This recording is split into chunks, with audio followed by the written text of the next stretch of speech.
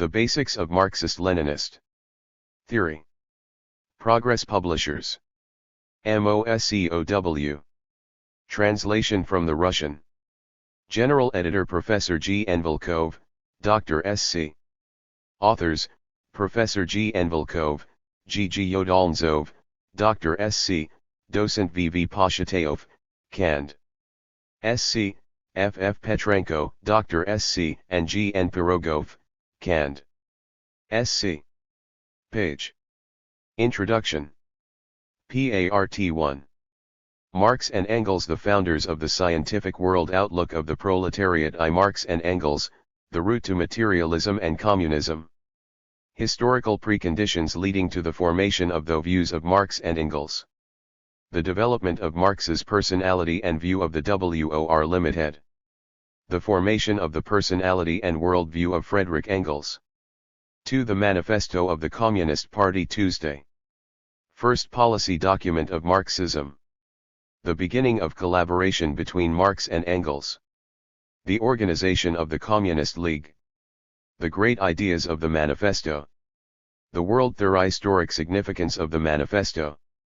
Marx and Engels in the Revolution of 1848 to 1849.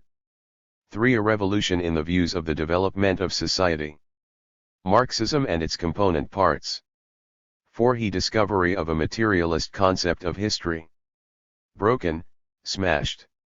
This conclusion is the chief and fundamental point in the Marxist theory of the state. 2. In formulating the main tenets of the theory of scientific socialism, Marx and Engels always recognized the need to take into account the concrete historical situation and the specifics of the revolutionary situation in any country. They allowed, for example, the possibility of a peaceful revolution in those countries where the military bureaucratic system had not been developed and where the proletariat could use parliamentary struggle to achieve its aims.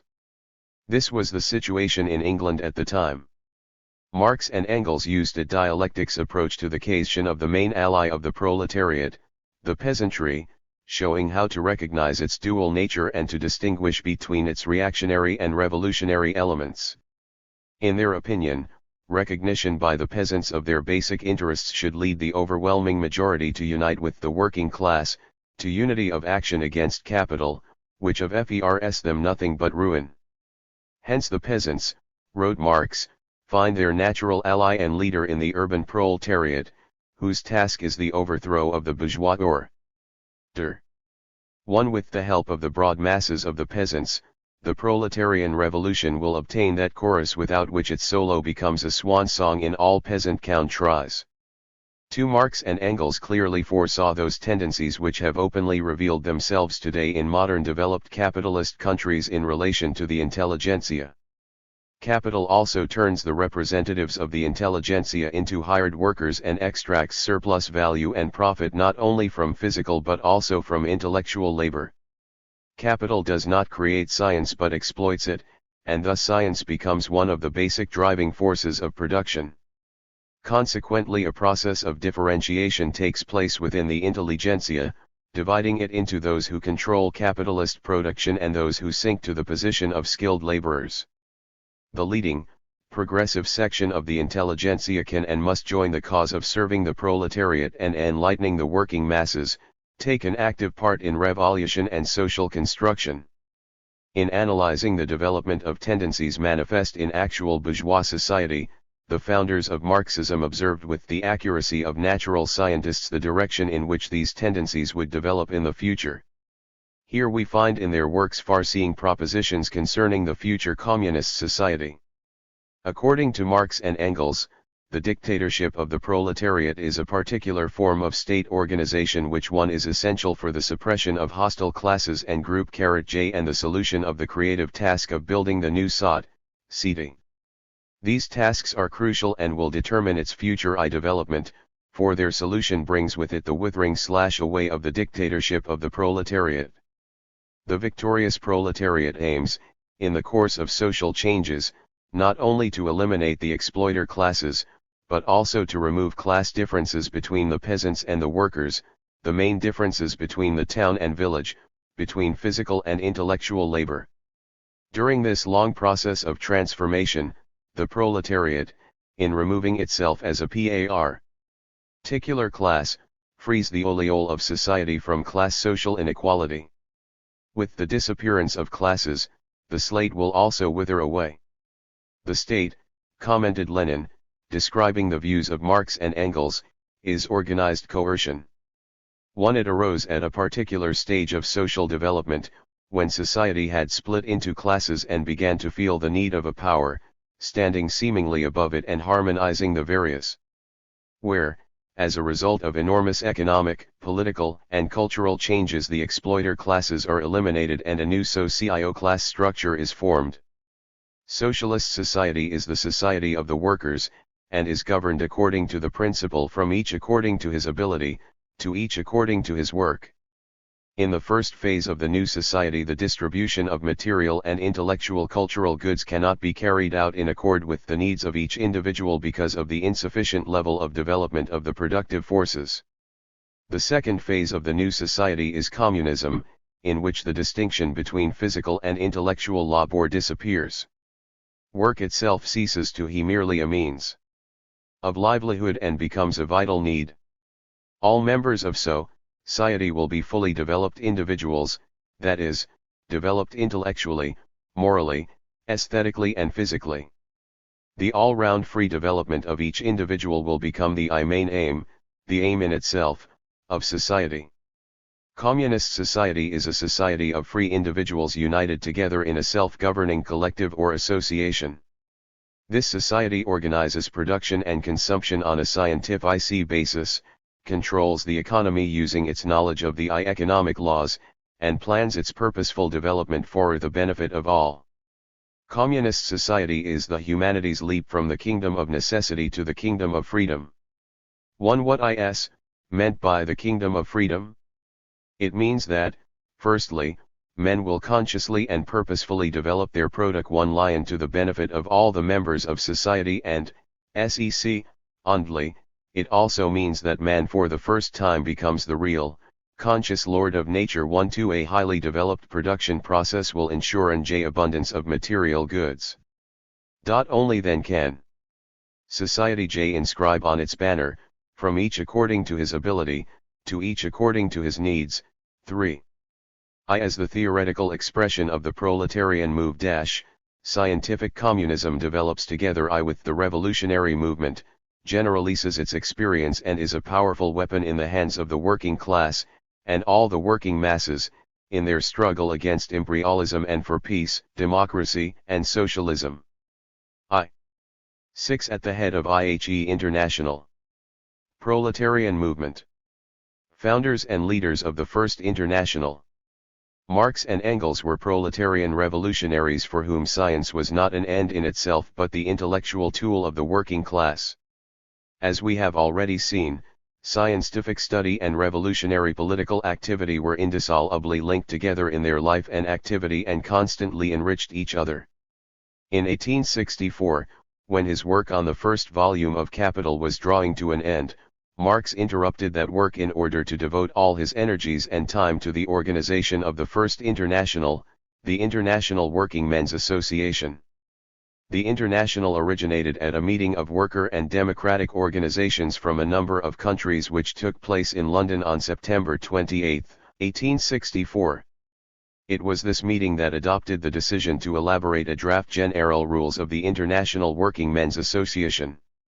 Marx considered the policy and institutional documents of the International to be of major importance. The task of formulating these documents was extremely complex, for the aims and methods of the proletarian movement had to be formulated in such a way as to be accepted by various groups and movements striving for united action.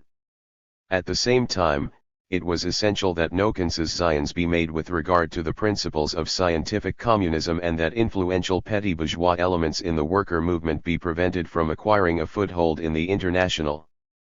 The situation within the International was also complex. Together with organizations who held to the Marxist line, there were also various factions, groups, and currents who stood for a petty bourgeois or immature proletarian ideology. These last were under the influence of such leaders as Proudhon, Mazzini, Bakunin, and Lassalle. there was a lack of agreement regarding both the immediate and the long-term aims and objectives of the proletariat. It was necessary to introduce scientific clarity and consistency into the strategy and tactic of the International, subordinate the national interests of factions to international objectives, and neutralize the influence of reformist and anarchist leaders. At the same time, the International bade to become a mass organization, attracting over more groups of progressive proletarians in England, France, Germany, Italy, and Poland. All these difficulties were successfully overcome by Marx. The organization and activity of the International were based on the general rules and inaugural address drafted by him. Leadership of the International lay in the hands of a General Council, of which Marx was a member, and of which he soon became the leader. Lenin justly remarked that Marx was the guiding spirit of the association. Without the indefatigable, day-to-day organizational and political activity of Marx, the International would never have acquired that power and influence which it possessed on the international scene. The authority of the International grew with every year. Its membership came to include certain large English trade unions, and Marxist influence on proletarian activity in France and Germany intensified. In 1809, the Social Democratic Workers' Party emerged in Germany, the first proletarian party organized on a national scale and basing itself in the main on scientific communism. This was yet another victory for the teaching of Marx and Engels and a new page in the history of the international workers' movement. This was followed by the organization of mass parties in other countries. Marx was obliged to wage a fierce struggle within the International against Bakuninism. Mikhail Bakunin was a Russian revolutionary narodnik and a man of outstanding personality. He took part in the revolution of 1848 to 1849, was arrested and twice condemned to death, first by a Saxonian and then by an Austrian military court. The death penalty was commuted to a life sentence and he was handed back to Russia, where he spent many years in the cells of the Iatr and Rahul fortress in St. Petersburg, succeeded in escaping during Siberian exile and arrived in London just as the International was being established. The opinions and the activity of Bakunin within the International became increasingly hostile to Marxism. Bakunin himself became an advocate of the petty bourgeois revolutionary beliefs of the extreme left, placing his hopes on revolt by a handful of individuals, on the immediate overthrow of the bourgeois world order by conspiratorial activity. For Bakunin, the main evil against which the struggle must be directed was not capital and hired labor, but the state, and, moreover, any state. He did not recognize the proletarian state, nor the necessity of the dictatorship of the proletariat. In addition, he conducted factional activity within the International, setting up within it his international alliance of socialist democracy and attempting to bring the healthy kernel of the association under its influence. Marx decisively rebuffed Bakuninism, seeing the threat it presented to the working class movement. He had to explain time and again the propositions of scientific socialism on the driving forces of the revolution, on the means of preparing the revolution, on the strategy and tactic of the revolutionary struggle of the proletariat, after it had won political power. In his struggle against Bakuninism, Marx had the support of the Russian revolutionaries and he paid increasing attention to political and economic life of Russia after 18G1 and the activity of the Narodnik organization Zemlya I Volya. He familiarized himself with the writings and activity of Chernyshevsky and Dobrolyubov and started a correspondence with their followers. At the beginning of 1870, a Russian branch of the International was set up in Geneva. It was comprised of revolutionary Democrats who based themselves on the ideas of Chernyshevsky and who had separated from Bakunin. The leadership of this branch requested Marx to become their representative in the International. Russian Democratic Youth, ran the letter, has today, via its exiled brothers, received the opportunity of expressing its deep gratitude to you for the help that you have given our cause with your theoretical and practical propaganda. Marx willingly agreed, and this agreement was of deep symbolic significance. Young revolutionary Russia entered the International Working Men's Association led by Karl Marx. His official title was now Secretary of the General Council for Russia. The lessons of the Paris Commune. Marx and Engels had the good fortune to see many of their ideas put into practice in the workers' movement. The European proletariat grew in number and strength and constituted the most revolutionary, vanguard class of society, resolutely opposing the bourgeoisie. A powerful international proletarian organization was formed, the Internationale, which was putting into practice the rallying call of the Manifesto, working men of all countries, unite. They lived to witness the first proletarian revolution and observe the activity of the first proletarian state, the Paris Commune. At the beginning of the 1870s, the Bonaparte regime that had been stifling France for almost 20 years, had sunk into total decay. All that was needed for the so-called Second Empire, that is, the government of Napoleon III, to finally collapse was a blow from outside. This blow was the Franco-German War. The French army was routed in the battle near Sedan and the emperor himself was captured. On March 18, 1871, revolution broke out in Paris, and a few days later power passed to the Paris Commune. The first measures adopted by the Commune were directed at smashing the bourgeois state machine and establishing a new type of power. The standing army and the political police were abolished, a national guard was established and the church was separated from the state.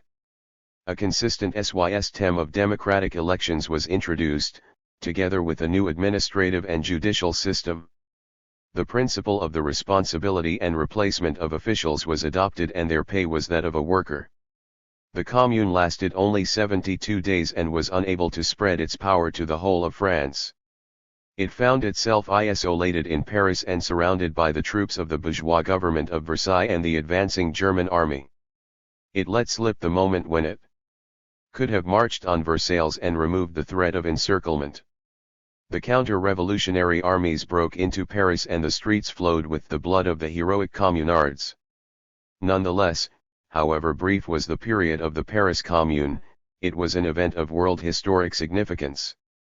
It showed that the question of the seizure of power by the proletariat had been put on the agenda by history itself and had become the urgent command of the time.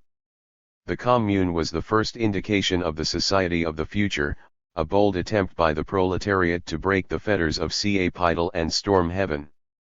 The Paris Commune marked the end of the ascendancy of the bourgeoisie. Then began, in the words of Lenin, the epoch of the full domination and decline of the bourgeoisie, one of transition from its progressive character towards reactionary and even ultra-reactionary finance capital. Marx and Engels greeted the news of the Paris Commune with tremendous enthusiasm, assiduously following its every step and attempting through their advice and recommendations to help its leaders avoid fatal errors. After the collapse of the Commune, they carefully analyzed this unprecedented historical experience in order to derive as much benefit as possible from this lesson for the workers' movement. Marx saw the historical significance of the Commune in the visible practical confirmation it provided of the necessity of smashing the bourgeois state machine and establishing the dictatorship of the proletariat. He saw in the Commune the embryonic stele of the future and that political form under which to work out the economic emancipation of labor. The Commune pursued its activity at a time when the class struggle had become particularly bitter and the opposition of the exploiter classes was at its most furious. Thus, Marx concluded that the accession to power of the working class would not put an end to the class struggle, but affords the rational medium in which that class struggle can run through its different phases in the most rational and humane way. The experience of the Commune clearly manifested the absurdity of the demand of the Bakuninists that the state he immediately abolished. The need for centralized power remains even after the victory of the proletariat, and is essential both for the political suppression of the bourgeoisie and for economic activity, for eliminating anarchy in production, for their harmonious national and international coordination and for cultural construction. Marx warned that these transformations could not be achieved at one blow and that no little effort and time would be needed to change both the conditions and people themselves. In Marx's opinion, one of the main reasons for the defeat of the Commune was that its leaders were not sufficiently resolute in their actions, that it was not headed by a revolutionary proletarian party, the united and tested core of the working class that organizes and guides its energy. The success of a proletarian revolution is impossible without a militant and united vanguard, a proletarian party armed with the knowledge of the laws of social development. This is the main lesson to be learned from the Paris Commune. The need to establish political organizations of workers' proletarian parties became one of the main issues for discussion at the London Conference of the International in September 1871, and at the Hague Congress a year later. This led to another bitter struggle against the Bakuninists, who attempted to split the organized workers' movement into factions and decentralize its leadership. Marx and Engels emerged victorious from this battle, and Bakunin and his supporters, the anarchists, were excluded from the International. In the meantime, however, the conditions in which the International had to operate had sharply deteriorated. Recession was everywhere on the counter-offensive against the working class. After the defeat of the Paris Commune, political repression began in a number of countries, and a six-sia slander campaign was conducted in the bourgeois press against the leaders of the International. Further legal activity by the international mass organization of the proletariat became virtually impossible. Towards the end of 1873, the International practically ceased to exist, and in 1870 it was officially dissolved. The immediate task of the working class movement was now the formation of socialist parties in every country. The further development of Marxist theory. In 1809 Engels was at last able to end his commercial bondage, that is, he managed to free himself from a job he detested in his father's trading company and, moreover, under conditions that enabled him to continue rendering material assistance to Marx and his family. Engels was now able, as he put it, to work at his own discretion, and he joined in the hectic activity of the International, working with Marx on an analysis of the events of the Paris Commune and writing for the German Social Democratic press. The workers' movement in Germany was then of particular interest to Marx and Engels. It was here, as was mentioned before, that the first proletarian party had been founded. Its leaders, Hebe and Liebknecht, adopted a Marxist position, but frequently committed serious errors. In 1875 they decided on the unification of the Social Democratic Party and the so-called General Association of German Workers, set up by the petty bourgeois revolutionary Lassalle. The unification took place on the basis of a program which was known as the Gotha program, which contained various concessions to Lassallean philosophy, with its reformist and nationalist phraseology. Marx was obliged to subject the Gotha program to serious criticism in defense of the ideological and theoretical purity of the proletarian world outlook and the principles of proletarian internationalism. The main target of his critical attack was the question of the state. If Bakunin had deviated to an anarchistic negation of any state system, Lassalle and his supporters, on the contrary, proceeded from an illusory belief that the state was above class and that the bourgeois state could be given a popular character. In his work Critique of the Gotha Program, Marx exposed the impracticable and dangerous fallacy of such views, revealed the hostility of the bourgeois state towards the proletariat and the necessity of the dictatorship of the proletariat for the founding of a new society. Between capitalist and communist society, he wrote, lies the period of the revolutionary transformation of the one into the other. Corresponding to this is also a political transition period in which the state can be nothing but the revolutionary dictatorship of the proletariat. One, while emphasizing that the establishment of a communist society was the result of long and profound revolutionary changes covering all aspects of life, Marx distinguished two phases in the development of the communist socio-economic formation, the lower, or socialism, and the higher, the actual communist phase, and described the characteristic features of each. In so doing, he made an invaluable contribution to the development of the theoretical foundations of the workers' movement. Marx and Engels noted with alarm that certain circles within German social democracy showed a conciliatory attitude to petty bourgeois, reformist ideology and a desire, regardless of principle, to unite Marxism and philosophical and economic theories fashionable among the bourgeois intelligentsia. One such fashionable theoretician was Dühring, who, in an extremely pretentious fashion, refuted Marxism and in return offered the working class his own theory, which was a potpourri consisting of the most diverse bourgeois and petty bourgeois concepts. The spread of Dühring's ideas among the Social Democrats presented a serious threat, and Engels took on the task of exposing them. The result was the publication in 1878 of the fundamental work Anti-Dühring. The polemic with Dühring was, of course, merely an opportunity to provide, in the words of Engels, an encyclope. Die review of our understanding of philosophical, scientific, and historical problems. 1. The chapter on the history of the theory of political economy was written by Marx, who also read and approved the whole manuscript.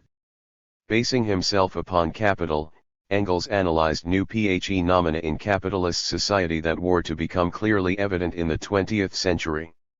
In particular, he showed that the concentration of property in the hands of the bourgeois estate in no way alters the essence of the capitalist system. As if exposing the doctrines of modern ideologists who preach the peaceful growing over of capitalism into socialism by developing state control over ownership, Engels clearly and decisively maintained that the transfer of ownership to the state within the framework of a bourgeois society can solve nothing. On the contrary, the more the modern state proceeds to the taking over of productive forces, the more does it actually become the national capitalist, the more citizens does it exploit. The workers remain wage workers, proletarians. The capitalist relation is not done away with. It is rather brought to a head. But, brought to a head, it topples over. State ownership of the productive forces is not the solution of the conflict, but concealed within it are the technical conditions that form the elements of that solution. 2. The development of state ownership does not save capitalism, on the contrary, it accelerates the development of the material prerequisites for a socialist revolution. This prediction by Engels will be fully substantiated and developed in a new historical ago in the Leninist teaching on state monopoly capitalism, imperialism. In his Anti-Dühring, Engels summarizes his own and Marx's views on the development of society and presents them in a clear, journalistic style. This major work became the encyclopedia of Marxism, and millions of workers in every country have learned and are learning from it. Meanwhile, Marx continued his work on the second and third volumes of Capital and immersed himself for this purpose in a study of world history and the economics of various countries, including Russia. Lie worked with total dedication, despite his worsening health. In 1881 his wife died, a heavy and irreparable blow. Marx himself did not long survive his wife, dying on March 14, 1883. Speaking of the death of his friend and colleague, Engels said, "Mankind is shorter by a head, and that though greatest head of our time." 1. Marx was acknowledged as the leader of the international workers' movement, and after his death this role was taken over by Engels, who became the advisor and leader of the European socialists. He continued the struggle against reformism in defense of the purity of the revolutionary teaching, the correct strategy and tactic of the proletarian parleys that had emerged in a number of countries, and developed the scientific world outlook in accordance with new conditions. He took an active part in the foundation of the Second International. The prognosis of revolution in Russia. As early as the 1870s, Marx and Engels had turned their eyes increasingly towards Russia, where the struggle of the revolutionaries against Tsarist autocracy was growing by the day. Russia was then the most powerful bulwark of reaction in Europe and, in their opinion, the future course of events in that enormous empire would largely determine the political climate in Europe. Using original sources, Marx and Engels engaged in a detailed study of economic relations in Russia, particularly those following upon the abolition of serfdom, contacted Russian political émigrés and attentively followed the activity of the Russian underground organization of Narodnaya Volya. They were full of praise for the work of Klikernevsky, whom they considered the great Russian scholar and critic. 1. They were acquainted with such famous figures of the Russian revolutionary movement as Lavrov, Lopatин, Zasulich, and Tikhachev. Plekhanov, the founder of the first Marxist organization in Russia, the Emancipation of Labor Group, often visited Engels during the last years of his life. This detailed study of the situation in Russia led Marx and Engels to the firm conviction that in this country, which was as yet far from having eliminated feudal relations and which had accumulated a large number of social ills and unresolved problems, the revolutionary explosion could be particularly powerful and would undoubtedly echo through the rest of Europe. They found it possible, in this respect, to compare the imminent revolution in Russia with the Great French Revolution. According to Lopatin, Engels asserted that Russia is the France of this century. It is the legitimate heir of the revolutionary initiative for a new social transformation.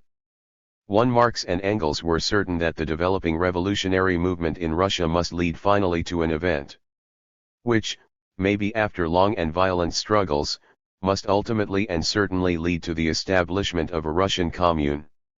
2. The approaching revolution in Russia, in their opinion, would be a turning point in world history.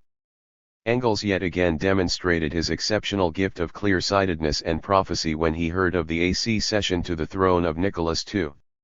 He then commented that the new Tsar was weak physically and intellectually and promises to be an irresolute ruler who will be merely a puppet in the hands of others with their conflicting intrigues, and this is exactly what is needed for the Russian despotic system to be finally destroyed. 3. Marx and Engels hoped that Mother Nature would be kind enough to spare them until the Russian Revolution, but this was not to be. However, the revolution was not long in coming. The first rolls of thunder could be heard in 1905, only 10 years after the death of Engels. Marxism spread far and wide while Marx and Engels were still alive.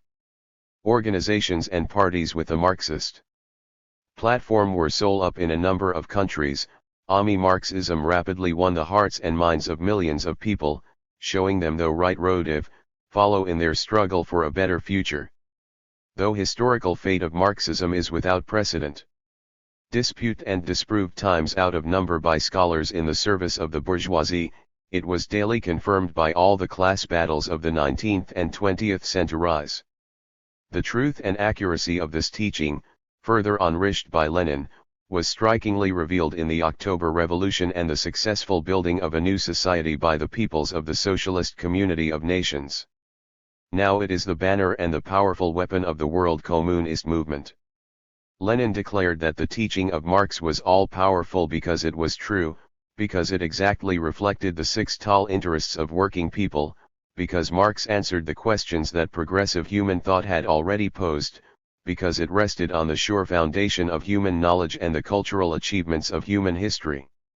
Let us recall here the penetrating words of Lenin: "I am still in love with Marx and Engels, and cannot calmly stand any abuse of them. No, these were real people. We must learn from them. We must not leave that basis." 1. What were the historical conditions in which the world outlook of Marx and Engels was formed? Describe the beginning of the revolutionary activity of Marx and Engels and their critical re-evaluation of the intellectual legacy of the past. Give a description of the Communist League organized by Marx and Engels and of its policy objectives. What were the basic ideas contained in the manifesto of the Communist Party? What is the world historic mission of I proletariat? What are the basic inadequacies of pre-Marxist philosophy? What is the essence of the materialist concept of history? Why is the mode of production the determining factor in the development of human society? What is the source of the increasing wealth of the capitalists? Why is the expropriation of the exploiters the just demand of the working class? Describe Lenin's appraisal of capital. What is the fundamental advantage of scientific socialism over utopian socialism? What is the role of the party in the struggle of the proletariat for its emancipation? What was the role played by Marx and Engels in the founding of the International? What revolutionary future did Marx and Engels predict for Russia? Lenin, the heir to the teaching and cause of Marx and Engels, and the leader of the socialist revolution. 7. The formation and development of the revolutionary views of Lenin. The center of the world revolutionary process moves to Russia. The leeching of Marx and Engels was continued and developed in the writings and revolutionary activity of Lenin. Russia became the birthplace of Leninism.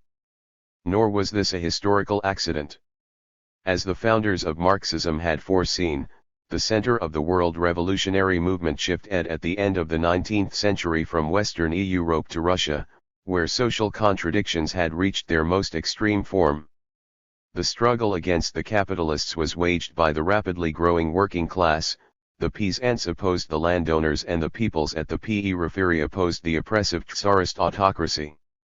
The peasant and national liberation movements complemented and reinforced each other, and the Russian bourgeois, landowning system was approaching collapse. As a result, Russia had become the weakest link in the chain of world capitalism. In no other country in the world was there such a complex variety of social conflicts, and nowhere else had the three above-mentioned currents united into one revolutionary process. In the leading capitalist countries of Europe, bourgeois relations took root, in the main, as the result of a revolution that had virtually destroyed the feudal system. In Russia, however, serfdom was abolished in 1801 by the reform from above carried through by the Tsarist government and the landed serf owners. The abolition of serfdom, which Tsarism presented as evidence of its concern for the well-being of the people, was in fact dictated by the requirements of Russian economic development. Russia was increasingly falling behind the bourgeois countries of the West. This was clearly revealed by Russia's defeat in the Crimean War against Britain, France, and Turkey. The peasant serf had little interest in the results of his labor and, therefore, in increasing productivity, bound by law to the landowner, he did not have the right to leave for the town of his own free will, to work in the factories. Industry suffered from a lack of workers and therefore it became essential to do away with serfdom. The abolition of serfdom was also necessitated by the position of the peasants themselves, condemned to poverty, oppression, and lack of any rights. The peasant movement was gaining in strength, and democratic opposition to autocracy was intensifying. Under the pressure of these various factors, Tsarism was obliged to abolish serfdom, but the reform, which was implemented by the landed serf owners was, of course, limited and retained many traces of serfdom. The peasants were given the worst land, the best being reserved for the landowners. The peasant allotments were pathetically small, but the compensation payment to the landowner was high. The Tsar's family alone owned 7 million desiatines of land in the European part of Russia, more than was owned by 500,000 peasant families. The payment that had to be made by the peasants was the most obvious remnant of serfdom. The peasants could not be satisfied by such a reform, and the years that followed were ones of continuous struggle by the peasants against the landowners and the autocratic regime. However, despite the limited nature of the reform, it nonetheless gave the peasants legal freedom and thus made a flow of labor into industry possible. From 1861 onwards, capitalism started to develop rapidly, bringing with it the growth of industrial production, the building of railways, etc. From 1866 to 1890 the number of factories doubled. Moreover, by using the latest technology, Russia is able to concentrate from the beginning on large-scale enterprises. By 181, almost half of all the workers in Russia were concentrated at enterprises with 500 workers or more. This led to a high concentration of the working class in industrial centers, stimulating its unity and strength. Accustomed to serf labor and the absence of any legislation protecting the workers, the Russian manufacturers, in the race for profit, compelled the workers to work 12 to 13 hours a day, and in a number of enterprises up to 15 to 16 hours a day. The workers began an ever more resolute struggle against their exploiters. Capitalist Russia was advancing to replace feudal Russia. The settled, downtrodden serf peasant who stuck firmly to his village, had implicit faith in the priests and stood in awe of the authorities, was gradually giving way to a new generation of peasants who had worked as seasonal laborers in the cities and had learned something from their bitter experience of a life of wandering and wage labor. The number of workers in the big towns, in the factories, was constantly on the increase. Gradually the workers began to form associations for their common struggle against the capitalists and the government.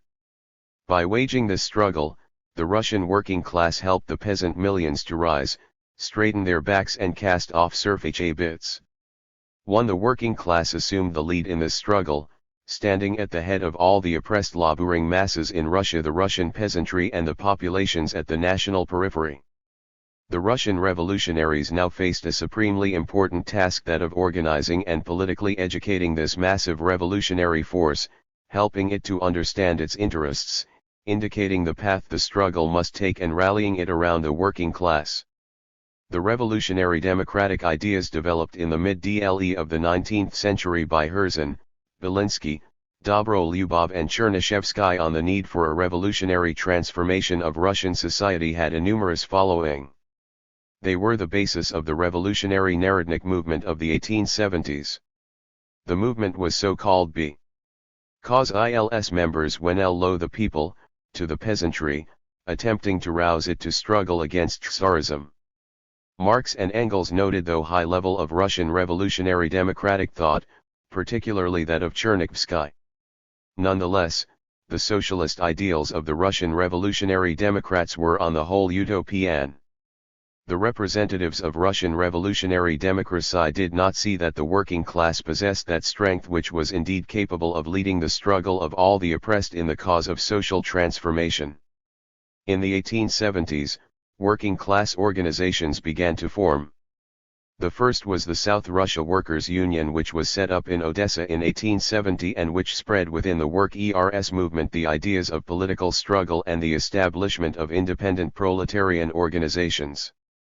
In 1878, in St. Petersburg, the famous worker revolutionaries Viktor Obnersky and Stepan Kalchurin founded the North Russia Workers' Union, whose program clearly announced that the union's goals were very similar to those of the social democratic parties of the West. The South Russia Workers' Union lasted for 1 year, the North Russia Workers' Union for about 2 years before they were closed down by the police.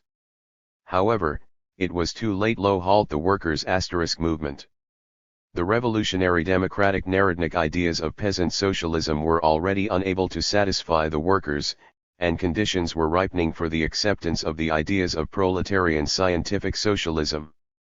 Individual works by the founders of Marxism were known in Russia in the 1840s, but they only began to spread among Russian revolutionary circles in the 1870s. Of major importance was the translation of Capital, which was first legally published in Russia in 1872. Almost immediately after the appearance of Capital, wrote Lenin, the destiny of capitalism in Russia became the principal theoretical problem for Russian socialists. The most heated debates raged around this problem, and the most important points of program were decided in accordance with it. 1. As early as the 1870s, the ground was being prepared in Russia for the acceptance of Marxism by the entire process of the development of revolutionary thought and the workers' movement. The task of spreading Marxism was first undertaken by the Emancipation of Labor group founded by Russian émigrés in. This did not as yet constitute independent work, but it was also not merely the translation of a foreign book. It was a choice of path, the start of which was the propagation of the great ideas of scientific socialism. One of the major obstacles facing the spread of these ideas through the Russian revolutionary movement was Narodnik ideology. The ideological struggle of the 1890s. The defense and development of Marxism. The Narodniks of the end of the 19th century differed significantly from those of the 1870s. They had ceased to be rebels rousing the people to struggle, they had ceased to be revolutionaries. The Narodniks of the 90s loyally turned to the government with a plan for minor and pitiful reforms. However, their influence on Russian public opinion was still considerable. Russian Marxists faced the major tasks of explaining Narodnik errors, providing a decisive criticism of Narodnik philosophy, revealing the inevitability of its degeneration into liberalism and petty reformism and exposing its socio-class roots. The Russian Marxists, and in particular Plekhanov, took up the task. However, the decisive reply was provided by Lenin in his first major work, What the Friends of the People Are and How They Fight the Social Democrats For. This time Vladimir Ulyanov was already well known in Marxist revolutionary circles.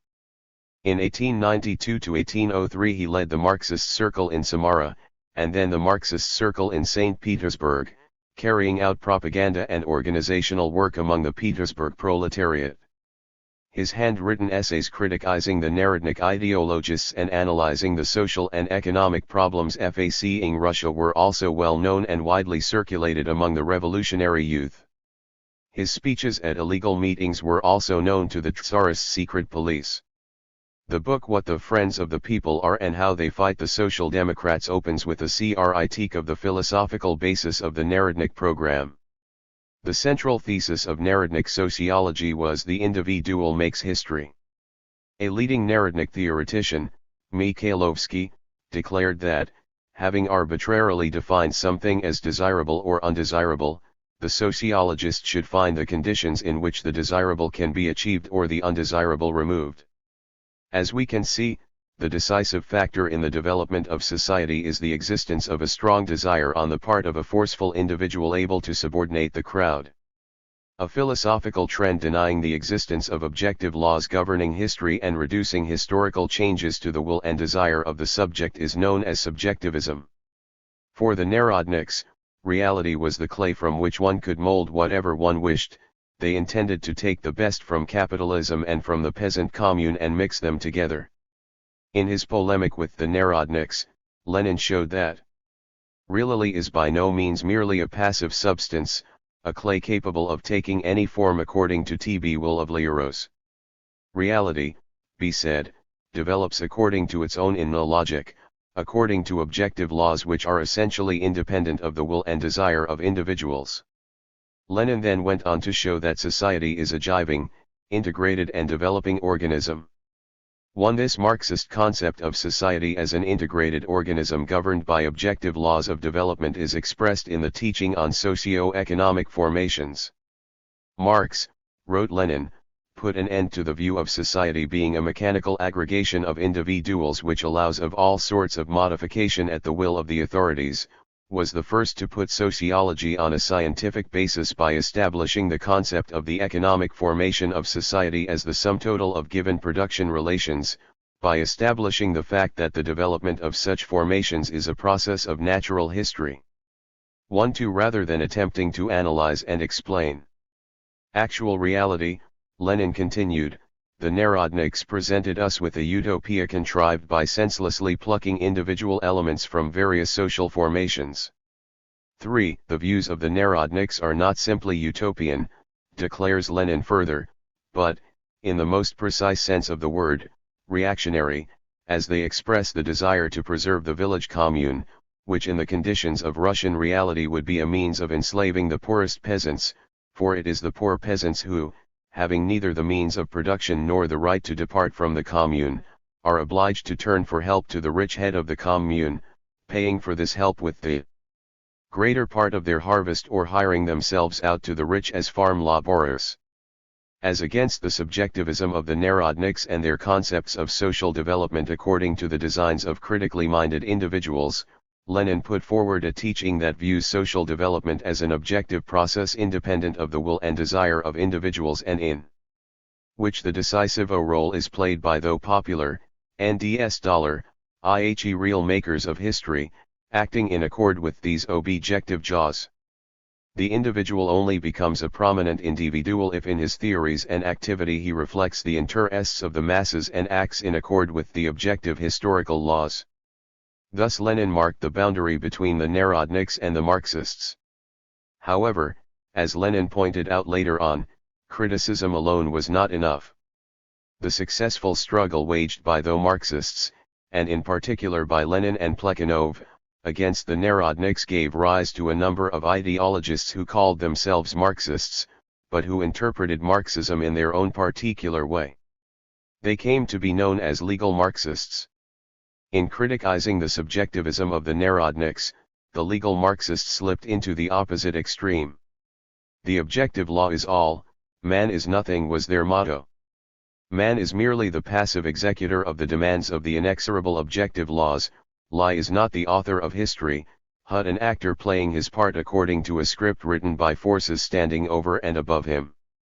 From this the legal Marxists drew practical conclusions, insofar as Russia has adopted the path of capitalism, and insofar as capitalism is a historically necessary stage in the development of Russian society, it is pointless to fight it. One must submit to this historical inevitability and promote the development of a capitalist formation that is progressive in comparison with feudalism. Thus these highly unusual Marxists found themselves in the camp of the supporters of capitalism. Lenin also took up the attack against the pseudo-Marxism in his other major work of the 1890s, The Economic Content of Narodism and the Criticism of it in Mr. Struve's book.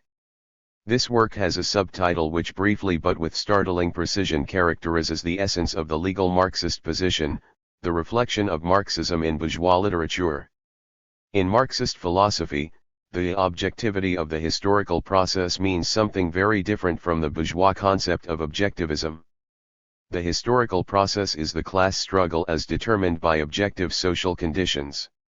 Such a concept obliges the sociologist not to limit himself to merely indicating the necessity of one or other historical process but also to investigating which classes are determining the content of that process, how and why. Thus passive admission of the necessity of the process typical of the legal Marxists is replaced by a revolutionary call rising out of the objective possibilities and objectives of the class struggle, and openly and clearly formulating the interests and aims of the oppressed class in the social struggle. This means, Lenin sums up by way of conclusion, that the scientific objectivity of Marxism includes partisanship, so to speak, and enjoins the direct and open adoption of the standpoint of a definite social group in any assessment of events. These principles of the materialist concept of history were applied consistently by Lenin in developing the theory of the development of capitalism in Russia, the theory of the socialist revolution and the teaching on the Revolutionary Party.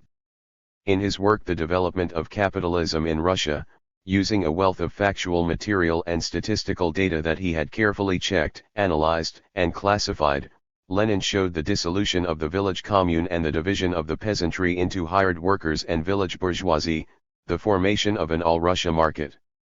He pursued in detail the development of large-scale machine industry in Russia and revealed the capitalist nature of industrial production, clarifying the growing significance, both economic and political, of the Russian proletariat.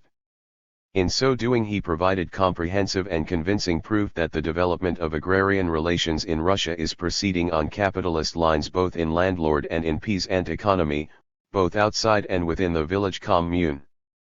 That this development has already irrevocably determined that there will be no other path than the capitalist path, no other grouping of classes than the capitalist grouping.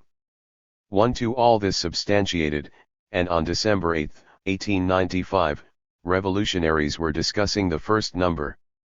That night most of the leaders of the League headed by Lenin were arrested. On February 13, 1897, after 14 months in prison, Lenin was informed of his sentence, exile to Siberia for 3 years. On May 8, 1897, he arrived in the remote Siberian village of Shushenskoye. At the beginning of May 1898, he was joined by Nadezhda Krupskaya, who became his wife. In Shushenskoye Lenin wrote The Development of Capitalism in Russia and his famous pamphlet The Tasks of the Russian Social Democrats, in which he called on work or circles and Marxist organizations scattered throughout Russia to unite and found a single social democratic Labor Party. 1 The founding of such a party was being impeded by the activity of the economists, who proposed to limit themselves to economic activity and set up organizations to achieve the satisfaction of the workers' economic demands only, leaving the political struggle against autocracy to the liberal bourgeoisie. This caused a dangerous tendency to establish a narrowly professional and not political organization of the proletariat, robbing the working class of an independent political nature. Lenin resolutely opposed such a tendency.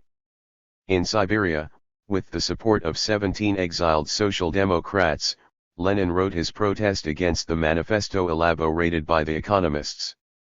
It was a protest against the fragmentation of social democratic forces, against the coterie nature and amateurish methods of work of their organization, against the reduction of the task of the proletarian struggle to economic demands. The economists were dealt a heavy blow. Lenin concluded that the working class needed a party to be its political vanguard. The first Congress of the Russian Social Democratic Party, which was held in Minsk in March 1898, officially announced the foundation of such a party. However, a united, centralist, All-Russia party did not as yet exist. What, therefore, was the best way to form such a party? This was the problem on which Lenin focused his attention, particularly in his last year of exile. By the end of his exile, Lenin had formulated the plan for the establishment of such a party down to the last detail. No party had ever before been founded via a newspaper. A newspaper was usually the organ and mouthpiece of an already existing party. First a party, then a newspaper, was the traditional sequence. However, such a course was impossible in the conditions then obtaining in Russia. Lenin had therefore found another solution to the problem: first a newspaper and then a party. The newspaper would serve for the collective Marxist formulation of the program and strategy and tactic of struggle, for the exchange of experience and for teaching Marxism. Moreover, the newspaper would bow a practical activity, the platform from which thousands of oppressed could speak. It would unite those who were preparing for the struggle against autocracy and exploitation. Around this focal point would gather the agents of the newspaper, the core of the future party. Lenin identified another important task for the newspaper: it would be not only a collective propagandist and agitator, but also a collective organizer. This was the main thing. The plan matured. Lenin had now to convince his comrades. His exile over, he visited a number of cities, met with prominent Russian revolutionaries who led Marxist groups and obtained their agreement on the full support for the newspaper, on the forms of communication and ways and means of spreading the newspaper. In July 1900, Lenin left Russia to deal with the practical arrangements. His idea was to publish the newspaper together with veteran Marxists in Russia, Plekhanov, Axelrod, and Zasulich. The perfect name, Iskra, had been found, together with an excellent watchword: the spark will kindle a flame. The first issue was published in January 1901. Iskra brought clarity to working class consciousness and the discipline of organization into its ranks. With Lenin's decisive participation, the editors of Iskra drew up a draft program and rules for the party and united the party organizations in Russia. The Second Congress of the RSDLP took place from July 17 to August 10, 1903, first in Brussels and then in London. The Congress was the scene of a bitter struggle with the opportunists, the main weight of which fell on Lenin. The Congress adopted the Iskra party program with its propositions on the dictatorship of the proletariat, the alliance of the working class and the peasantry, the right of nations to self-determination and proletarian internationalism. The program adopted by the Congress consisted of a minimum program and a maximum program. Nonetheless, after the Second Congress the party was still not a monolithic organization. Two wings had formed within it: the Leninists, convinced supporters of Iskra, who had received the majority of votes in the elections to the central organs of the party, and the minority composed of opportunists. The battle between the Bolsheviks and the Mensheviks, which had started during the Congress, flared up again with renewed force afterwards. Lenin saw in this a natural occurrence that must inevitably happen with the founding of a new type of party. In the course of the struggle, the genuinely revolutionary elements of the party would be united and clearly distinguished from the opportunists, who brought only harm to the workers' movement. Such a distinction was all the more essential as Russia was on the eve of a revolutionary explosion. The basic characteristics of the new party. The proletarian party founded by Lenin is referred to as a party of a new type. What does this mean?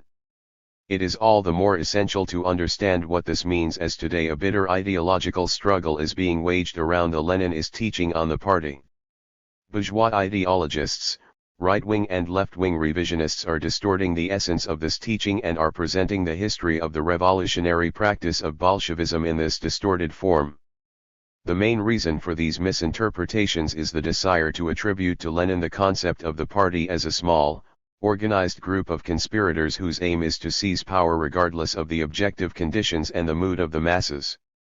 In addition, some attempt to argue that the Leninist type of party, its structure, strategy, and tactic were totally conditioned by the specifics of Russian development and therefore have no universal significance and cannot serve as a model for workers' parties in other countries.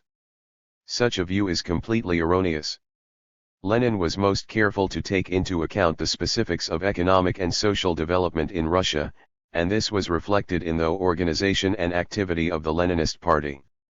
However, this specific form revealed general features which are characteristic of a revolutionary proletarian party of a radically new kind, features which, taken together, constitute the essence of such a party and have genuinely international significance. Such a fact is incontrovertible, if only because the Leninist principles of party structure have now been embodied in other communist parties and their activity. What are these principles? First and foremost, the Leninist party is the party of socialist revolution. At the time of its foundation, the leading European parties of the working class had acquired new and important means of conducting the struggle: parliamentarism, participation in trade union activity, legal mass organizations and the legal press. Ideologists appeared who exaggerated the importance of these forms of struggle, who denied the need for a proletarian revolution altogether, and among whom reformists and opportunists became increasingly vociferous. Slowly but surely the word revolution emblazoned on the banners of the parties united together in the Second International was being replaced by the word reform.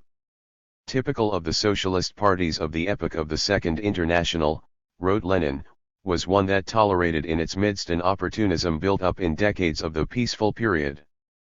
A new party was needed, a party of the socialist revolution.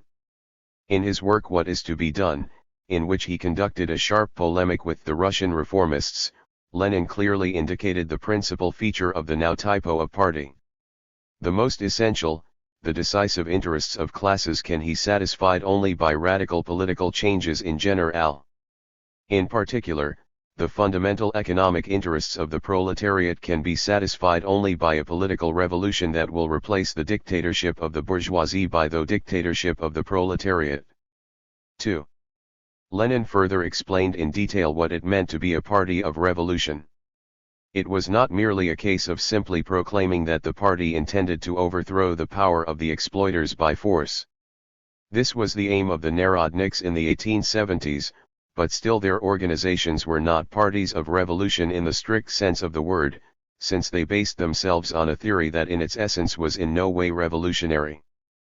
Being a party of revolution means, therefore, being a party that is firmly based on a revolutionary theory, the theory of Marxism. The most important characteristics of this theory that radically distinguish it from opportunist concepts are the slogans of the dictatorship of the proletariat and proletarian internationalism. In their struggle with the opportunists, the Leninists succeeded in incorporating into the party program adopted at the Second Congress of the RSDLP the thesis declaring that the dictatorship of the proletariat is the essential political condition of the victory of the socialist revolution. Another major point in Lenin's draft program was the clearly formulated thesis on the internationalist nature of the party.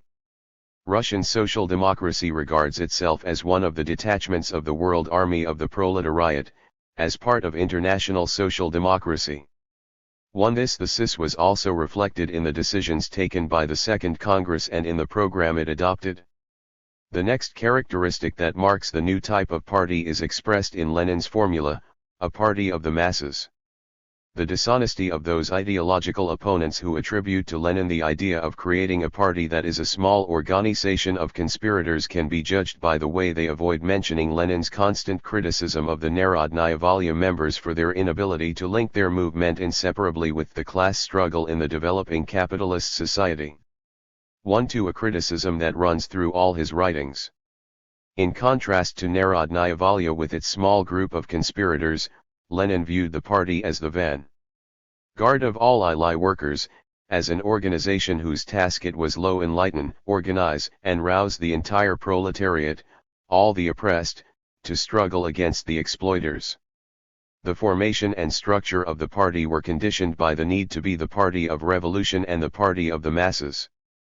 In order to be a party capable of rousing the workers' low revolution, it must be united and disciplined, i.e., a centralist party, and in order to remain a party of the masses it must be a highly democratic party.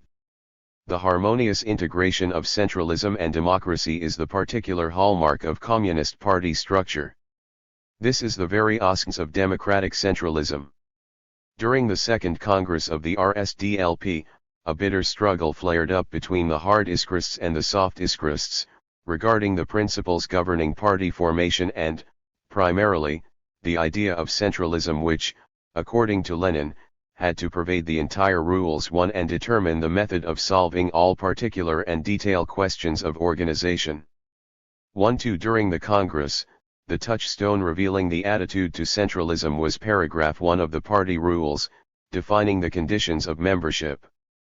Lenin insisted on the necessity of personal participation by party members in one of its organizations. Martov, Lee's chief opponent, suggested that this be limited to regular personal assistance. In other words, Lenin saw the party as a firmly united, militant organization of revolutionaries bound together by the strictest discipline, while Martov mixed together within the party organized and unorganized elements, those who lend themselves to direction and those who do not, the advanced and the incorrigibly backward. 3. Lenin here gives a concise description of the polemic that had arisen around the rules, the supporters of bourgeois intellectual individualism who clashed with supporters of proletarian organization and discipline. For the supporters of Martov succeeded, by an insignificant majority, in getting their wording for paragraph 1 of the rules accepted by the Second Party Congress. However, the Third Congress went on to accept Lenin's wording. Centralism won total victory and became a characteristic which did, indeed, pervade the entire organizational structure of the Bolshevik Party. This meant that the whole of party activity is based on one program and one set of party rules, that leadership is conducted from one center, the Party Congress, and between congresses by the Central Committee, that within the party the minority is subordinate to the majority and the lower party organizations are subordinate to the higher. Centralism within the party organization is a major factor in its mobility, militancy, and success.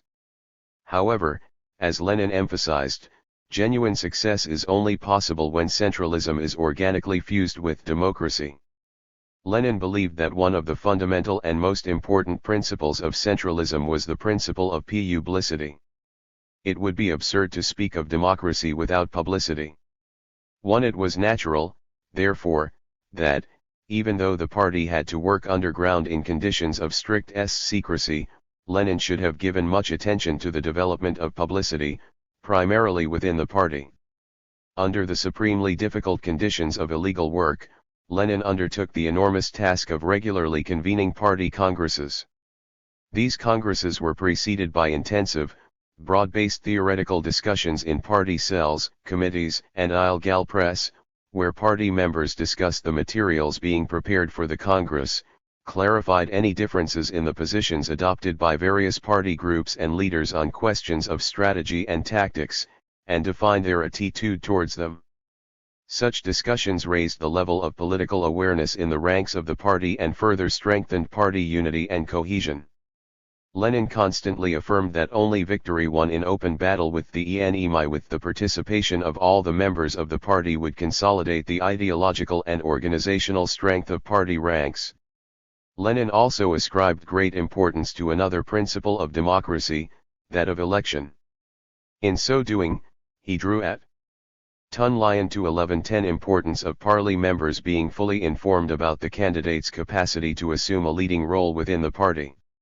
Lenin insisted upon party spirit, in contrast to the secrecy of the Mensheviks, who attempted to establish central organs behind the backs of party members, and of Congress delegates. He called for the assessment of a candidate according to his activity, an activity known not to just a small circle of individuals but to the whole party, and for the responsibility and accountability of those elected to the broad party membership. The Leninist principles of party democracy were clearly illustrated in collective leadership. Lenin always submitted to a collective party decision, even if he disagreed with it. It sometimes happened that Lai fought for a review of the decision, but he did so strictly within the party rules. Further evidence of the democracy of Leninist party structure was Lenin's concern to ensure that a large number of workers was drawn into the central organs of the party. These are the more important characteristics of the new type of party founded by Lenin. The party in the First Russian Revolution. The significance of the strategy and tactics of struggle elaborated by Lenin and used by the Proletarian Party in the First Russian Revolution is by no means limited to Russia and to the beginning of the 20th century.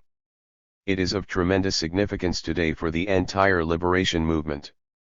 This is because Lenin analyzed the revolutionary process in Russia within the context of the world revolutionary movement. He examined the specifics of the Russian Revolution from the point of view of the particular characteristics of the driving forces, the course and future prospects of the development of a bourgeois democratic revolution in the age of imperialism.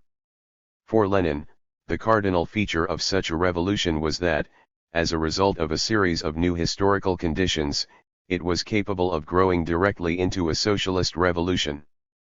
By the beginning of the 20th century, the bourgeoisie had clearly revealed its anti-popular class nature and had exhausted its earlier progressive possibilities. The historical situation was such that the completion of bourgeois revolutionary transformations was a matter of greater interest to the working class and peasantry than to the capitalists. This fact was clearly noted by Lenin. The victory of the bourgeois revolution is impossible in our country as the victory of the bourgeoisie. This sounds paradoxical, but it is a fact. The preponderance of the peasant population, its terrible oppression by the semi-feudal big landowning system, the strength and class consciousness of the proletariat, already organized in a socialist party, all these circumstances impart to our bourgeois revolution a specific character.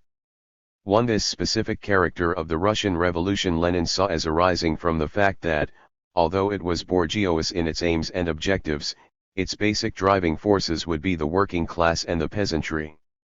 Only the proletariat, wrote Lenin, can be a consistent fighter for democracy. It can become a victorious fighter for democracy only if the peasant masses join in its revolutionary struggle. Thus Lenin formulated extremely important new propositions on the leading role of the proletariat and its alliance with the peasantry in the bourgeois democratic revolution.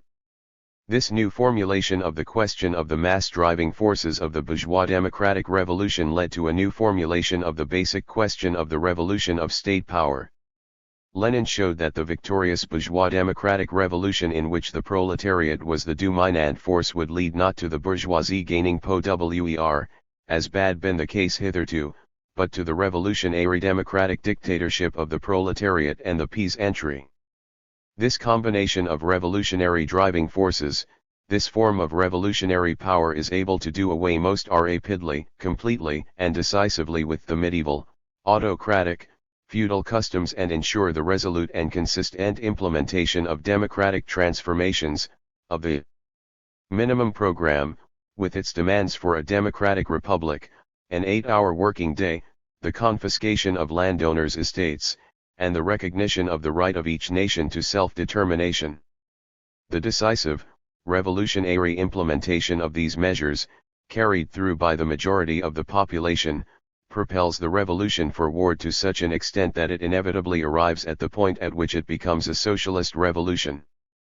From the democratic revolution we shall at once, and precisely in accordance with the measure of our strength, the strength of the class-conscious and organized proletariat, begin to pass to the socialist revolution. We stand for uninterrupted revolution. We shall not stop halfway.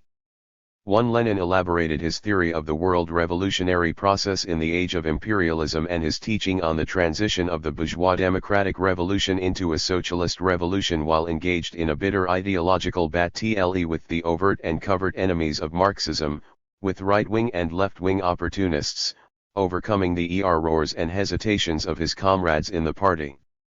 As they were developed, these theories were confirmed by the enormous organizational work Lenin carried out to unify the ranks of the Bolshevik Party, and embody his theoretical propositions in the practice of the proletarian struggle.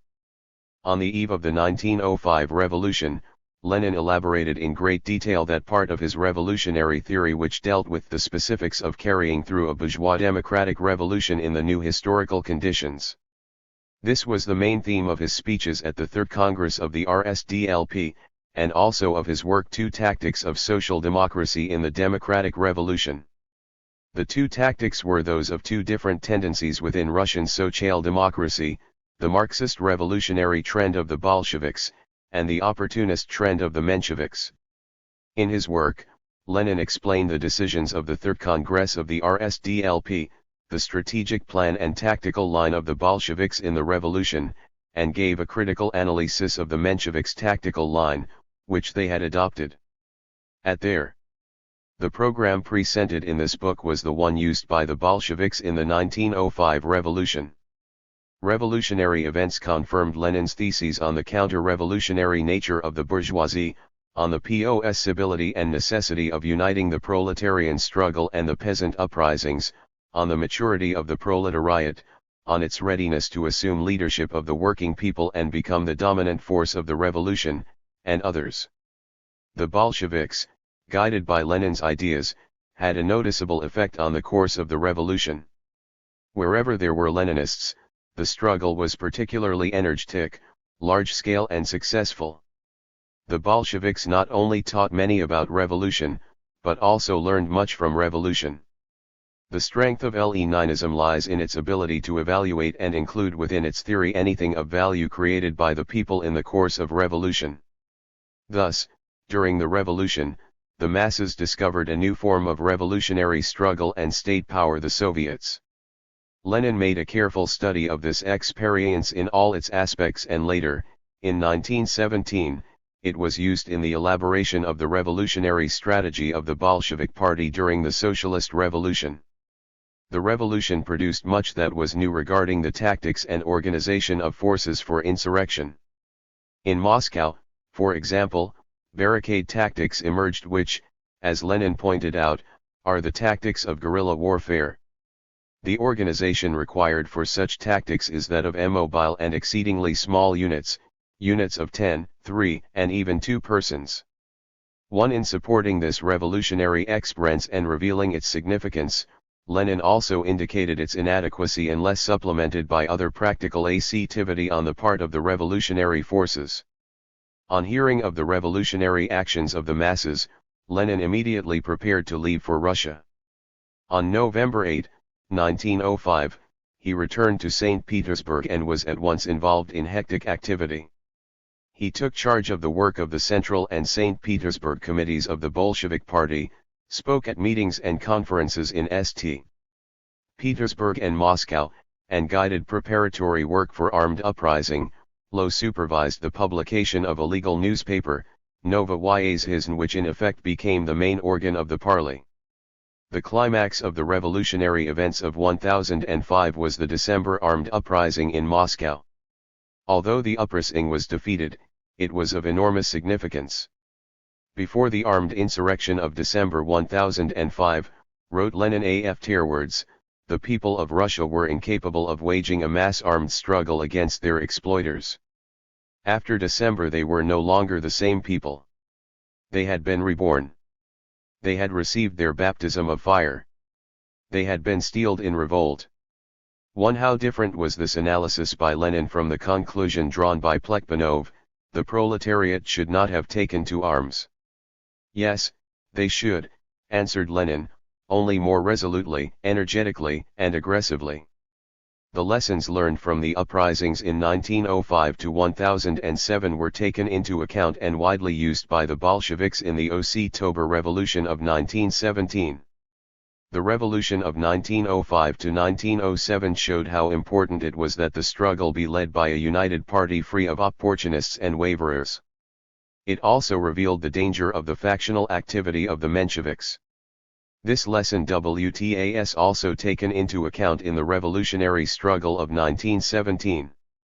Without such a dress rehearsal as we had in 1905, wrote Lenin, the revolutions of 1917, both the bourgeois February Revolution and the proletarian October Revolution, would have been impossible. 1. The revolution of 1905 to 1907 delivered a heavy blow against autocracy, obliging it to carry through a number of reforms and make a number of concessions. However, the revolutionary masses still lacked the strength and organization to win victory. From 1907 onward, reaction started its all-out offensive. The police located Lenin, and the Bolshevik center decided that he should leave Russia. Lie was to take charge of the newspaper Proletary, Lobby published abroad. Lenin and Krupskaya went via Helsingfors, Stockholm, and Berlin to Geneva. Chlyo's second emigration had begun. Once more Lenin showed no signs of despondency. Though Bolsheviks knew how to advance, and also how to retreat without panic, their ranks in order, preparing the next attack. Retreat reveals who is not prepared for a hard and resolute struggle. A retreat tests the revolutionary depth of the party and of all its members. Disheartened by the period of reaction, many Mensheviks called for the liquidation of illegal party organizations and the end of revolutionary work. In practice, this meant the liquidation of the Revolutionary Proletarian Party as such. At the other extreme appeared small groups of leftists, who made adventurous demands for the cessation of all forms of legal activity by the party, the recall of Social Democrat deputies to the Duma, and the continuation of the tactic of a direct revolutionary attack by small illegal groups. In fact, this represented a call for the party to be turned into a conspiratorial organization cut off from the masses, a call for a break with Marxism. The struggle to defend the purity of the proletarian world outlook at WTAS necessary, in the interests of the revolutionary movement, to eliminate both the reformism of the liquidators on the one hand and the leftist adventurism of the Otzovists on the other. This was no easy task, and it was further complicated by the fact that the leaders of both groups brought in not only economic and political arguments to defend their position, but also philosophical arguments. They thus tried to prove that their political program had deep roots that sprang from the latest philosophy, and that it was based on the latest scientific data. This latest philosophy, allegedly superseding the outdated philosophy of Marxism, was, in their opinion, that of the Austrian philosopher Ernst Mach, Machism or empirio-criticism, which means the philosophy of critical experience. Machism can be reasoned as follows. Men are unable to know the world as it really is in itself, since they do not deal with things and objects as such, but with their own sensations. That which we call a thing is nothing more than the totality of our sensations. Whether anything lies beyond our sensations we do not and cannot know, since any knowledge of the world comes to us primarily via sensation. It follows from this that we cannot know the objective world, receive genuine knowledge. We cannot, according to Machism, know the laws that govern the material or social world around us. These propositions led to a subjectivist approach to practical, and in particular political, activity. If there is no objective truth, declared the supporters of Machism, if it is impossible to discover the objective laws on which one ought to base one's activity, then, in the end, everything depends upon the will and desire of men, on their ability to organize, etc. Lenin's main task was to show that men are capable of understanding the surrounding world as it really is, in itself, and that, therefore, they are capable of arriving at the objective truth, at discovering the objective laws that govern the material world and human society. It is indeed true that information about the world reaches us primarily via sensation, but sensation, as Lenin showed, is not a cutting or a wall that cuts men off from the surrounding world, but, on the contrary, a bridge that unites them with the world. It is indeed true that, in investigating the world we do so primarily via our senses, but they reflect the objective qualities of things. The proof of this was human practical activity. If our senses did not accurately reflect the properties of things and the laws governing their relationships, we would be unable to bring things under our control, build houses, grow wheat and bake bread, construct flying machines, etc. Objects and things would not obey us, buildings would collapse, the grain sown in the ground would not grow, and attempts to take to the air would end in tragedy. Practice this is the criterion of truth. Such is one of the fundamental tenets of Marxist-Leninist philosophy. The teaching formulated by Lenin in his Materialism and Empirical Criticism, which declares THIRD-WORLDISm sensation and thought reflect the objects and phenomena of the objective world, that the accuracy of human knowledge is tested in practice, and that men are capable of arriving at a knowledge of the objective truth, is known as the theory of reflection. The elaboration of this theory was Lenin's major contribution to the treasury of Marxist philosophy. The theory of reflection made it possible to provide a criticism not only of the philosophical views of the revisionists, but also of their political program. Only a theory that recognizes the existence of objective truth is capable of being the ideological basis of the proletarian class struggle, which is guided by the objective laws and contradictions of reality. It should also be noted that the Marxists adopted yet another line of approach in their attempt to attack the materialist concept of objective truth. How can one speak of the possibility of reaching the objective truth, they asked, when throughout the history of men there has been no knowledge of a single thing or phenomenon that was not later corrected, made more precise, or even rejected altogether? What kind of truth is it that needs to be corrected? It is, of course, true that human understanding of any known thing or system of things undergoes change. However, what does this tell us? It certainly does not tell us that a knowledge of things as such, and therefore of objective truth, is impossible.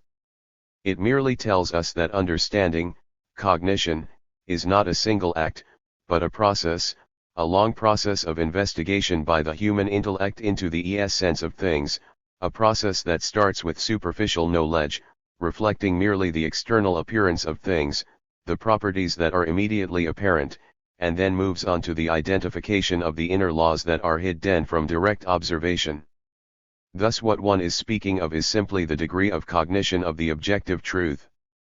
The discovery of the movement from incomplete, one-sided knowledge to a more complete and more profound knowledge was the second important aspect of the philosophical VIEWRS propounded by Lenin in his Materialism and Empirical Criticism.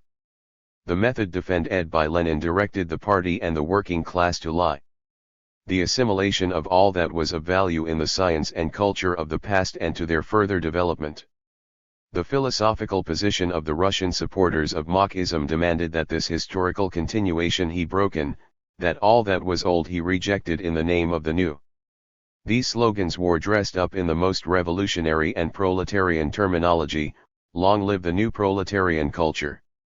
Down with the culture of the past, built up by the exploiter classes, etc. We now know where these slogans lead to: the Maoist cultural revolution, which was their practical embodiment.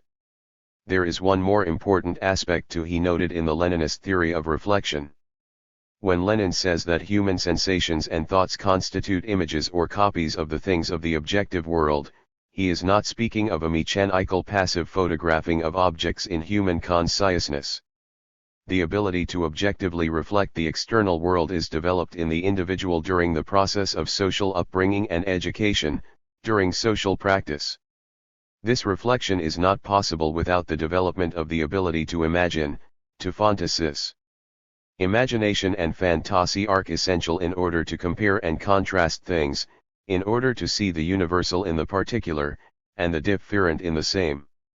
In other words, reflection is also the creative activity of the conscious mind.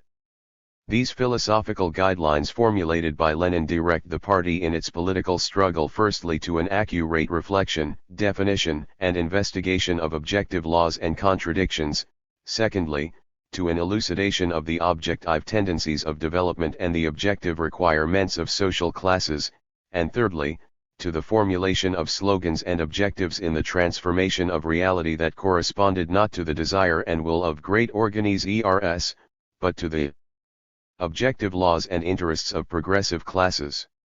Lenin firmly defended dialectical materialism from the revisionist theoreticians, revealing the groundlessness of the Marxist attempts to refer themselves to the latest discoveries in physics, mathematics, and other sciences, which allegedly confirmed the Marxist philosophical denial of objective truth.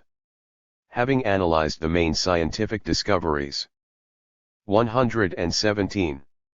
Of the end of the 19th and the beginning of the 20th centuries, Lenin clearly showed that, rightly understood, they not only did not contradict the propositions of Marxist philosophy but, on the contrary, supported them. In 1897, the electron was discovered. And, surprising as this seemed, the mass of this minute particle diminished with diminishing speed. Matter disappears, it transforms itself into the immaterial energy, asserted many physicists and, following in their wake, the latest philosophers attempting to overthrow Marx. In 1896, natural radioactivity was discovered, the radioactive decay of the uranium atomic nucleus into atoms of other elements. It was found out that atoms are divisible, subject to change, that chemical elements can change one into another. There was a radical change in the view of the atom as the basic unit of all things. Previous scientific concepts of the homogeneity and simplicity of the atom, its permanence and indivisibility collapsed. Physicists and the latest philosophers then proclaimed that materialism was also collapsing, that as our knowledge changed it was not objective, etc.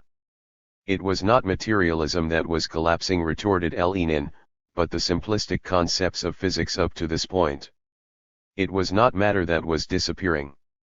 What was disappearing was the previous frontier of our understanding of matter. In analyzing the latest discoveries of science at the turn of the century, Lenin showed that the natural sciences and philosophy do not replace each other but complement and enrich each other and collaborate in the great task of understanding and transforming the world, demonstrating the strength and validity of dialectical materialism. A more profound exploration of the category matter and the fundamental tenets of dialectical materialism prepared the way for Lenin's major contribution to historical materialism. Lenin refuted attempts by Bogdanov to rectify Marxism by using the thesis of the total identity of social consciousness and social being. Whatever activity men engage in, argued Bogdanov, they do so guided by certain aims, i.e., their activity is determined by their consciousness. Therefore it is inaccurate to speak of the primacy of social being in relation to consciousness. Of course it is true, replied Lenin, that men, prior to engaging in any sort of activity, set themselves specific aims but, firstly, these aims reflect the contradictions and tendencies of social development, are born of social being, and, secondly, although men act in society according to specific aims they have set themselves, the objective results of their activity, particularly if taken in a broad historical context, are usually different from the aims that had been set, because the basic determinant is social being, its objective laws and possibilities, and consciousness is merely the reflection of this being. The difference in the philosophical positions of Lenin and Bogdanov led to a corresponding difference in their political positions.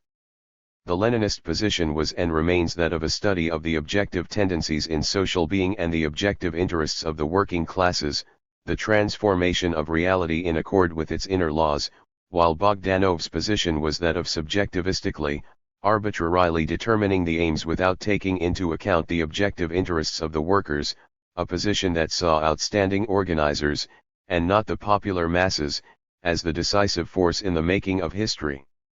Lenin proved that only the philosophy of Marxism can serve as the fundamental revolutionary theory of the proletariat, the basis of the strategy and tactics of its struggle. This thesis of Lenin is of enormous significance in the present struggle both with bourgeois ideology and with various opportunist and revisionist trends. Lenin showed that philosophy cannot be neutral, that it is class-based, partisan by its very nature. He continued to attach great importance to the theoretical elaboration of the basic problems of Marxist philosophy, as is shown by his famous philosophical notebooks. These notebooks contain numerous extracts from Hegel, Aristotle, Feuerbach, and other philosophers and scholars, together with Lenin's own commentary and brief notes written mainly in 1914 to 49-15. The material that constitutes the main content of the philosophical notebooks indicates that Lenin was preparing to write a work devoted to materialist dialectics, but Lai was unfortunately unable to fulfill this intent. Nonetheless, despite the fragmentary 119 nature of the philosophical notebooks, the content is so rich that one can confidently assert that, alongside materialism and empirio-critici and a number of other writings and articles, it constitutes a new step forward in the creative development of Marxist dialectics. In the philosophical notebooks we find formulated for the first time in the history of Marxism the fundamental proposition that the essence, the core of dialectics is the teaching on contradictions, on the unity of opposites. In brief, dialectics can be defined as the doctrine of the unity of opposites. This embodies the essence of dialectics. 1. The philosophical, general theoretical elaboration of the problems connected with the elucidation of the essence, types, and forms of contradictions, and their significance in the development of the natural world and human society was all the more important since the proletarian revolutionary movement in Russia and throughout the world was faced with the task of analyzing the extremely complex and urgent social contradictions of the age of imperialism, which found their clearest expression in the First World War of 1014 to 1018, unleashed by the imperialist countries. The new revolutionary upsurge in Russia found Lenin and Krupskaya in Paris, where the editorial board of the newspaper Proletariat, the central organ of the Bolsheviks, had moved in 1908.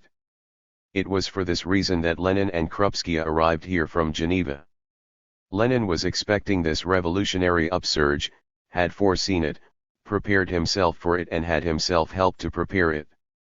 In his articles in Proletariat he indicated the solution to the tasks facing the proletarian movement and waged a resolute struggle to ensure the unity and revolutionary consistency of the party, refuting the Itzovists and the liquidators, the Trotskyists and Mensheviks, international opportunism and the leaders of the Second International, who were betraying the revolutionary cause. He undertook the education and training of revolutionary cadres who then returned to Russia to rally and unite the working class. IOW much energy and enthusiasm, faith in the working class and the socialist revolution, conviction of the truth of the theory of scientific socialism were needed to work as Lenin worked. Even his opponents, albeit grudgingly, were obliged to recognize this fact. The revolutionary upsurge in Russia came as Lenin anticipated, and he quickly organized the publication of a legal daily workers' newspaper. The first issue of Pravda appeared on April 22, 1912. He also undertook the urgent task of consolidating the party. The leftist adventurists, Etzovists, and Marxists were excluded, followed by the exclusion of the liquidators at the Sixth All Russia 121 Conference of the RSDLP, held in Prague in January 1012. The decisions adopted at the conference consolidated the organizational principles of Bolshevism and defined the political line and tactic of the party in the conditions of revolutionary upsurge. Together with increasing social contradictions within Russia went an aggravation of international contradictions. On July 10, 1914, a world imperialist war began. At the beginning of the war, a serious threat hung over the leader of the Russian proletariat. On July 26 Lenin was arrested in Poranin. The learned police sergeant who had searched Lenin's flat mistook the statistical tables in his manuscript on the agrarian question for a coded message. It took urgent and energetic steps by international progressive public to obtain his release. On August 23, 1914, Lenin and Krupskaya arrived in neutral Switzerland and settled in Bern. The very next day, Lenin delivered a speech to a Bolshevik meeting on the attitude to be adopted towards the war. The theses contained in this speech later served as the basis of the manifesto issued by the CG of the RSDLP, The War and Russian Social Democracy, in which Lenin defined the political line and slogans of the Bolshevik Party, defeat to our government and the conversion of the present imperialist war into a civil war. In their manifesto the Bolsheviks declared war on the opportunists of the Second International, who spoke in defense of their imperialist governments, arguing that the governments of other countries were guilty of unleashing war. The leadership of the Second International betrayed the principle of proletarian solidarity. Lenin labored energetically to unite the small but increasingly larger and more influential groups and factions of internationalists who had remained loyal to the great revolving call of Marx and Engels, workers of all countries, unite. Of great importance in this respect were the international conferences held in Zimmerwald and Kienthal. Lenin armed the international working class with a clear revolutionary tactic concerning the war. During this same period he also solved another problem of major importance, that of understanding the war itself and its causes. It was essential to provide a comprehensive Marxist analysis of the essence of the new stage in the development of capitalism, a stage that was to be called imperialism. The highest and last stage of capitalism. In 1910, Lenin wrote the work Imperialism, the highest stage of capitalism. Having analyzed a vast amount of historical data, Lenin concluded that at the beginning of the 20th century capitalism had entered into a new, imperialist stage of development. Imperialism is capitalism at that stage of development at which the dominance of monopolies and finance capital is established, in which the export of capital has acquired pronounced importance, in which the division of the world among the international trusts has begun, in which the division of all territories of the globe among the biggest capitalist powers has been completed. This conclusion is extremely important. A new stage means a new set of laws and new features of social development, a new correlation of class forces. This, in turn, necessitates an analysis of this new set of laws governing the revolutionary process and the proclamation of new slogans for the struggle.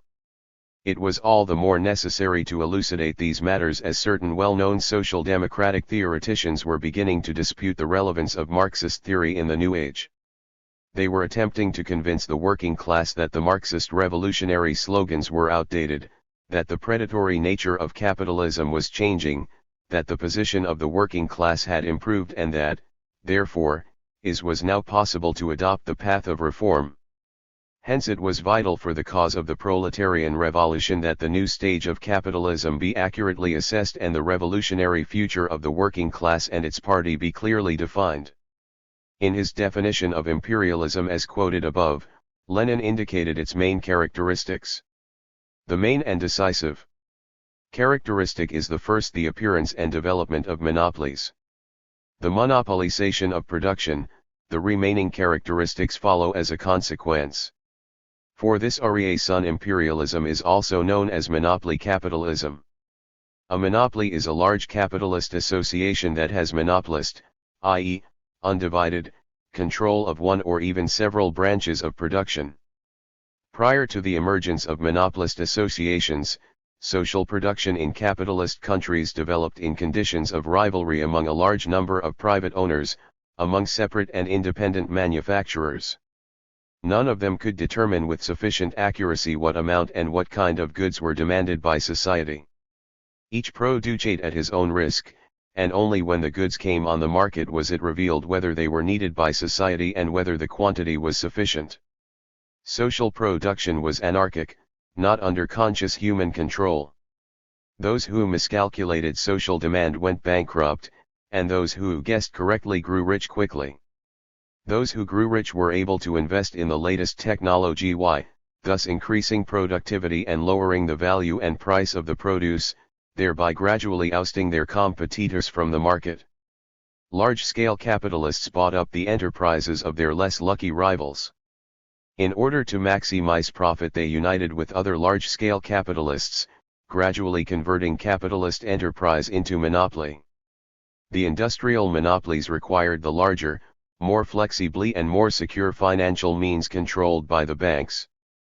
For their part, the banks, granting ever larger loans at interest to the capitalists to finance industrial expansion, had a vested interest in the success of the industrial monopolies. Leading bankers began to move into ruling industrial circles, and major industrialists began to enter banking. As a result, industrial capital fused with bank capital, forming what is known as finance capital. The formation of finance capital is the second major characteristic of imperialism. The fusion of bank and industrial capital led to the creation of associations so huge that their own country, their own national market, was too small for them. They began to transfer capital abroad, usually into less developed countries. Here they set up daughter branches of their enterprises, plundering the local natural resources and exploiting the cheap labor force. The export of capital is the third major characteristic of imperialism. Just as in the pre-monopoly period of capitalism, when private owners had waged a fierce battle in their own country, so now the capitalist giants wage a similar war in the international arena. These economic contests are on a scale such as their predecessors never dreamt of, and in the midst of these struggles the expansion of the monopolies continues. Some of the capitalist associations surrender outright, while others amalgamate, dividing up the world and securing for themselves huge economic domains. This is a new stage of world concentration of capital and production, one declared Lenin. The formation of supermonopolies, of international monopolist associations dividing the world between them, is the fourth characteristic of imperialism. The world is divided among the supermonopolies according to the amount of capital they possess and their economic might. However, it would be naive to imagine that the battle among the monopolies is a purely economic battle. Their efforts to retain world dominion are not limited to economic measures alone. An important weapon in the arsenal is the sword, the fully equipped armies of the imperialist states. Thus the economic division of the world by the monopolies is supplemented and strengthened by the division of the world among the imperialist states, who turn the less developed states into politically dependent colonies and who are prepared at any minute to use bayonets, planes and tanks in defense of their capitalists. The final territorial division of the world by the largest capitalist powers is the fifth characteristic of imperialism. In what way did the rise of monopolies affect capitalist society and its economic, political, and class relations? What changes, therefore, must Marxists introduce into their theory of class struggle and theory of revolution to bring it in line with the new situation? These were the urgent and complex questions facing the theoreticians of the working class at the beginning of the 20th century. In seeking to answer these questions, some members of the international social democratic movement called for the principal tenets of Marxist theory and its revolutionary conclusions to be abandoned. The German social democrat Eduard Bernstein became the leader of those who demanded a radical revision of Marxist views, the revisionists. The rise of monopolies, wrote Bernstein, leads to a situation in which some of the basic contradictions of capitalism disappear while others are softened to the point where they can be solved by peaceful reform and revolution is not necessary. According to Bernstein, such reforms are possible because, firstly, a monopoly, having seized control of a whole branch of the economy, puts an end to disorder, to the anarchy that marked the first stage of capitalism. Secondly, he continued, the rapid growth in production brings with it an improvement in the material position of the working class. Anti-Marxist literature began to quote the fluent arguments advanced by Bernstein to the effect that now the workers had something to lose. Thirdly, argued Bernstein, the export of capital and colonization promote the economic and cultural development of the less advanced countries. Bernstein declared Marxism to be outmoded and its major concept of a proletarian revolution to be profoundly erroneous. The books and articles published by Bernstein and larded with numerous, seemingly scientific facts and figures presented a serious threat to the proletarian movement. Lenin produced a devastating criticism of revisionist theories.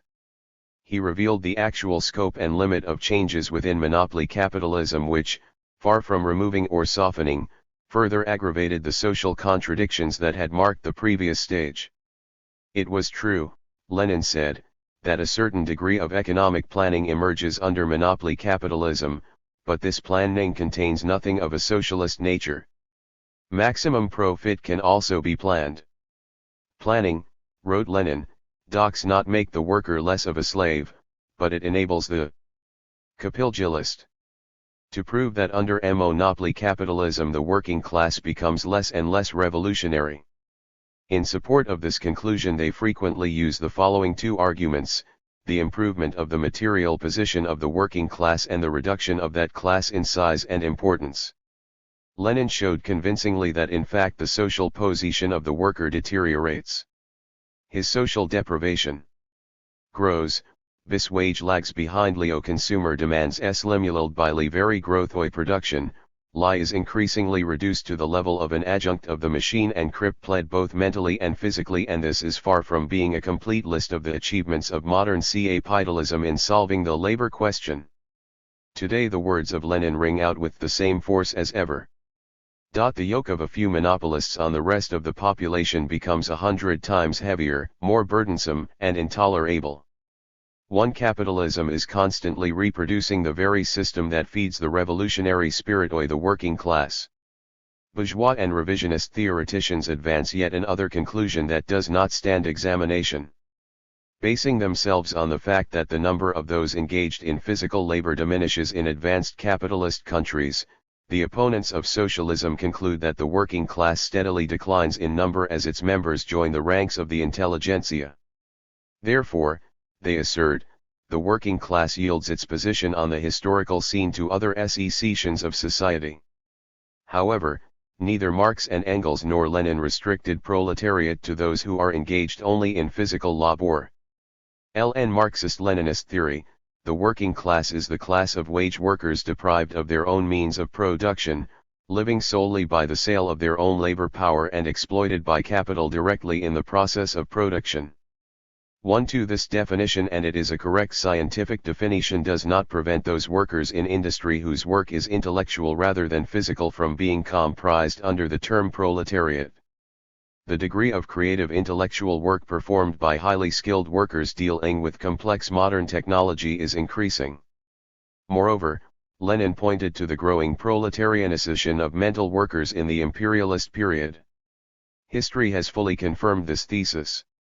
The proletarianization of mental workers, their closer identity with the working class and occasionally their direct fusion with this class as a SPE. Silic grouping within it is a widespread process today.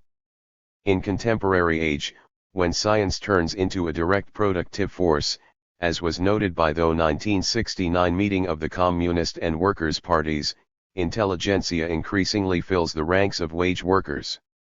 The result, therefore, is not a diminution of the working class and a shrinking of the social base of the socialist revolution, but an expansion of both due to the growing number of wage workers.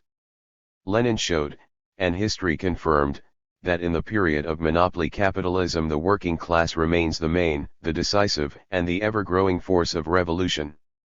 Another important indication of the increasing contradictions and general crisis of the entire capitalist system in the imperialist period is the growing contradiction between world imperialism and the peoples of those countries who lag behind in their development. The growing national liberation movement in those countries is the most convincing proof of the falsity of revisionist assertions concerning the benefits that they would allegedly receive from monopoly capitalism.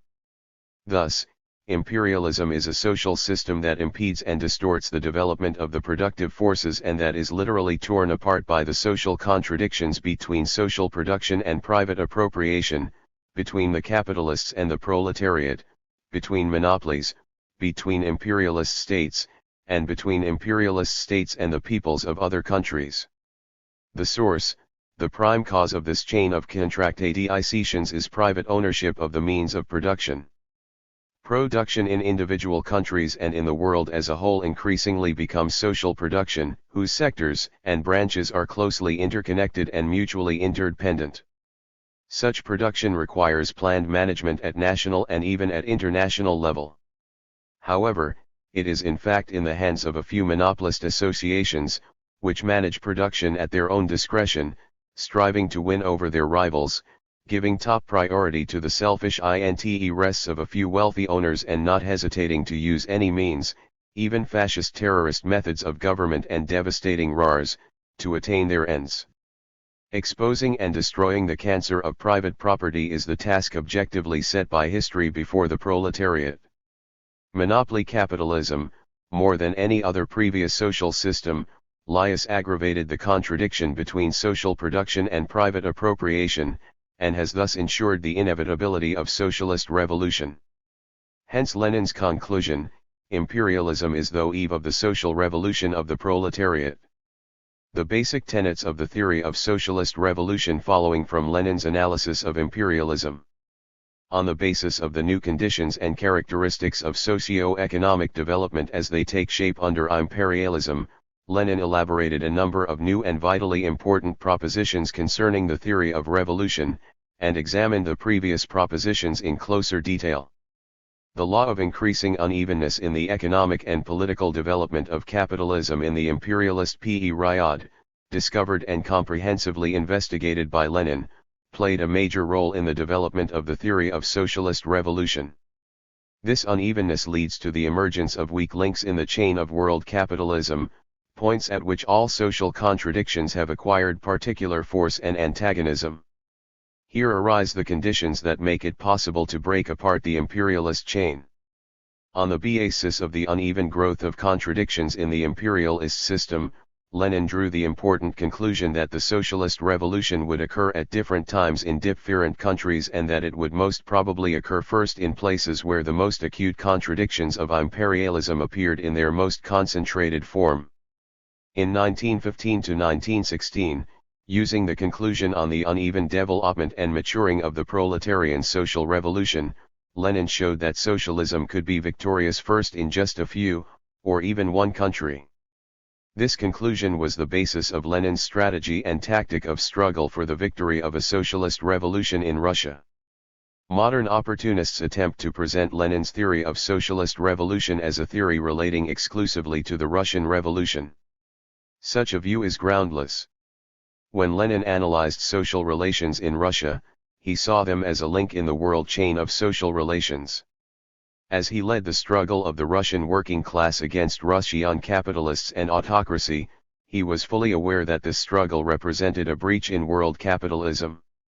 A Russian revolutionary leading the revolutionary struggle of the workers of Russia against Russian oppressors, Lenin was also an international revolutionary leading a world revolution against world capitalism. The great honor of beginning the revolution has fallen to the Russian proletariat. But the Russian proletariat must not forget that its movement and revolution are only part of a world revolutionary proletarian movement. Lenin was the theoretician and leader of the world revolutionary movement. The mere enumeration of the major propositions of Lenin's theory of socialist revolution clearly reveals its international nature and world significance.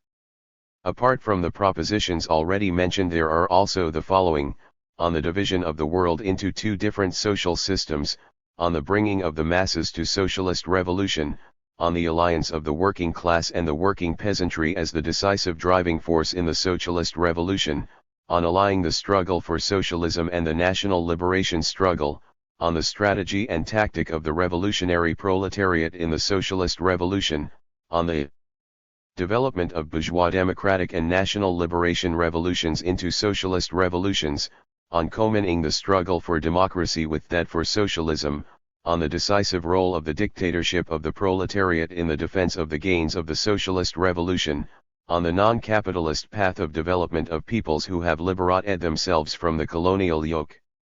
Here is the proof that we have every right to speak of the international nature of Leninism. An important and integral part of Lenin's theory of socialist revolution is his teaching on the revolutionary situation. Having made the general conclusion that imperialism is the precursor of socialist revolution, Lenin investigated and described in detail the objective conditions in which socialist revolution is possible and essential. He established that revolutions are not born ready-made, cannot be artificially created or imported from abroad. Revolution cannot be achieved wherever one wants and whenever one wants, on the mere desire of revolutionary groups. Revolution must ripen within society. These objective conditions of revolution, which form independently of the will of individuals and parties, Lenin called the revolutionary situation. The revolutionary situation is characterized by three main features. Firstly, when the ruling classes are unable to continue their rule as before.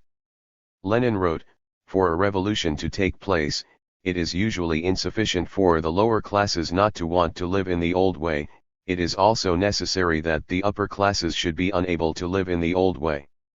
Secondly, when the suffering and want of the oppressed classes have grown more acute than usual.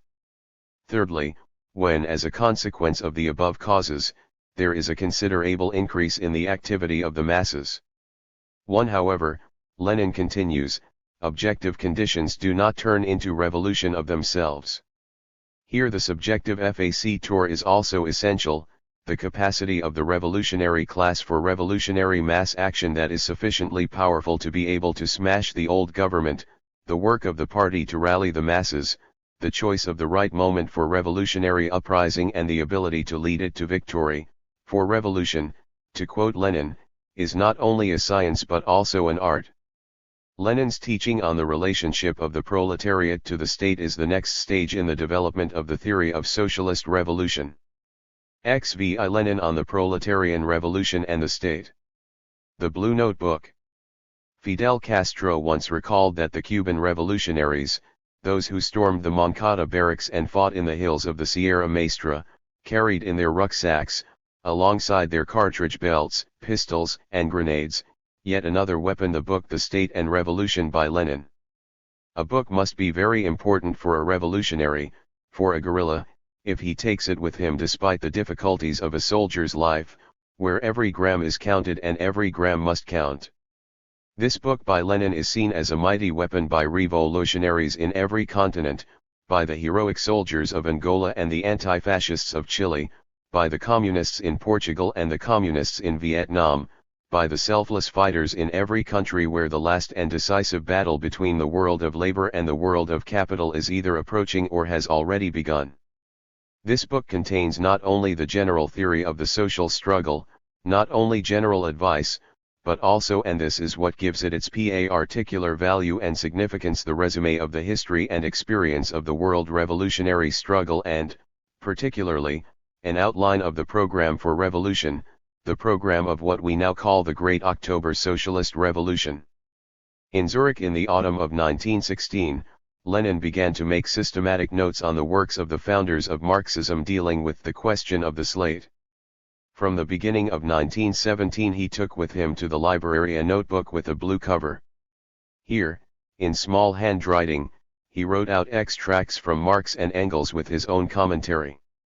Comparing the clear and profound thought of the founders of Marxism with the theoretical poverty of the ideologists of opportunism. On the cover of the notebook he wrote Marxism on the State. This notebook was destined to become a classic, entering history as the Blue Notebook. On the basis of the material it contained, Lenin wrote the book The State and Revolution. Soon though February bourgeois revolution began, and at the beginning of April 1917, Lenin returned to Russia. He gave all his energy to the political struggle. Both the time and the conditions were lacking for serious theoretical work. After the July demonstrations by the Petrograd workers had been ruthlessly suppressed, Lenin was obliged to go underground. It was a time when even certain prominent Bolsheviks believed that there would now be a pause, an ebb in the revolutionary movement. However, Lenin's view of the situation was more profound and far-seeing. In the preface to the first edition of The State and Revolution, published in August 1917, Lenin noted that the horror and misery of protracted war would make the position of the masses intolerable and would serve to increase their discontent. The proletarian revolution was approaching. Therefore the question of its attitude to the state was acquiring not only practical political importance, but also the significance of a most urgent problem of the day, the problem of explaining to the masses what they will have to do before long to free themselves from capitalist tyranny. 1. Why does this book, written in response to the events of the day, retain its significance now? Why is it still profoundly up to date? Firstly, this is because the event of the day was the October Socialist Revolution, which cannot become an event of the past because it determined and continues to determine world social development. Secondly, many countries of the modern world, communist and workers' parties and the national liberation movement face today the same questions that were solved by Lenin and the Bolshevik Party in the summer and autumn of 1917. Thirdly, the book provides a critique of opportunist and revisionist concepts which are still alive.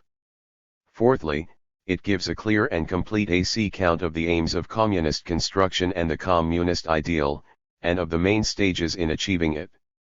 Finally, in resolving the urgent issues of the day, Lenin linked them to the solution of the basic problems of Marxist theory. Thus in formulating the concrete program and tasks of the revolutionary proletariat in relation to the state, Lenin deals with the fundamental postulates of Marxist theory regarding the state in general. Lenin's solution of the problems of the day is irrefutable and convincing exactly because it is too thorough and precise. The main question of the revolution. In one of his letters, Lenin formulated the key questions he dealt with in the book as follows. How can the revolution take place? What is the dictatorship of the proletariat? Why is it necessary? Why is it impossible without arming the proletariat? Why is it fully compatible with complete, all-round democracy? 1. The depth and scientific nature of the Marxist-Leninist answer to these questions are revealed particularly clearly in comparison with two alternative and inimical concepts: the right-wing opportunist or reformist concept and the left extremist, anarchist concept. These two views hostile to scientific communism existed in the days of Marx and Engels, they were still circulating in Lenin's lifetime and they continue today, albeit in a somewhat modified form. In analyzing the present views of opportunism, we are basing ourselves on Lenin's analysis of opportunism as it was then, and in particular on his analysis of the ideas concerning the essence and role of the state. Koskay and other ideologists of the Second International asserted that the state is a superclass structure in charge of the affairs of society and serving to reconcile the classes.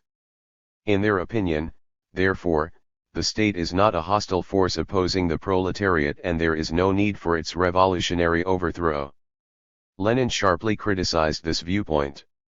Revealing the esenko of Marxist teaching, he shows that the state is the instrument whereby one class dominates another, is the product and expression of irreconcilable class contradictions. It emerged historically following the formation of exploiter and exploited classes, and it did not emerge in order to reconcile these classes, but in order to enable the ruling class to restrain the oppressed. Thus paid officials and special armed contingents, the army and the police, with prisons and other means at their disposal, are essential parts of the state apparatus. It follows from this that the oppressed class must smash the old state machine. This is the revolutionary conclusion of the Marxist theory of the state. The capitalist state may take different forms, a constitutional monarchy or a bourgeois republic.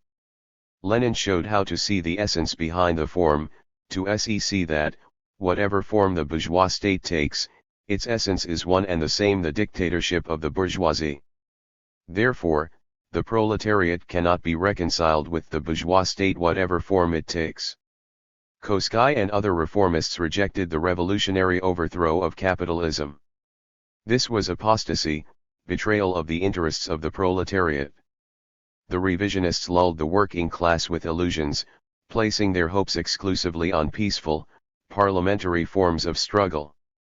They dreamt of a situation in which the proletariat would come to power by winning an election and the bourgeoisie would voluntarily hand over its ruling positions.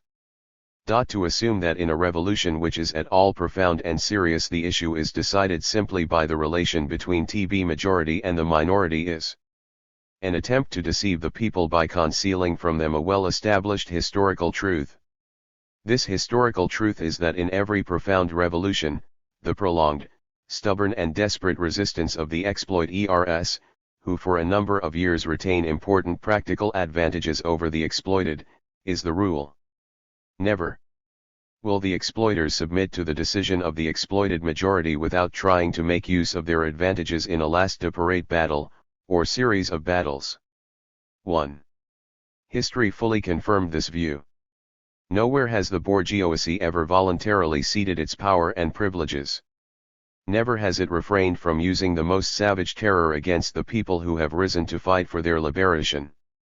Thus has it always been and thus is it today. Suffice it to recall the relatively recent events in Chile, where the lawful government of Allende was overthrown by the fascist clique of Pinochet, which subjected the country to bloody repression simply because that government had tried to pursue a policy that met the interests of the people. Marxists are by no means supporters of the use of force whatever the cost, everywhere and always.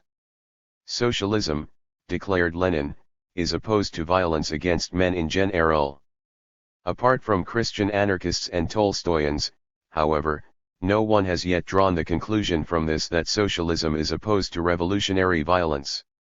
So, to talk about violence in general, without examining the conditions which distinguish reactionary from revolutionary violence, means being a Philistine who renounces revolution, or else it means simply deceiving oneself and others by sophistry.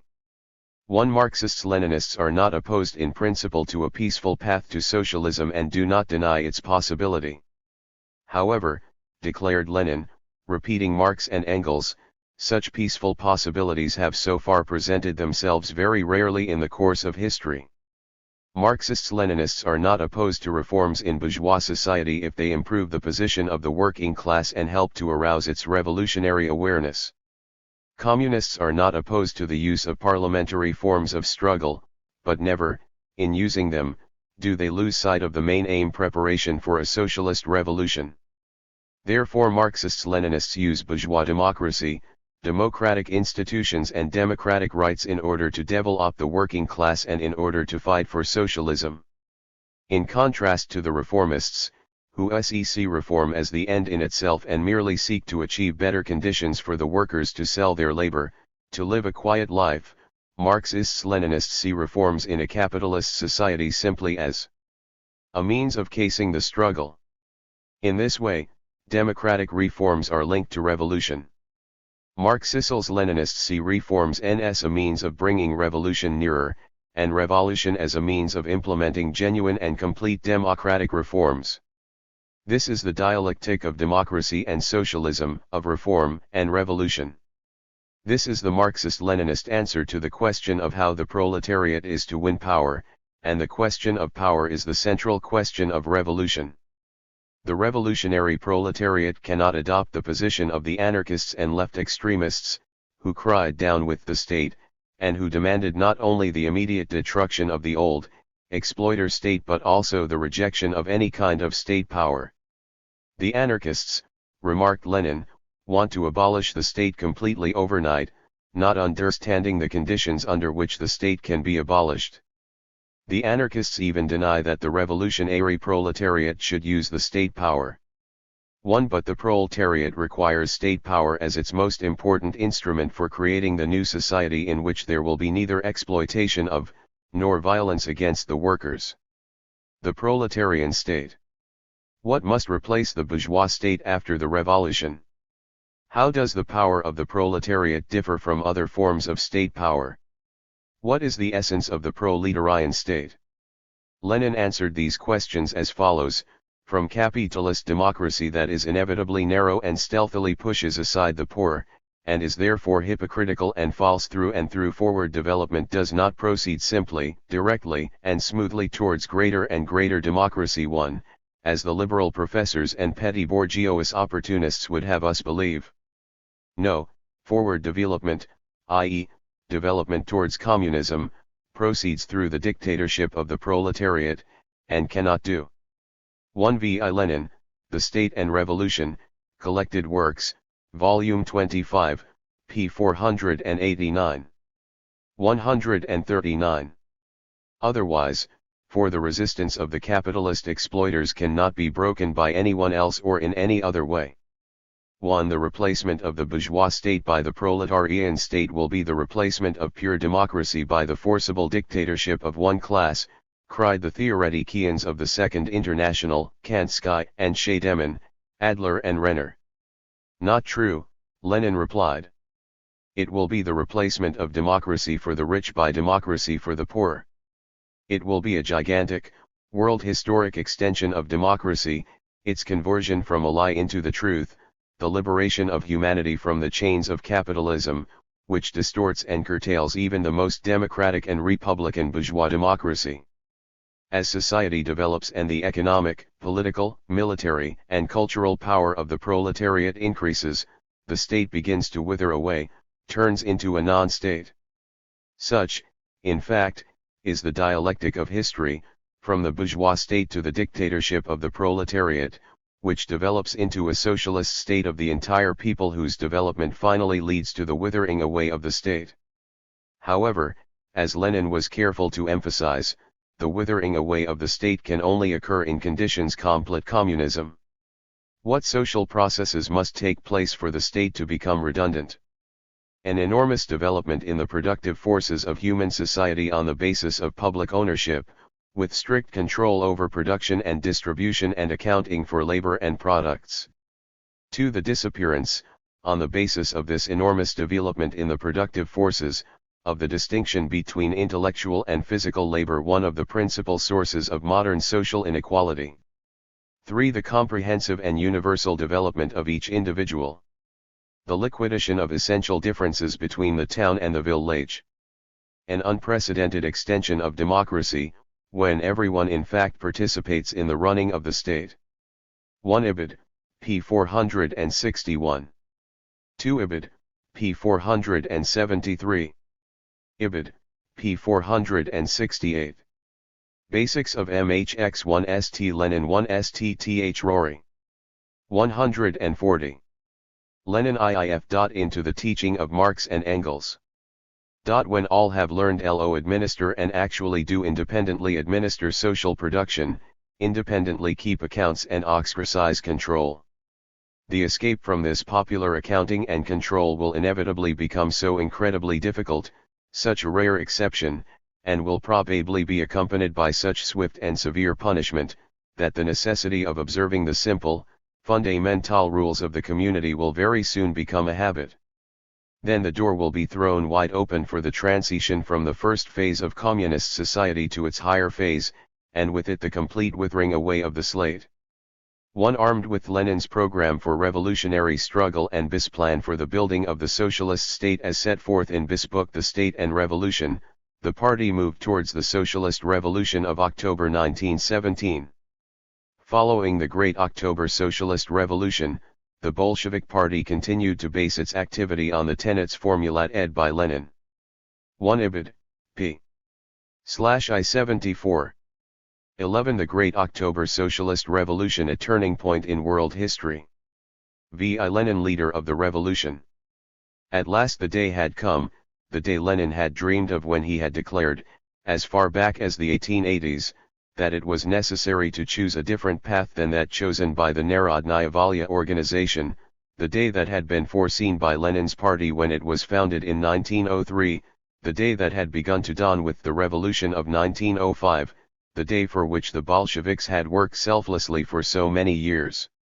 Comrades, wrote Lenin in his historic letter to the CC, I am writing these lines on the evening of the 24th. The situation is critical in the extreme. In fact, it is now absolutely clear that to delay the uprising would be fatal. With all my might I urge comrades to realize that everything now hangs by a thread, that we are confronted by problems which are not to be solved by conferences or congresses, but exclusively by peoples, by the masses, by the struggle of the armed people. We must at all costs, this very evening, this very night, arrest the government, having first disarmed the officer cadets, and so on. We must not wait. We may lose everything. All districts, all regiments, all forces must be mobilized at once and must immediately send their delegations to the Revolutionary Military Committee and to the Central Committee of the Bolsheviks with the insistent demand that under no circumstances should power be left in the hands of Kerensky and Co. until the 25th. Not under any circumstances, the matter must be decided without fail this very evening, or this very night.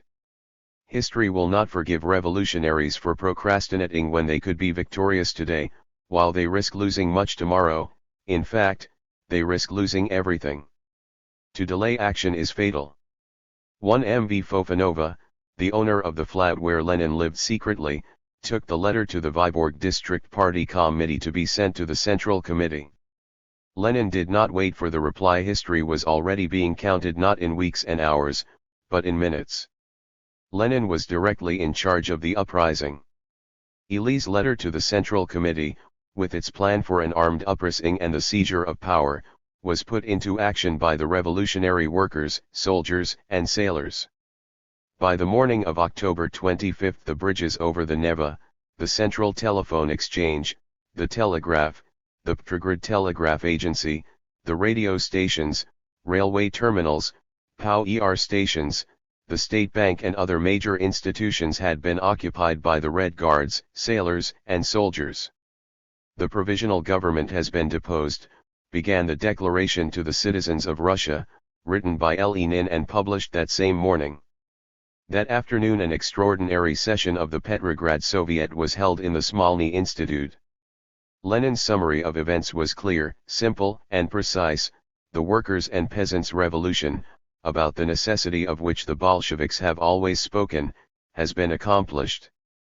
1-2 On the evening of October 25, the cruiser Aurora fired its historic salvo and the successful storming of the Winter Palace, the last bulwark of the provisional government, began. Thus November 7 became the day of the victory of the Great October Socialist Revolution. On October 26 the Second All-Russia Congress of Soviets began. The first of Lenin's decrees adopted at the Congress expressed the aspirations and the will of the overwhelming majority of the people. The most important of these was the Decree on Peace, which proposed that the peoples and governments of the warring countries immediately begin open negotiations to conclude a peace treaty based on a rejection of annexation and reparations. The next decree was the Decree on Land, which announced that all private estates would be confiscated without compensation, and that all land was to be transferred to the people. Land became the property of the state. That same day, October 26, the Second Congress of Soviets established the Council of People's Commissars, led by Lenin. Thus began a new era in the history of humanity. After the victory in Petrograd, the revolution rapidly emerged victorious in Moscow and throughout the vast territory of Russia. It stimulated the revolutionary and national liberation movement everywhere in the world and indicated the path of revolutionary victory and socialist construction to the proletariat of every country. The victory of the October Revolution as a manifestation of the laws of history. The experience gained in using Lenin's strategy, the experience gained by the Bolshevik Party in the October Revolution, is of enormous international significance. Learning to use this experience to the full is one of the main tasks of the revolutionary detachments conducting their struggle in the modern world. This experience will be of use only if it has been correctly understood and evaluated, and this is all the more important today since Lenin's revolutionary strategy and the experience of the October Revolution are the center of an unending ideological struggle. The argument most widely used by our ideological opponents in their attempt to minimize the significance of the ideas and the cause of the October Revolution is that the October Revolution was an accident of history, the result of serious errors on the part of some and the ability of others to profit from these errors. From this it follows that the October Revolution was unique and the experience gained cannot be used elsewhere later. American historian S. Barron, who represents the views of many bourgeois theoreticians, declared that if the provisional government had withdrawn from the war and announced a satisfactory land program, it would be difficult to imagine how the Bolsheviks could have seized POW-ER. How simple! But could the bourgeois provisional government have done this? Could it have transferred the private estates to the peasants? This would have meant cutting off its own economic power at the very root. 60% of the private estates were mortgaged and remortgaged with capitalist banks. Thus, as Lenin remarked, confiscation of all private land means the confiscation of hundreds of millions in capital belonging to the banks. 1. And how could the bourgeois provisional government withdraw from the war?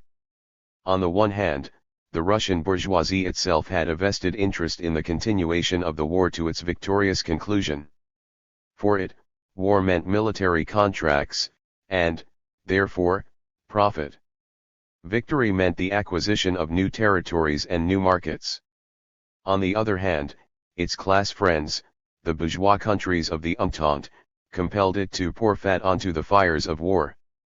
In addition, the bourgeois government of Russia hoped to use the war as a means of slowing down and weakening the revolutionary process. It is therefore not accidental but natural that the provisional government was unable to solve the problems facing the country. It is quite natural that these problems could only be solved and were solved by the proletariat in alliance with the poorest peasants, since the social nature of the proletariat and its objective class interests fully coincided with the national interest. Some of our opponents do not deny that the October Revolution has a certain natural inevitability, but they consider this experience as valid only for countries of the East, and not countries of the West, which, they allege, have their own, radically different path. According to the West German historian Hans Roppach, the October Revolution is to be explained not by the general laws of development but rather by the specific characteristics of the development of Russia. In the opinion of the American historian, Theodor von Law, the Russian Revolution is the archetype for revolutions in backward countries. However, an impartial examination of the facts reveals a different picture. In 1917 Russia, while less advanced than the USA and certain states in Western Europe, was nonetheless a country in which capitalism was reasonably developed and in which it was already entering its monopoly phase. The central and determining force of the revolution was the working class, which was fully justified in putting forward socialist aims. Moreover, wherever the social conflict consisted in a conflict between the bourgeoisie and the proletariat, it is, as Lenin pointed out, inevitable that the main features of the October Revolution will be repeated.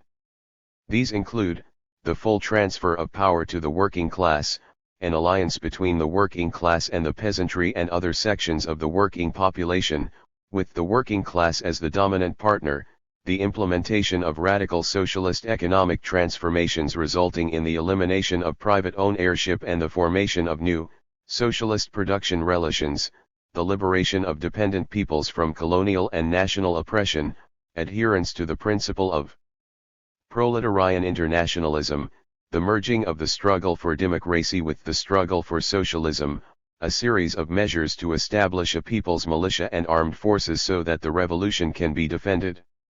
It should be noted that this pattern of events can only emerge and develop if guided and directed by a proletarian party. The party and the struggle to found the Soviet state. A situation of bitter class conflict and internal and external bourgeois counter-revolution meant that the monolithic unity of the party was a prime necessity. It was essential to ensure that the natural and inevitable differences of Op. 146 on certain issues did not weaken the party or lead low-size Zion. Sadly, not all were able to withstand the trials of revolutionary struggle. Kamenev, Zinoviev, Volkov, and certain others took fright at political responsibility and simply lost their grip in the complex and painful post-revolutionary situation. They preached the establishment of a homogeneous socialist government that would include Mensheviks and social revolutionaries. The party did not allow itself to be led by the opposition, despite their threats to withdraw. The party immediately replaced those who withdrew with resolute and consistent revolutionaries. This consolidation of the party helped to ensure its success in establishing a new state apparatus, a new, proletarian, power. In late December 1917, in his own private notes entitled From a Publicist's Diary, Lenin wrote, "To raise the very lowest strata to making history, raising the very lowest strata to historical creativity was the purpose of the October Revolution, a purpose that lay at the heart of the first measures taken by the Soviet government. The first task to be solved was that of drawing the broad masses into the running of the state. A state is strong when the people are politically conscious. It is strong when the people know everything, can form an opinion of everything and do everything consciously. Representatives of the people, of the working masses, moved into the most important sections of state activity. They governed and learned how to govern at the same time. Lenin encouraged them, and also appealed for caution. Difficulties may crop up at the start, due to inadequate training. But the art of practical government, which has been monopolized by the bourgeoisie, must be mastered. 2 We are not utopians, he asserted. We know that an unskilled laborer or a cook cannot immediately get on with the job of state administration. 3 The task of Soviet power is to create the prerequisites for developing the abilities of the workers, for raising the level of their activity, education, and culture. By drawing millions of representatives of the working class into the running of the stale, the revolutionary power became a genuinely proletarian power, the state of the dictatorship of the proletariat. Lenin constantly pointed out that the proletarian power must be able to defend its gains, that the revolution must be able to defend itself, answering the counter-revolutionary violence of the bourgeoisie with the revolutionary violence of the workers. With this purpose in view, Soviet People's Courts and a workers' militia were established. The All-Russia Extraordinary Commission was formed to fight counter-revolution.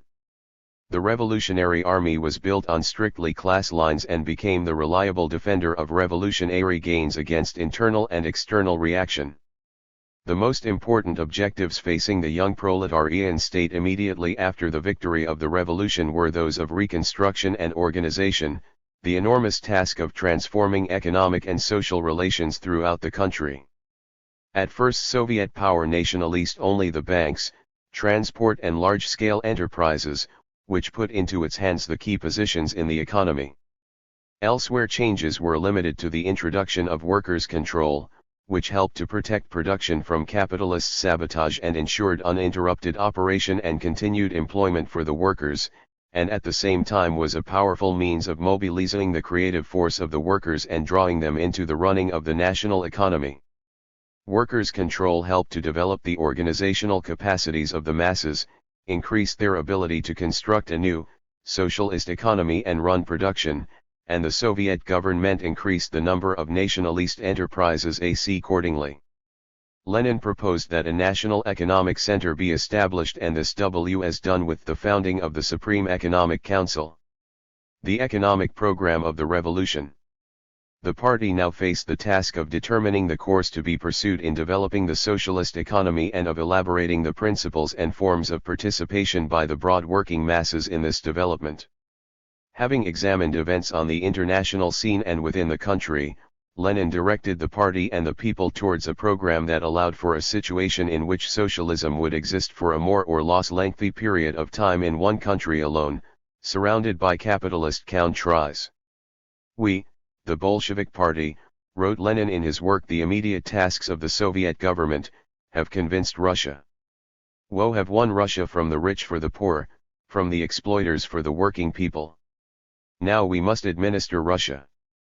And the whole peculiarity of the present situation, the whole difficulty, lies in understanding the specific features of the transition from the principal task of convincing the people and of suppressing the exploiters by armed force to the principal task of administration. One further explaining the essence of this transition, Lenin wrote, up to now measures for the direct expropriation of the expropriators were in the forefront. Now the organization of accounting and control in those enterprises in which the capitalists have already been expropriated, and in all other enterprises advances to the forefront. 1. The objective of perfecting the system of accounting and control over the forms of economic management and of rising productivity requires the appropriate conditions and methods. For Lenin, this meant the raising of the educational and cultural level of the mass of the population, the raising of the working people's discipline, their skill, the effectiveness, the intensity of labor and its better organization. 3. Lenin put forward the organization of competition as the best means of achieving these ends. In his opinion, competition was not only a means of raising productivity, but also a means of teaching the workers how to run economy by enabling them to understand the role of their labor in the economy of the country as a whole, and thus enabling them to take a wider, a state-orientated view of affairs. Competition operates like a school in which everyone, on the basis of publicity and a business-like approach, has the opportunity to learn from leading workers and the best examples of the organization of labor. Here the workers are actually drawn into collective activity directed at transforming social relations. It is a school of socialist collectivism, providing cultural, moral and political education, a school that trains new, proletarian specialists. This was the wide-ranging and forward-looking approach to the question of competition. Lenin's plan for organizing socialist competition involved one other important factor that reflected the specific conditions of that period. Speaking of the necessity of organizing matters in such a way that the comparison of the business results of the various communes may become a matter of general interest and study, Lenin instructed that the most outstanding communes may be rewarded immediately. Here one can clearly see the principle of a material interest in labor.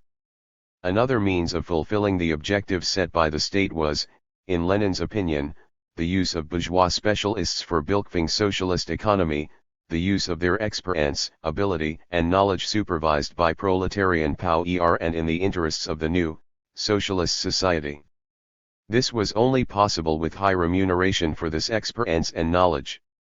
Now we have to resort, commented Lenin, to the old bourgeois method and to agree to pay a very high price for the services of the top bourgeois experts. Lenin considered this to be a retreat, a step backwards, but a step that had to be taken to preserve the power of the working class, to gather strength and then prepare a new offensive. By directing the bourgeois elements, using them, making certain partial concessions to them, we create the conditions for further progress that will be slower than we at first anticipated, but surer, with the base and lines of communication better secured and with the positions which have been won better consolidated.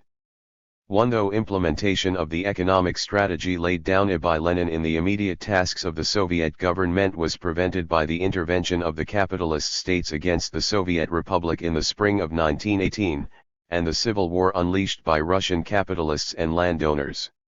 Special measures had to be taken to counter the menacing military situation. These measures were to be known as war communism. Among the most important of these measures was the surplus food appropriation system, according to which the peasant supplied fixed quotas of grain and fodder to the state. The decree on surplus food appropriation was adopted in January 1919, and worker food detachments were sent out into the villages to ensure its implementation. This measure determined the economic policy of the party in the countryside throughout the Civil War. The principles for constructing a socialist economy and state put forward by Lenin in his work The Immediate Tasks of the Soviet Government served as the basis for the policy pursued by the party after the Civil War and are of truly world historic significance. The revolution and the strategy of peaceful coexistence that the first act of the Soviet government should be the adoption by the Congress of Soviets of the Decree on Peace, put before it by Lenin on November 8, 1917, is highly symbolic.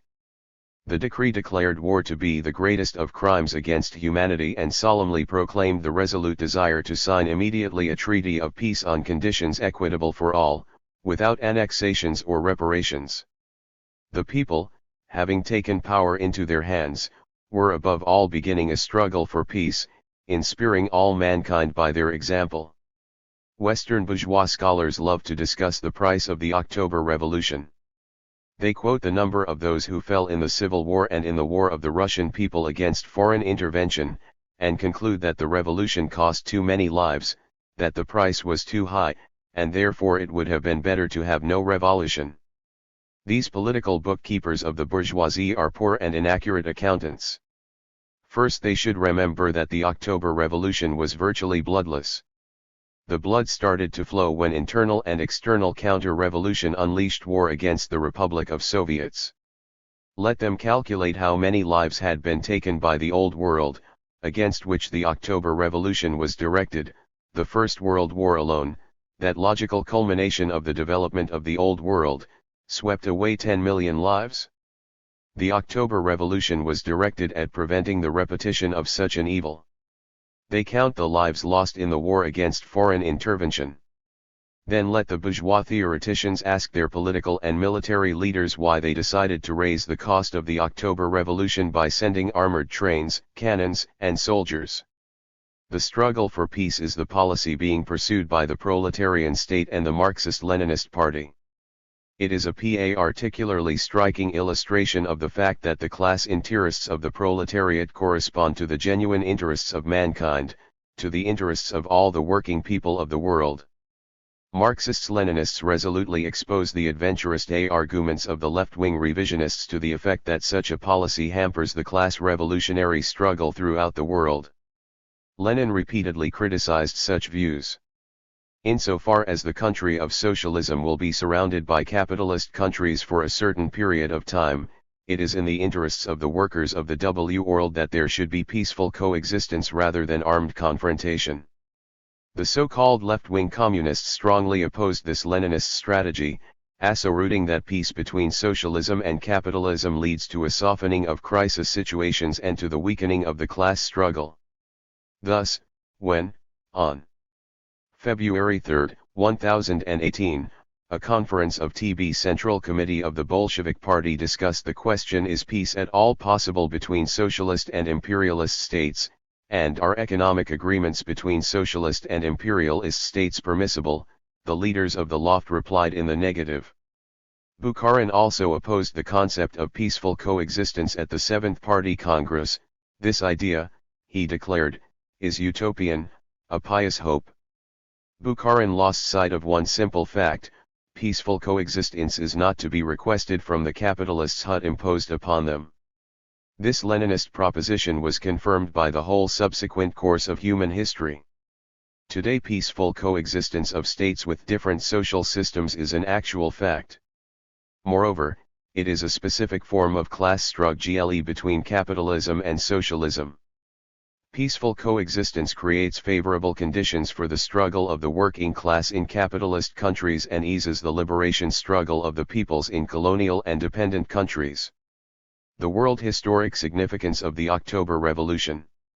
The prehistory of human society accordingly closes with this social formation, one wrote Marx prophetically. The true history of man begins with the victory of the socialist revolution, which eliminates private property, exploitation, and the crippling social division of labor, allowing men's as yet undisclosed abilities to develop. The achievement of this exploit of human emancipation is the task allotted to the working class.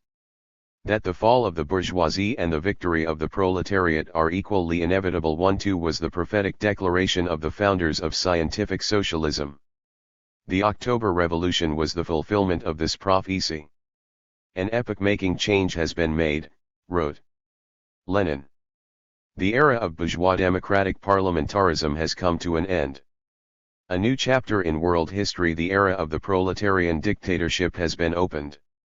One with the victory of the Great October Socialist Revolution, a new social system was born. Though October Revolution was the most palpable and irrefutable evidence of the profound truth of Marxism-Leninism, a turning point in the history of mankind. Russia showed in practice that the proletariat, allied with the working masses and led by the Marxist-Leninist party, was able to overthrow the political power of the bourgeoisie and establish its own power. This was an inspiring example for the working class of the world, and in this Lenin saw the world historic significance of the October Revolution. Further analyzing the international significance of the October Socialist Revolution, Lenin revealed both the force of its impact on every country throughout the world and also stressed that the repetition of the main features of the revolution on an international scale was a historical inevitability. In what does this influence chiefly consist, and what are the main features that must inevitably be repeated? First of all, the victory of the October Revolution caused a radical change in the world's social structure. The world was divided into two opposing parts. This allowed the international working class to move forward in its revolutionary struggle by providing it with a solid and reliable base, the rapidly developing country of socialism. Communist parties appeared in the capitalist countries and united together in the Communist International, the leader of the International Revolutionary Proletariat. The main task facing the Communist parties at that time was to avert intervention against the country of Soviets, strengthen party ranks and prepare the masses for revolution. The October Revolution had a tremendous impact upon the national liberation movement among the oppressed peoples of colonial and dependent countries. An important law was discovered: this movement could only achieve genuine and stable success if supported by the international proletariat. Only in direct association with the revolutionary struggle of our Soviet Republic against international imperialism. 1. In this new situation, at a time when the national liberation movement was gathering momentum, Lenin formulated two major theoretical propositions: the necessity of international unity and close cooperation among all revolutionary movements, and the possibility of the backward countries moving to socialism bypassing capitalism. With the help of the victorious proletariat in other countries, Lenin declared, the backward countries can pass through certain stages of development, to communism, without having to pass through the capitalist stage. 1. 2. The October Revolution has certain essential features whose repetition is inevitable in any socialist revolution. The October Revolution solved the problems of the country in which it occurred, but these were problems created by the social development of the whole of mankind. The October Revolution cleared the way for their solution, and also, therefore, for the creation of a new type of civilization. The October Revolution put an end to the exploitation of man by man, eliminated private ownership of the means of production, replaced economic anarchy with a scientifically planned economy, and inaugurated social equality. The October Revolution also enriched mankind with the experience of intellectual and cultural emancipation. The Cultural Revolution was the natural continuation in our country of the economic and political revolution. The October Revolution also brought with it an answer to one of the most painful and dramatic questions of human history, the nationalities question. For the first time the peoples of former Tsarist Russia had the opportunity to make a historic choice and acquired the right to determine their own destiny. The October Revolution pointed the way to socialism for all mankind. Every country that adopts to go this way solves its own problems while nonetheless repeating the features inherent to socialist transformation. The sum total of experience in the development of world socialism provides convincing evidence, among other things, of the following: the question of power continues to be the main issue in a revolution.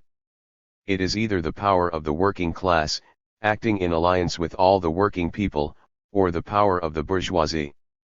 There is no third possibility.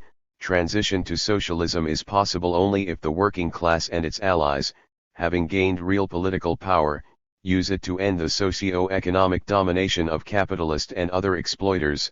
Socialism can be victorious only if the working class and its vanguard, the communists, are able to inspire and unite the working people as a whole in the struggle to build the new society, to transform the economy and all social relations along socialist lines. Socialism can consolidate its position only if the working people's power is capable of defending the revolution against any attacks by the class enemy. 1. 12. Lenin's plan for building socialism in the USSR. The new economic policy. The main objectives and ways of socialist construction were elaborated by Lenin prior to the revolution, in such works as The State and Revolution, The Impending Catastrophe and How to Combat It, Can the Bolsheviks Retain State Power? And others. Following the revolution, in works such as The Proletarian Revolution and The Renegade Koskaya, The Immediate Tasks of the Soviet Government and others, Lenin developed and clarified his earlier propositions in the context of the new situation and the new prospects it offered. Foreign intervention and civil war obliged the party and its leader to pay great attention to the armed defense of the socialist revolution and the adaptation of its economic policy to the demands of war. In 1920, when the main counter-revolutionary forces were virtually defeated, Lenin switched his party and state activity to the organization of socialist construction. His plan for building socialism in the Soviet country becomes more detailed, more comprehensive, more concrete, serving as the guide to action for the Bolshevik Party and the entire nation. From the beginning of 1921, the Soviet Republic was increasingly engaged in peaceful economic activity, and it became clear that the policies of war communism were not appropriate for peacetime. The leveling of pay rates was seriously hampering productivity and it was necessary to make use of material incentives. However, it should be noted that, while drawing the party's attention to the need to use economic methods, Lenin in no way discarded the enthusiasm of the masses, born of the revolution and op-ed during the period of war communism. The new economic policy, giving due attention to the principle of material incentives, brought about a radical change in relations both in the town and the village. Moreover, strengthening the economic and, therefore, the political alliance of the working class and the peasantry, the town and the village, was the central aim, or, to quote Lenin, the highest principle of the dictatorship of the proletariat.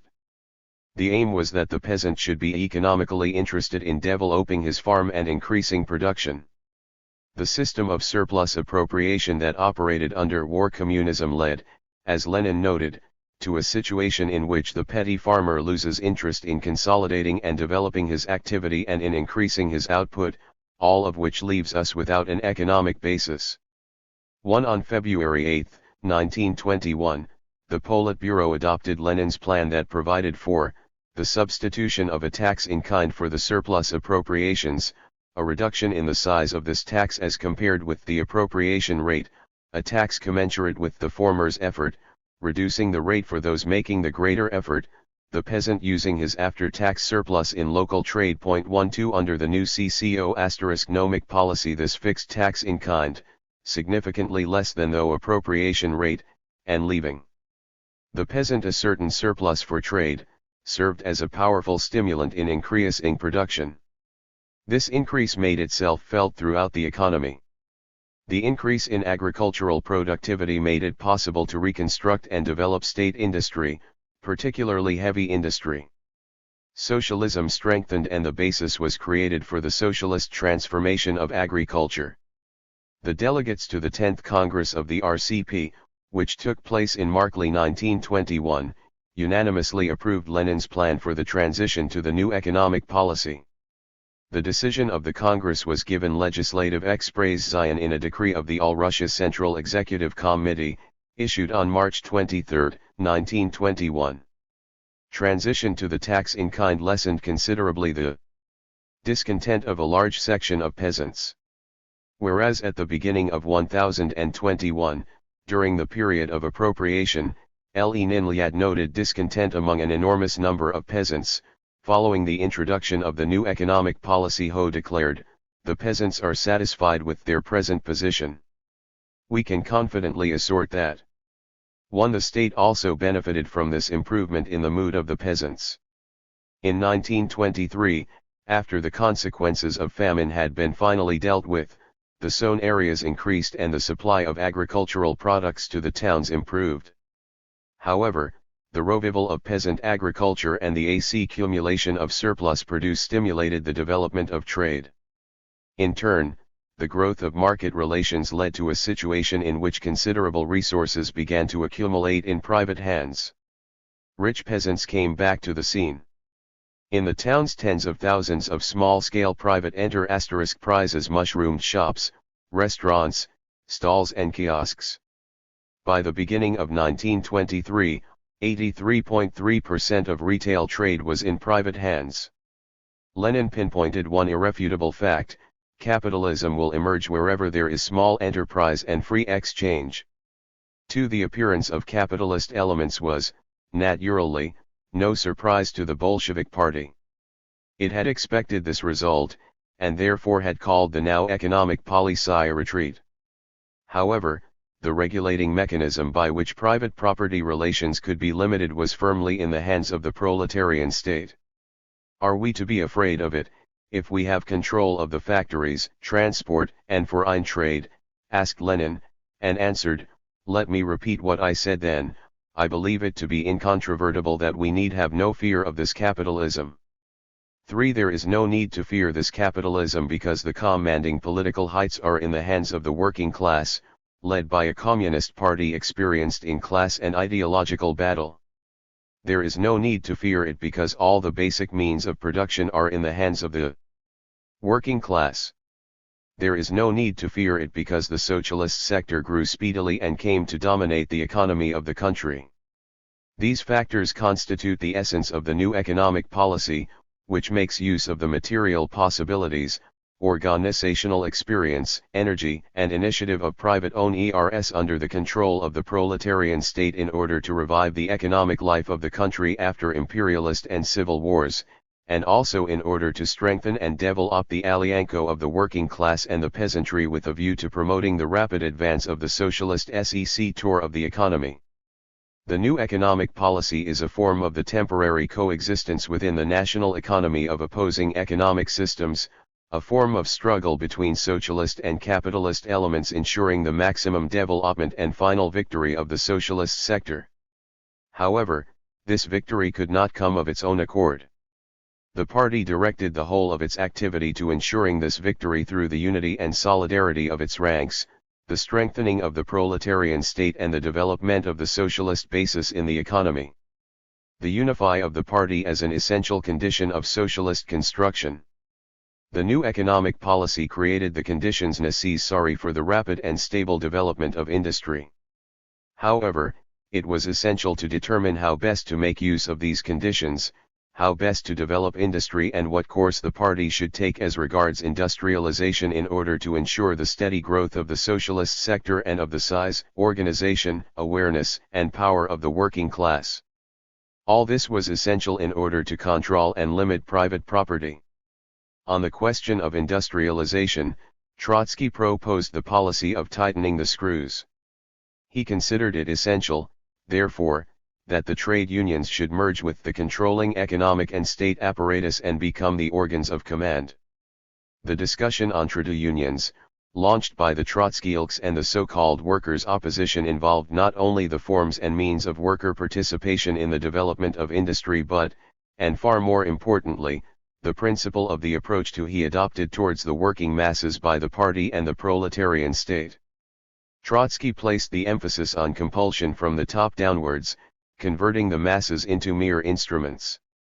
The other extreme was represented by the workers' opposition, who proposed to end the involvement of stale organs in the economic life of the country and transfer all control over industry to the trade unions, to the All Russia Congress of Producers. The slogans of the workers' opposition turned out, in effect, to be a call for taking away control over the economic life of the country from the party which had clearly demonstrated its decisive and guiding role in the whole activity of the Soviet Republic. Lenin resolutely opposed both tendencies. His approach, supported by the 10th Congress of the RCP, consisted of the following: retention by the party of the leading role in economic construction, rejection of dictatorial methods in mass organizations, the utmost development of these organizations as a training ground for the working masses in the practical running of the economy. It was then that the now famous slogan "The trade unions are the school of communism" first began to spread. Having settled this issue in principle, the Congress turned its attention to the manner in which the pre-Congress discussions had taken place.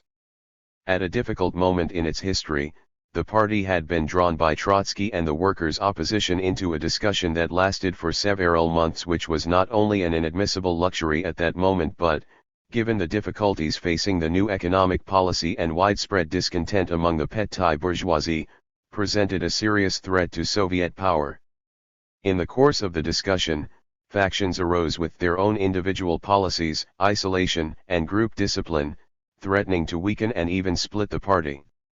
In view of the urgency of the situation, Lenin put before the 10th Congress a special resolution entitled "On the Unity of the Party," which declared, "The Congress instructs that all groups, without exception, that have formed on one or another policy platform immediately disband, and orders all organizations to vigilantly guard against any factional activity. Failure to obey this resolution of the Congress will result in unconditional and immediate expulsion from the party." It must be noted that the resolution on the unity of the party in no way prohibited debate or impeded criticism and self-criticism, as opponents of Leninism allege. On the contrary, the resolution demanded that constructive criticism be actively encouraged. Rather, the resolution saw debate and criticism of miscalculations and errors as a means of developing and improving the party's policies and consolidating its ranks, and not as an activity leading to the destruction of its unity. Only thus, drawing strength from its collective wisdom and solidarity of its members, was the party able to lead the country towards socialism in the first difficult years of Soviet power. Goel wrote the program for building the material basis of socialism. The essence of the party's economic policy at the period was to subordinate all economic relations, including the market relations that had lately arisen, to one state plan. The planned development of the economy on a nationwide scale was carried through in the interests of the whole people, this being one of the main and essential characteristics of socialism. The Bolshevik Party had started work on the plan to develop the material base of socialism as early as 1920, on the instructions of Lenin. At the Third Congress of the Communist International, Lenin had spoken of the main objectives of this plan. A large-scale machine industry capable of reorganizing agriculture is the only material basis that is possible for socialism. Large-scale industry based on the latest achievements of technology and capable of reorganizing agriculture implies the electrification of the whole country. 111. Pointing to large-scale machine industry based on electrification, Lenin had indicated the central feature of the Stalin plan, and it is therefore clear why Lenin and the leadership of the Bolshevik Party placed such importance on developing the plan for the electrification of the entire country. Hence also the profound significance of Lenin's famous formula, communism is Soviet power plus the electrification of the whole country. Lenin wrote, "If we have electrification within 10 to 20 years, there is nothing to fear from the individualism of the small farmer and his unrestricted trade in local exchange. If we have no electrification, a return to capitalism is inevitable in any case." 1-2 Following Lenin's ideas, the 14th Congress of the Party, which took place in December 1925, after Lenin's death, elaborated a comprehensive program for industrializing the whole country. The last works of Lenin on the main tasks of socialist construction.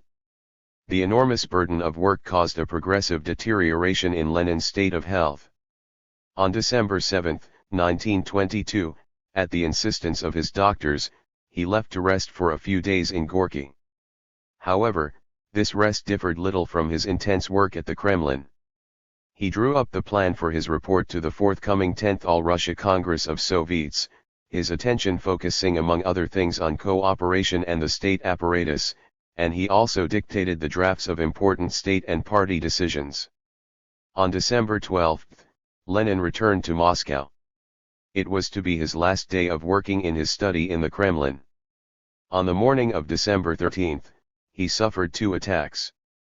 It was only with greatest difficulty, reads the medical report, that Vladimir Ilyich was persuaded not to speak at any meetings and to refrain from all work for the present. Ho finally consented and said that today Li would begin to wind up all Li's affairs. On the evening of December 5, in a letter to the members of the Central Committee, Lenin wrote, "I have now finished winding up my affairs and can leave with my mind at peace." That night he suffered another severe attack that lasted over half an hour. In the days that followed his condition grew worse. On December 23, Lenin asked his doctor for permission to dictate to his secretary for 5 minutes, as one issue was troubling him and Li feared Li would not be able to sleep. He sent for Ma Volodicheva to dictate her a letter to the Congress. This was the first part of his famous letter to the Congress. The next day he expressed the desire to continue with the dictation of what Li called his diary. This diary became, in effect, Lenin's political testament, how we should reorganize the workers' and peasants' inspection, and better fewer, but better. Lenin's testament is a summary of the experience accumulated during the enormous reconstruction carried out after the October Revolution, the clear-cut guidelines for socialist construction in the USSR, and a strategic plan for the development of the worldwide liberation movement. Below are the main propositions contained in these works. The country of the Soviets has all that is necessary and in sufficient quantity for the building of a socialist society. It is precisely this thesis that has been most disputed by the opponents of Leninism. On the eve of the revolution, Plekhanov wrote in the newspaper Yedinstvo that Russia was not sufficiently developed for socialism, that it lacked the objective economic prerequisites for socialist construction and that, therefore, the main problem of the day was developing the productive forces on the capitalist basis. And now, in January 1923, 5 years after the victory of the October Revolution, Lenin reads the same evaluation of the possibility of constructing socialism in Russia in the recently published notes of N. Sukhanov. Illy's objection was sharp and decisive. Lie did not deny that the level of development of the productive forces in Russia was insufficient to permit the immediate creation of a socialist society. Me also did not dispute that the creation of socialism required a cultural level not yet attained by the majority of the workers in Russia. What he disputed was that these prerequisites must, as the Mensheviks hold, always and everywhere be created on a capitalist basis, under a bourgeois state system. In Russia, Lenin argued, it was possible to create the fundamental requisites of civilization in a different way from that of the West European countries.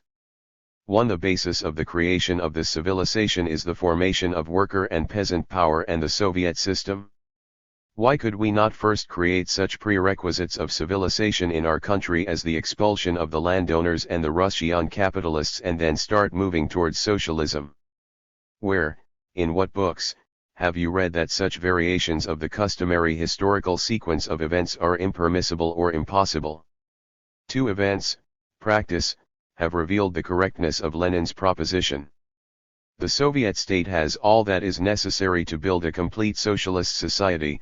3. Political power in the hands of the working class and a level of economic development sufficiently high for moving towards socialism, having as a guide a carefully tested political strategy.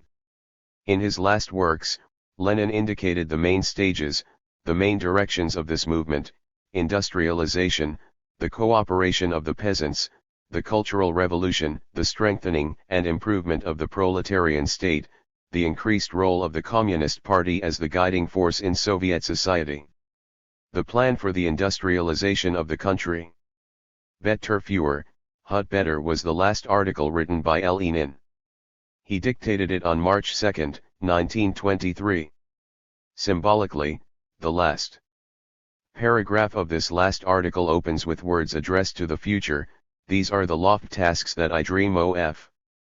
The last work written by Lenin is a noble and beautiful dream. It is also a particular type of dream, typical of Lenin, that is, one that does not build castles in the air, but is rooted in reality, perceiving its basic tendencies and developing them, following their logic into the future. Such noble yet realistic dreams accompanied all of Lenin's activity, and he bequeathed them to those who shared his beliefs, to his party colleagues. The Goal-Row plan, developed by the party on Lenin's suggestion, was just such a dream, as was also his plan for industrialization. Lenin linked organically the task of developing large-scale machine industry and the task of preserving the firm alliance of the working class and the peasantry on a socialist basis. For this reason, Lenin elaborated a policy for expanding the socialist elements in the village and indicated the path to socialism for the peasants. These ideas are most fully expressed in his work on cooperation. The cooperative plan for reconstructing the life of the peasantry on a socialist basis. The country of Soviets faced a serious problem: how to transform a scattered, individual peasant agriculture into a large-scale, collectivist agriculture based on large farms and enterprises. Lenin replied that it was necessary to accustom the peasant to collective, cooperative principles of work in one form or another. Cooperative forms of activity should be developed. Cooperative labor is, of course, still not socialized labor. It occupies the middle position between the private and the socialized. Its advantage lies in the fact that, by combining the personal interest of the peasant with the collective interest of all the members of the cooperative, it allows the peasant to become gradually accustomed to collective forms of labor and to master them. For this reason, cooperation is, for the peasant, a simple, accessible form of the transition to collective, socialized production. If the whole peasantry had been organized in cooperatives, wrote Lenin, we would by now have been standing with both feet on the soil of socialism. 1. Lenin saw nil-round support for cooperation as one of the main tasks of the socialist state. Ty wrote, a number of economic, financial, and hankering privileges must be granted to the cooperatives. This is the way our socialist slate must promote the new principle on which the population must be organized. Hence the conclusion, and give end social ownership of the means of production, given the class victory of the proletariat over the bourgeoisie, the system of civilized cooperators is the system of socialism. One in his last article, on cooperation, he elaborated his program for the development of cooperation among the rural population as the basic means of moving towards socialism in an agrarian country. Lenin also underlined that industrialization and cooperation were linked to two further tasks. The first is to reorganize our machinery of state, and the second is the cultural revolution. But the organization of the entire peasantry in cooperative societies, Lenin emphasized, cannot, in fact, he achieved without a cultural revolution. 1. To improving the apparatus of the proletarian state. In the letter to the Congress, How We Should Reorganize Workers and Peasants Inspection, and Better Fewer, Hut Better, Lenin laid down a number of measures to reorganize and improve the existing apparatus of government, and in particular its leading organs. First, to do a thorough job of improving our administrative machinery and to prevent conflicts between small sections of the CC from acquiring excessive importance for the future of the party. Lenin proposed an increase in the number of Central Committee members to a few dozen or even 100. 3. Although this is important, it is only the quantitative aspect of the improvement of the structure of the Central Committee. The other aspect is its qualitative improvement, from which social strata and groups should this increase come? The answer is precise: from experienced workers. Lenin indicated another important instrument to be used by the Central Committee in its activity and whose tasks were to include a systematic improvement of the state apparatus. This is a party-state organ created by merging the Central Control Commission and the Workers' and Peasants' Inspection. The new organ would thus combine the revolutionary enthusiasm and determination of the workers with the experience and knowledge of specialists qualified in administration. Lenin suggested that the now organ have 300 to 500 members, closely linked to the working masses on the one hand, and to a network of institutes researching into administration and labor organization on the other. Such an organ could then undertake the exceptionally important and responsible task of controlling the work of all states and party organs without exception, from the highest to the lowest, and could also organize theoretical research into the operation of the state apparatus. Lenin considered the education of a new type of administrator to be as important as reorganization. In his opinion, these new administrators must be men for whom WC can vouch that they will not take the word for the deed, and will not utter a single word that goes against their conscience. They should not shrink from admitting any difficulty and should not shrink from any struggle in order to achieve the object they have seriously set themselves. One as important as a high level of professionalism and knowledge are such qualities as general culture and education, consideration for others, the ability to come into contact with people, politeness, and avoidance of administration by mere injunction. Such qualities are by no means trifles, as Lenin repeatedly pointed out in his letter to the Congress. The Cultural Revolution. Lenin constantly emphasized that the above tasks necessary for the building of socialism could not be carried through without a cultural revolution. Strictly speaking, wrote Lenin in his work on cooperation, there is only one thing we have left to do, and that is to make our people so enlightened that they understand all the advantages of everybody participating in the work of the cooperatives, and organize this participation. 1. 2. The conclusions are of enormous theoretical and practical significance. But the organization of the entire peasantry in cooperative societies cannot, in fact, be achieved without a cultural revolution. In our country, political and social revolution preceded the cultural revolution, that very cultural revolution which nevertheless now confronts us. 1. According to Lenin, one of the major tasks of the cultural revolution is to ensure that the broad masses of the people get acquainted with everything of value in bourgeois culture so that it can be used in the interests of socialism and in the interests of the final victory of the revolution. Capitalism, wrote Lenin, provides culture only for the minority. We must build socialism out of this culture, We have no other material. He continued, we must take the entire culture that capitalism left behind and build socialism with it. We must take all its science, technology, knowledge, and art. Without these we shall be unable to build communist society. 1. Communism must take up and develop all the cultural wealth that mankind has accumulated down the centuries. Hence the famous words from Lenin's speech, the tasks of the youth leagues: you can become a communist only when you enrich your mind with the knowledge of all the treasures created by mankind. 3. Hence Lenin's famous slogan, study. This slogan, which is so popular today, sounded strange for the youth of the 20s when the youth and many others believed that they, the victors in the great battle with the exploiters, have nothing to learn from the old culture. Lenin stressed that the communist can only build a communist society on the basis of a modern education. Without the latter, communism will remain merely a pious wish. 4. Following the path indicated by Lenin, the working masses, led by the party, mastered the cultural wealth created by the past generations, created a people's intelligentsia and became involved in cultural creativity, strengthening the friendship of the peoples of the Soviet Union. The question of establishing a multinational Soviet state and the nature of the relations and links between its nations was always at the center of Lenin's thoughts. He believed that only the closest possible alliance of the Soviet republics could guarantee their survival while surrounded by capitalist states, restore the productive forces that had been ruined by imperialism, and ensure the material well-being of the workers. Such an alliance would make it possible to establish one socialist economy developing according to a common plan. 1. A well-considered, skillful solution of the nationalities question in the country of Soviets was all the more essential as it would be of truly world historic importance. Lenin consistently applied and defended the principle of the rights of nations to self-determination.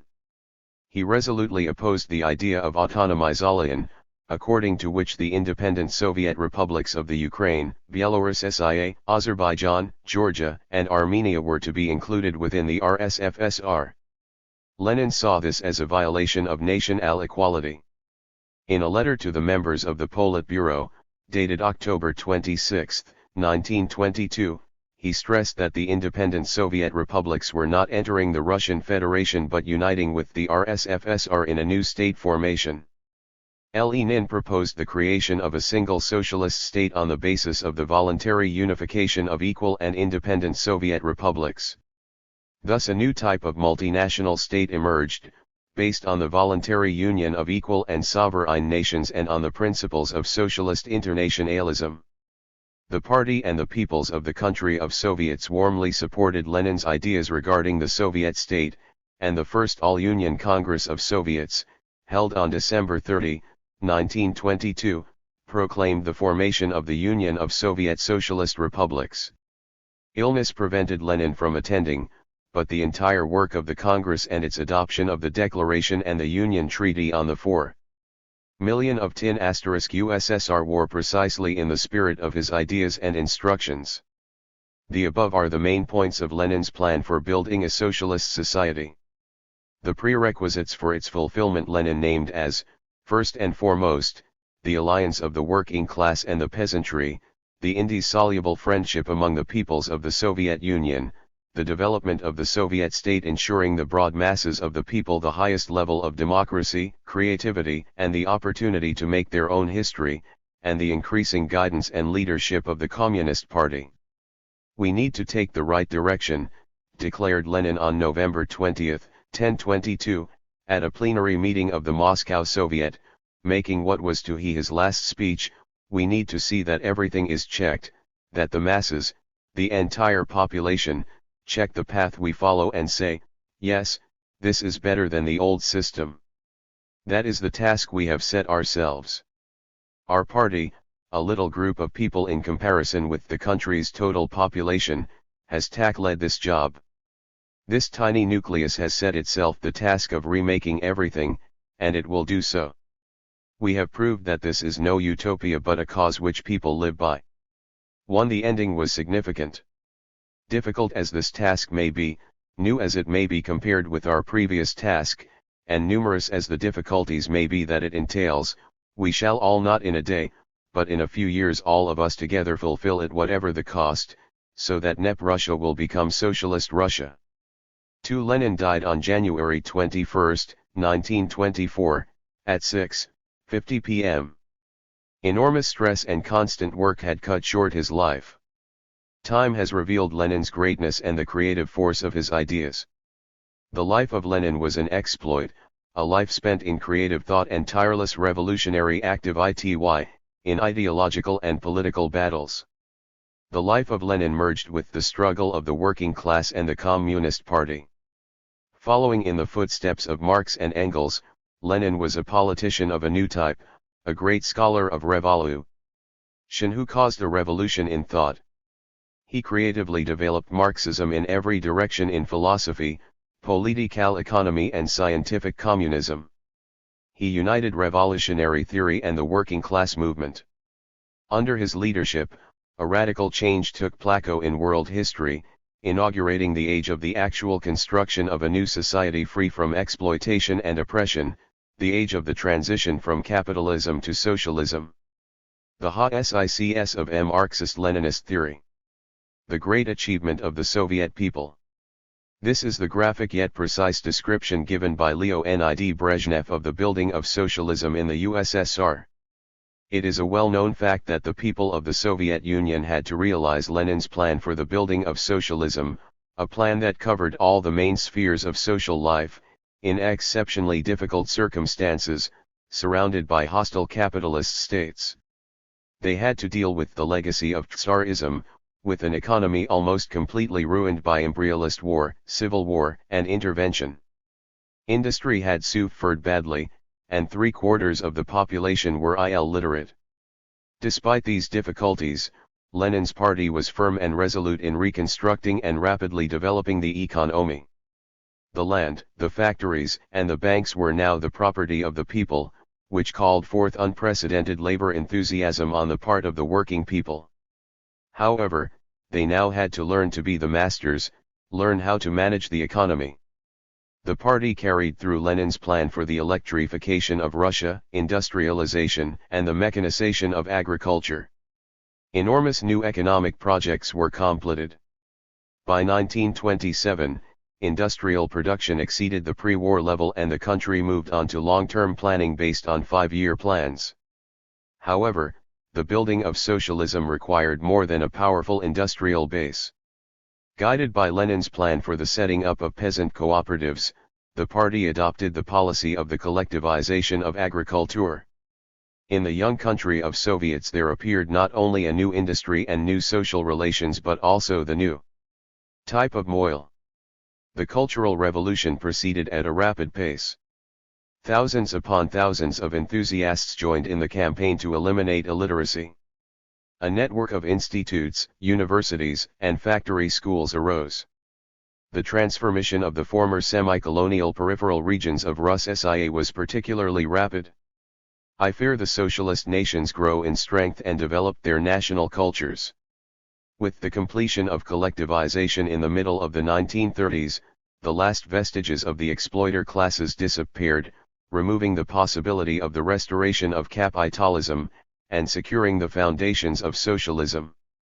This meant that the transitional period from capitalism to socialism had ended and a socialist society had been built that now had to develop and improve in every direction. The treacherous attack by Nazi Germany interrupted the peaceful work of the Soviet people. In a long war, the most painful in human history, the Soviet people achieved a feat without parallel. Not only did they defend their own freedom and independence, but also made a decisive contribution to saving mankind from Nazism. Next came the difficult and tense post-war years of Cold War and atomic blackmail. During these years the shattered economy was once more restored and new targets reached in social, economic, scientific, and technological development. The building of socialism signified a radical change in the social structure of society. The exploiter classes disappeared. With every year the alliance of the working class, the collectivist peasants and the new socialist intelligentsia grew in strength. Such ills as famine, poverty, exploitation, unemployment, and illiteracy, typical of capitalist society, were eliminated once and for all. For the working people, socialism threw open the doors to knowledge and culture, and created unlimited possibilities for the development of science, putting it to the service of the people. What had once been only a dream, the equality, brotherhood, and indissoluble, multinational unity of the peoples of the Soviet Union had become a fact. The experience of building socialism fully confirmed the belief of the founders of scientific communism, namely, that the destruction of the old world, the suppression of the opposition of the exploiter classes, and the building of a new 173. Society can be achieved by the working people only if they are led by the Communist Party and only by using the powerful weapon of the proletarian state. The achievements of the motherland of the October Revolution are convincing evidence of the fact that socialism has secured an unprecedented role of progress in all spheres of social life. The fact that under socialism the people are themselves the masters of their destiny and build their own happiness has given rise to unparalleled driving forces of social progress unknown in any other social system. This is shown by economic development in the USSR. Over the last quarter of a century, the main branches of the Soviet economy have developed 2 to 3 times more rapidly than those of the US economy, the leading capitalist power. The whole history of the Soviet Union is striking proof of Lenin's prophecy that only socialism will be the beginning of a rapid, genuine, truly mass-forward movement, embracing first the majority, and then the whole of the population, in all spheres of public and private life.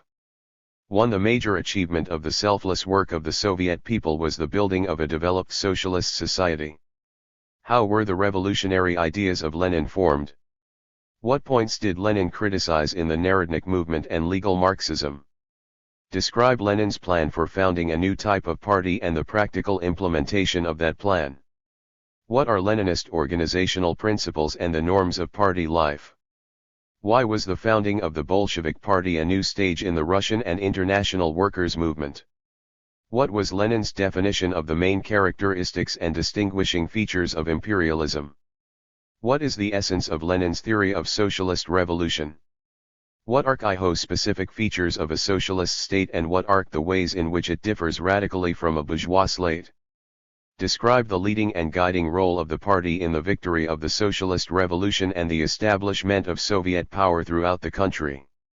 What is the world historic significance of the Great October Socialist Devolution? Describe Lenin as the founder of the Soviet state. Describe the essence and significance of the party's new economic policy. What is the basic content of Lenin's plan for building socialism in the USSR? Tknin lim and to til, Triomno of M alt x ni, Anglide. Part 3. The Leninist policy of the CPSU for building communism. 13 Lenin's ideas realized in the building of developed socialism in the USSR. Developed socialism as a natural stage on the path to communism. In 1967, in his speech to mark the 50th anniversary of the Great October Socialist Revolution, Leonid Brezhnev declared that a developed socialist society had been built in the Soviet Union. This means that the economic, scientific, and technological potential of the Soviet Union is greater than ever before. Never has its defense been so strong and reliable, never have there been such favorable conditions for solving the tasks in the name of which the revolution was carried through, raising the living standards of the people, expanding socialist democracy and catering for the all-round development of the individual. In describing contemporary social processes, it is impossible not to look back at the sources of Marxist-Leninist theory. Nor is this merely a formal tribute to the founders of scientific communism. It is well known that the present cannot be understood without looking at the past, and this is all the more true when one is speaking of theoretical propositions of principle. It will be remembered that Marx distinguished 2 phases of the communist formation: the first phase of communist society, which we call socialism, and the higher stage, which is communist society. At the same time, Marx theoretically substantiated the universal and essential laws governing the building of the new society, which manifest themselves differently at different stages of the historical process. Theoretically, it was clear that the transition from capitalism to communism would take a long period of time, the new society developing stage by stage. However, it was virtually impossible to know in advance what these stages would hold in fact, and therefore Marx and Engels did not attempt to provide a detailed account of the movement towards communism. They considered that the general theory presents a general outline of the proletarian movement, while leaving its theoretical elaboration to be guided by the needs of the practical struggle. The founders of Marxism clearly expressed their view that socialism would not be a brief stop on the way to communism, but a particular and fairly lengthy stage of development gradually coming to maturity. Working in now historical conditions, Lenin enriched and concretized the Marxist teaching on the development of the communist formation. The leader of the revolution, possessed of enormous powers of scientific prophecy, was able to perceive in the first signs of socialism the mighty results they would yield, and to make a series of prognostications about the establishment and development of socialism which were later to be brilliantly confirmed. Lenin frequently used the expression a developed socialist society, by which he meant that the new society had a high level of progress and displayed in full the features and principles that correspond to the first stage of communism socialism. Lenin's theoretical outline of the stages of maturing socialism are of great practical significance today. Basing themselves on these ideas and summarizing the experience of building the new society, the CPSU and other communist and workers' parties in the socialist community have defined the basic objectives and tasks in developing and consolidating socialism. From the beginning of the 1960s, Lenin's concept of a developed socialist society has been part of the program documents of the Communist Parties. The meeting of representatives of communist and workers' parties noted that some socialist countries had already begun the building of a developed socialist society. The 24th Congress of the CRSU confirmed and theoretically substantiated the conclusion on building developed socialism in the USSR, formulated in 1907. The 25th Congress of the CPSU made a major contribution to the Marxist-Leninist theory of developed socialism, further expanding and concretizing the earlier propositions on mature socialism. It provided a comprehensive description of the stage and formulated the tasks to be completed for its further improvement in various spheres of social life. The experience of the Soviet Union, followed by that of the fraternal socialist countries, showed that the creation of the foundations of socialism still did not make it possible to start immediately upon the transition to communism. Victorious socialism must, as the founders of Marxism-Leninism foretold, pass through various stages of development, and only a developed socialist society provides the opportunity of advancing to the construction of communism. At this stage, the socialist structure reveals ever more fully the advantages of its socio-economic and political organization, its genuine democracy and the corresponding cultural development of the individual. The essence of developed socialism. As has already been noted, socialism emerged triumphant in the Soviet Union in the 1930s. This new society had been created on the basis of what had remained of Tsarist Russia and still bore the birthmarks of private ownership.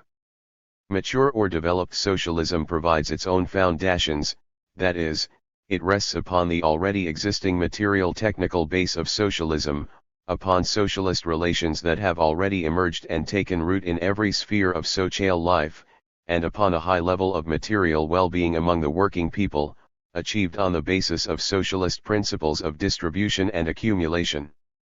To use the definition given by Leonid Brezhnev, one is that stage writes they constitute an economic community exact on the socialist method of production, which presupposes that all the working people share the same economic interests.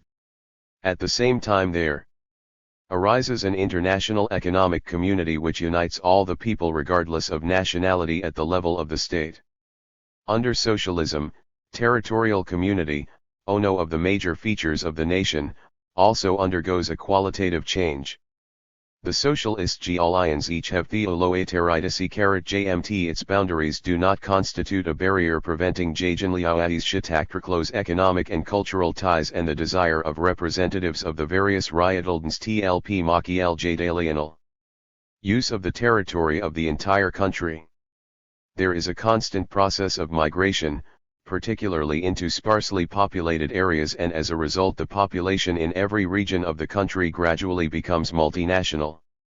In his article The Discussion on Self-Determination Summed Up, Lenin wrote, "Socialism, by organizing production without class oppression, by ensuring the well-being of all members of the state, gives full play to the sympathies of the population, thereby promoting and greatly accelerating the drawing together and fusion of the nations."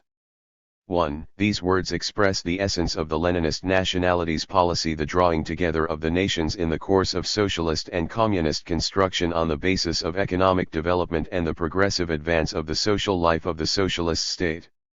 Under socialism, two tendencies are organically fused together: on the one hand the complete development of the best national characteristics and the originality of each national culture and way of life, and on the other the drawing together of the various nations and their mutual enrichment. The Soviet people as a historically new community. The emergence of the Soviet people following the Great October Revolution is a major event in modern history. During the years of socialist and communist construction in the USSR, a historically new community of people has arisen, the Soviet people, formed on the basis of the social ownership of the means of production, economic, socio-political, and cultural unity, the Marxist-Leninist ideology and the interests and communist ideals of the working class. This community, which was formed in a country with a multinational population, unites the working people of more than 100 different nationalities and ethnic groups. It formed and developed as a multinational and international community, and, therefore, the Soviet people constitute the first international socialist community. The Soviet international community is a striking example of the socialist international unification of peoples and of a genuinely Leninist solution to the nationalities problem. The unity of the Soviet people was most convincingly revealed in the heroic defense of the socialist motherland. The unity and friendship of all the nationalities and ethnic groups of the USSR stood the bitter test of the Second World War. The policy and strategy of Nazi Germany, aimed at dividing the Soviet nationalities, proved to be a serious miscalculation. Russians, Ukrainians, Belarusians, Kazakhs, Uzbeks, Georgians, and Latvians, all the peoples of the Soviet Union without exception, defended their homeland. This monolithic unity proved more powerful than any weapon. Soviet people of every nationality are united by the legendary exploits of the shock workers of the first 5-year plans and the labor epic of the restoration of the national economy after the war. The towns and villages, factories, and power stations that arose out of the ashes and ruins expressed the tested friendship of the peoples of the country of Soviets. The opening up of virgin land, the realization of building projects unprecedented in scale, the development of the northern and eastern territories are all the fruits of the combined labor of the Soviet people. The common traditions shared by all the Soviet people have been born in work and in battle. They are honored, treasured and augmented by representatives from every nation. This new form of community does not, of course, exclude distinctions between the nationalities. The different nationalities are not dissolved in the community, nor do they lose their independence. The increasing strength of the community represents their international unity as an integrated, living organism which does not exclude the national as such, but national limitation, narrowness, and isolation. It promotes the selection of all that is of cultural and intellectual value and encourages the appearance of progressive traditions and the manifestation of the host features of each nationality. The Soviet individual is not without feelings of national pride. He takes pride in the achievements of his own nation in material production, science, and culture. Such pride is natural.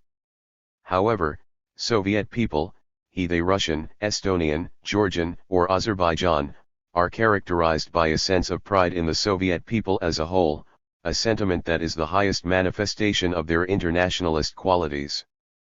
The formation of the Soviet people as a new, international community is an objective process that derives from the very development of the society and the socio-economic nature of the Soviet state. However, this community did not arise spontaneously but as a result of the enormous work done by the CPSU in carrying through the Leninist nationalities policy and educating the working people in the spirit of proletarian internationalism. The nationalities problem as it was bequeathed to the Soviet state by the pre-revolutionary past has been solved.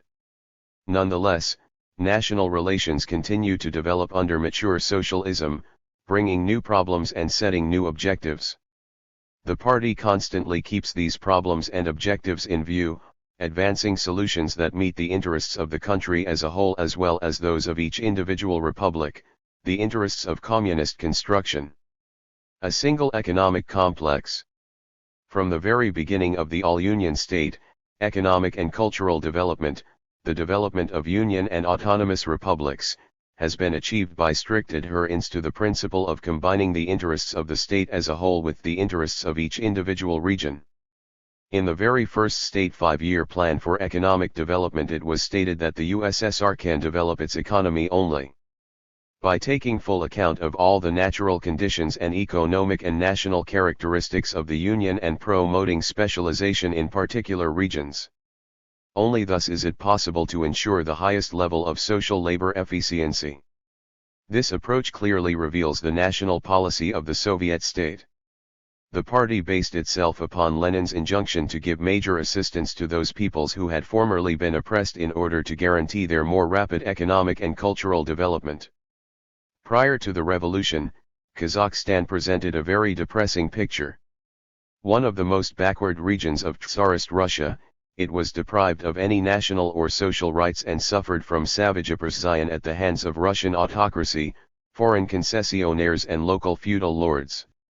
It is hard to imagine what would have been the fate of the Kazakh people without the October Revolution. The efforts made by the party to carry through Lenin's plan of socialist construction and the freighter NAL aid offered by all the peoples of the country brought about unprecedented changes in this region. Modern Kazakhstan is a highly developed industrial and agricultural republic that is making important contribution in the field of science and culture. The volume of industrial production has increased 223 times in comparison with the pre-revolutionary period. Similar successes have been achieved in Uzbekistan, Kyrgyzia, Azerbaijan, and all the other republics during the years of Soviet power. Today, the task of bringing all the republics up to the same level of economic development has largely been achieved. They all possess considerable economic potential, modern industry and large-scale, mechanized agriculture. Each is now able to contribute to the all-union purse. In other words, in developed socialist society, the economic base expands and the different nationalities prosper and draw closer together, all of which opens up before them new horizons for the future. The economy of the USSR, declares Article 16 of the Constitution of the USSR, is an integral economic complex comprising all the elements of social production, distribution, and exchange on its territory.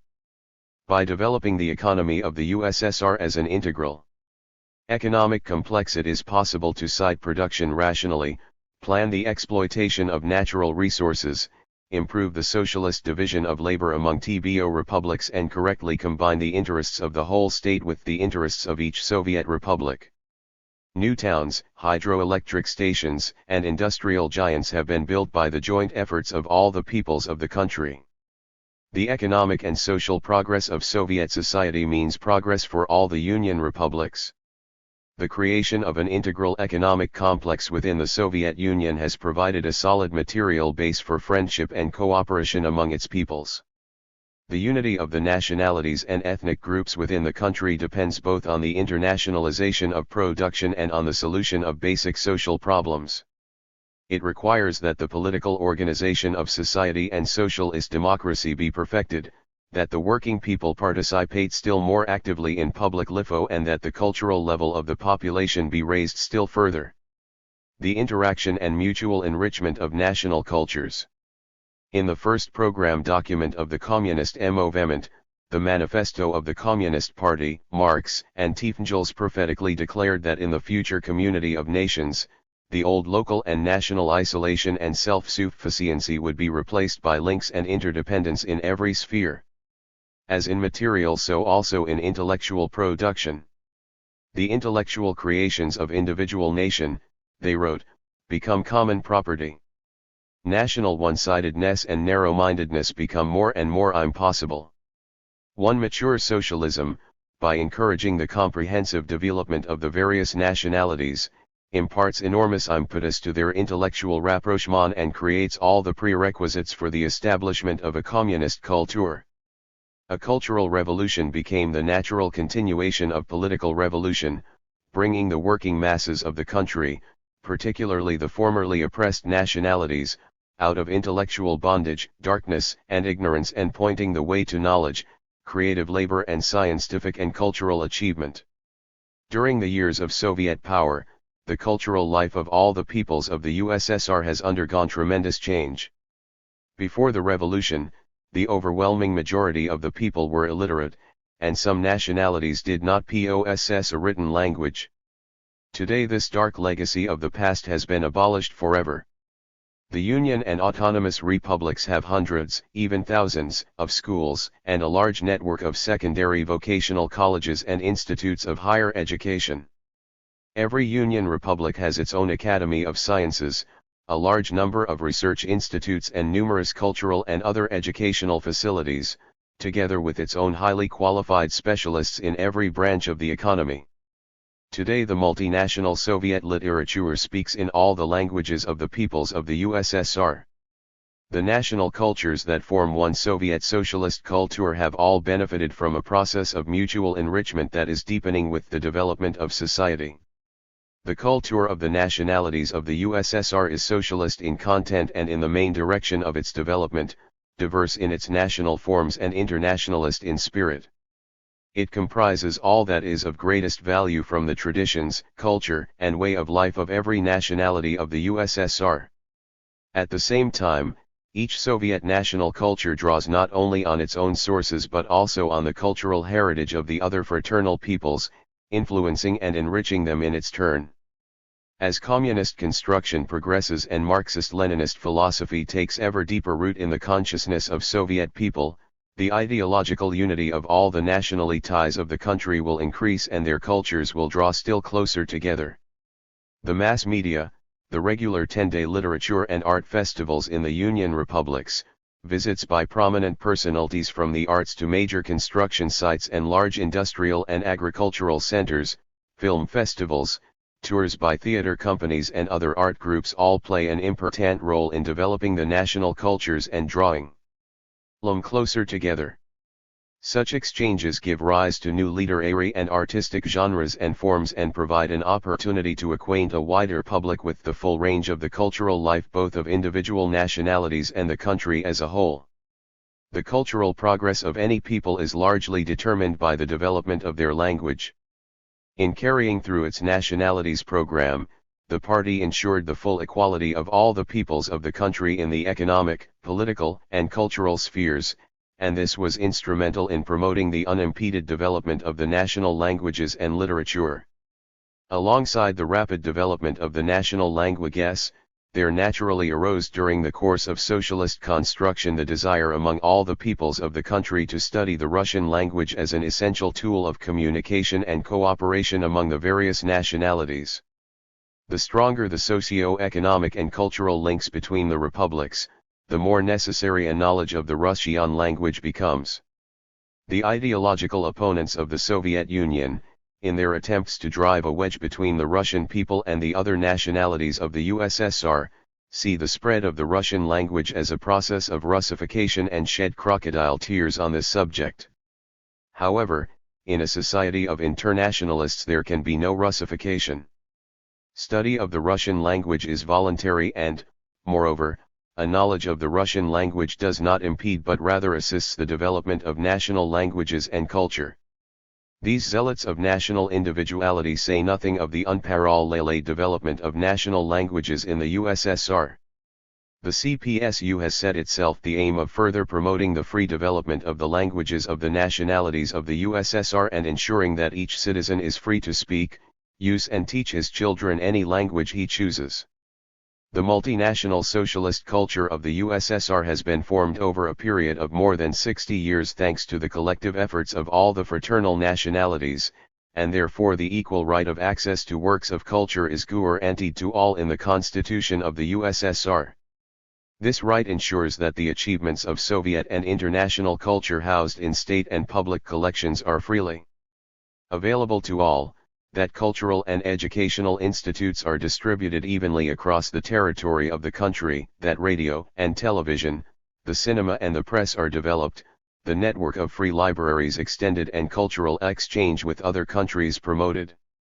Internationalism, the lodestar of the socialist nations. Foreign friends of the Soviet Union who come to know the Soviet way of life comment on the scale of the building program and on the successes achieved in the economy, in culture, and in education. They also speak of the friendship among the peoples living in the USSR as one of the striking features of the Soviet mode of life. Indeed, in which capitalist country can one see such close unity among different peoples, such selfless cooperation and mutual aid among peoples of different color, different traditions and different temperaments? In the USA, where the indigenous population, the Indians, have been rounded up in reservations where they are doomed to physical, intellectual, and cultural decay? In Great Britain, where civilized England for many years oppresses the Irish? In Canada or Belgium, where national enmity is constantly erupting? Nor is this surprising. Nationalism is the natural companion of the bourgeois style of life based on social injustice. One of the basic political principles, one of the basic principles of the communist morality of the Soviet people is internationalism. Under socialism, internationalism is the basis for promoting the development and union of all nations and nationalities.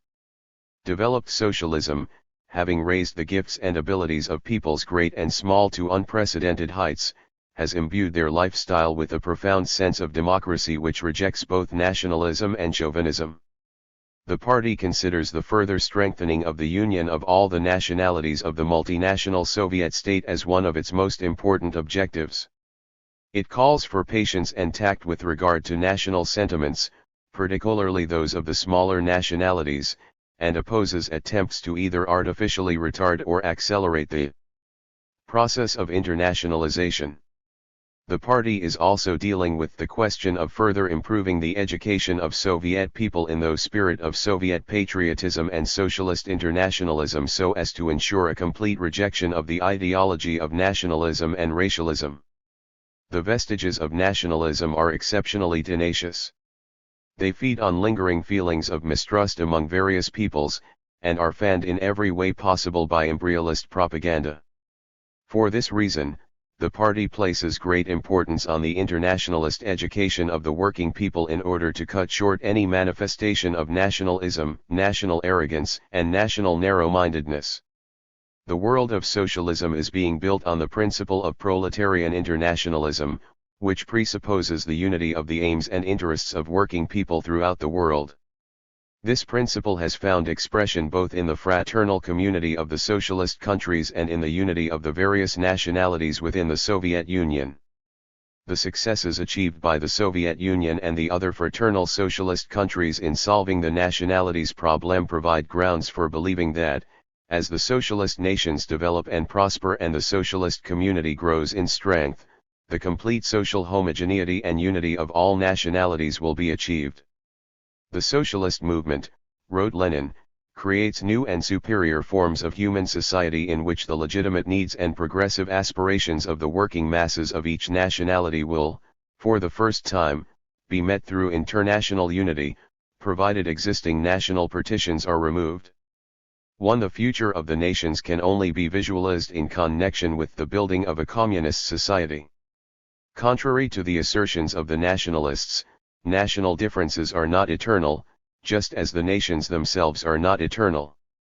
They arose during the formation of capitalist society. Under socialism, nations of a new type emerge and reveal all their potential. In developed communist society the nations will fuse together and linguistic and other national differences will disappear. The word democracy, which in Greek means the power of the people, was first coined thousands of years ago, and for thousands of years tens and hundreds of millions of people have fought and continue to fight to establish the power of the people themselves, a just and humane power. However, the word democracy acquired its true meaning for the first time only with the victory of the socialist revolution, as a result of the establishment of socialism. With the transfer of state power and the means of production into the hands of the working people, the workers, peasants, and the intelligentsia, the people themselves became masters of their own destiny and the principal architects of history. Although Soviet power is still young, it has proved capable of transforming over a short period of time the entire complex of social relations and of putting them on a democratic and just basis. Politics has become the affair of the masses, who now have the opportunity to decide all the most important issues of the state either directly or through their representative bodies. See under capitalism, the word democracy continues to shine as a mask for the exploiting classes. The bourgeois makes use of this word to retain power and control over the national wealth, to continue its plunder of the workers. Little is altered by the fact that the bourgeois slate officially proclaims the principles of equality and freedom, and is frequently obliged to accept the existence of opposition parties, including communist parties. The political domination of the bourgeoisie is maintained primarily by its ownership of the principal means of production and of the national wealth. It also controls the organs of state power. Therefore, even though most democratic bourgeois style is, in fact, the dictatorship of the bourgeoisie, a state in which the working masses are prevented from participating in the affairs of stale. Communists, as a consequence of the very aims that they pursue and the socialist nature of social production, are deeply interested in democracy. Lenin noted that the party could not inaugurate communism by decree. Communism will appear when the people themselves implement it as the creation of their intelligence and will. The objectives in building communist society, such as the all-round development of the individual, the elimination of essential differences between intellectual and physical labor, between town and countryside, and the transition to communist social self-government, cannot be reached by command from above but only by the direct participation of millions and millions of individuals. Equally important in this respect is the fact that socialism itself is impossible without democracy, without the active participation of the masses in the administration of state and public affairs. In a socialist society, as in any society, the development of the economic base and that of the political and ideological superstructure are closely interrelated. Socialist society is an integrated socio-economic and political system, and its successful operation and development is due not only to the advantages of the social nature of the socialist economy but also to the superiority of socialist political organization over bourgeois political organization, to the successful formation of the new man and the active participation of millions of workers in state and public management. On the basis of the first steps taken by Soviet power, Lenin declared that this is corroboration of one of the most profound and at the same time most simple and comprehensible precepts of Marxism. The greater the scope and extent of historical events, the greater is the number of people participating in them, and, contrariwise, the more profound the change we wish to bring about, the more must we raise an interest and an intelligent attitude towards it, and convince more millions and tens of millions of people that it is necessary. In the final analysis, the reason our revolution has left all other revolutions far behind is that, through the Soviet form of government, it has aroused tens of millions of people, formerly uninterested in state development, to take an active part in the work of building up the state. 1. Leninist policy of the CPSUFOLI building communism. The political system of socialist society. The political system of socialism, as has been shown by the many years of experience acquired by the Soviet Union and the fraternal socialist countries, constitutes a mighty force. It is a well-articulated system of supreme and local organs of political power, of government and management of society and the state, which incorporates the ideological and political vanguard of society, the Communist Party, together with the Soviets of People's Deputies, the trade unions, the Komsomol, the cooperatives, and other mass associations of the working people and work collectives.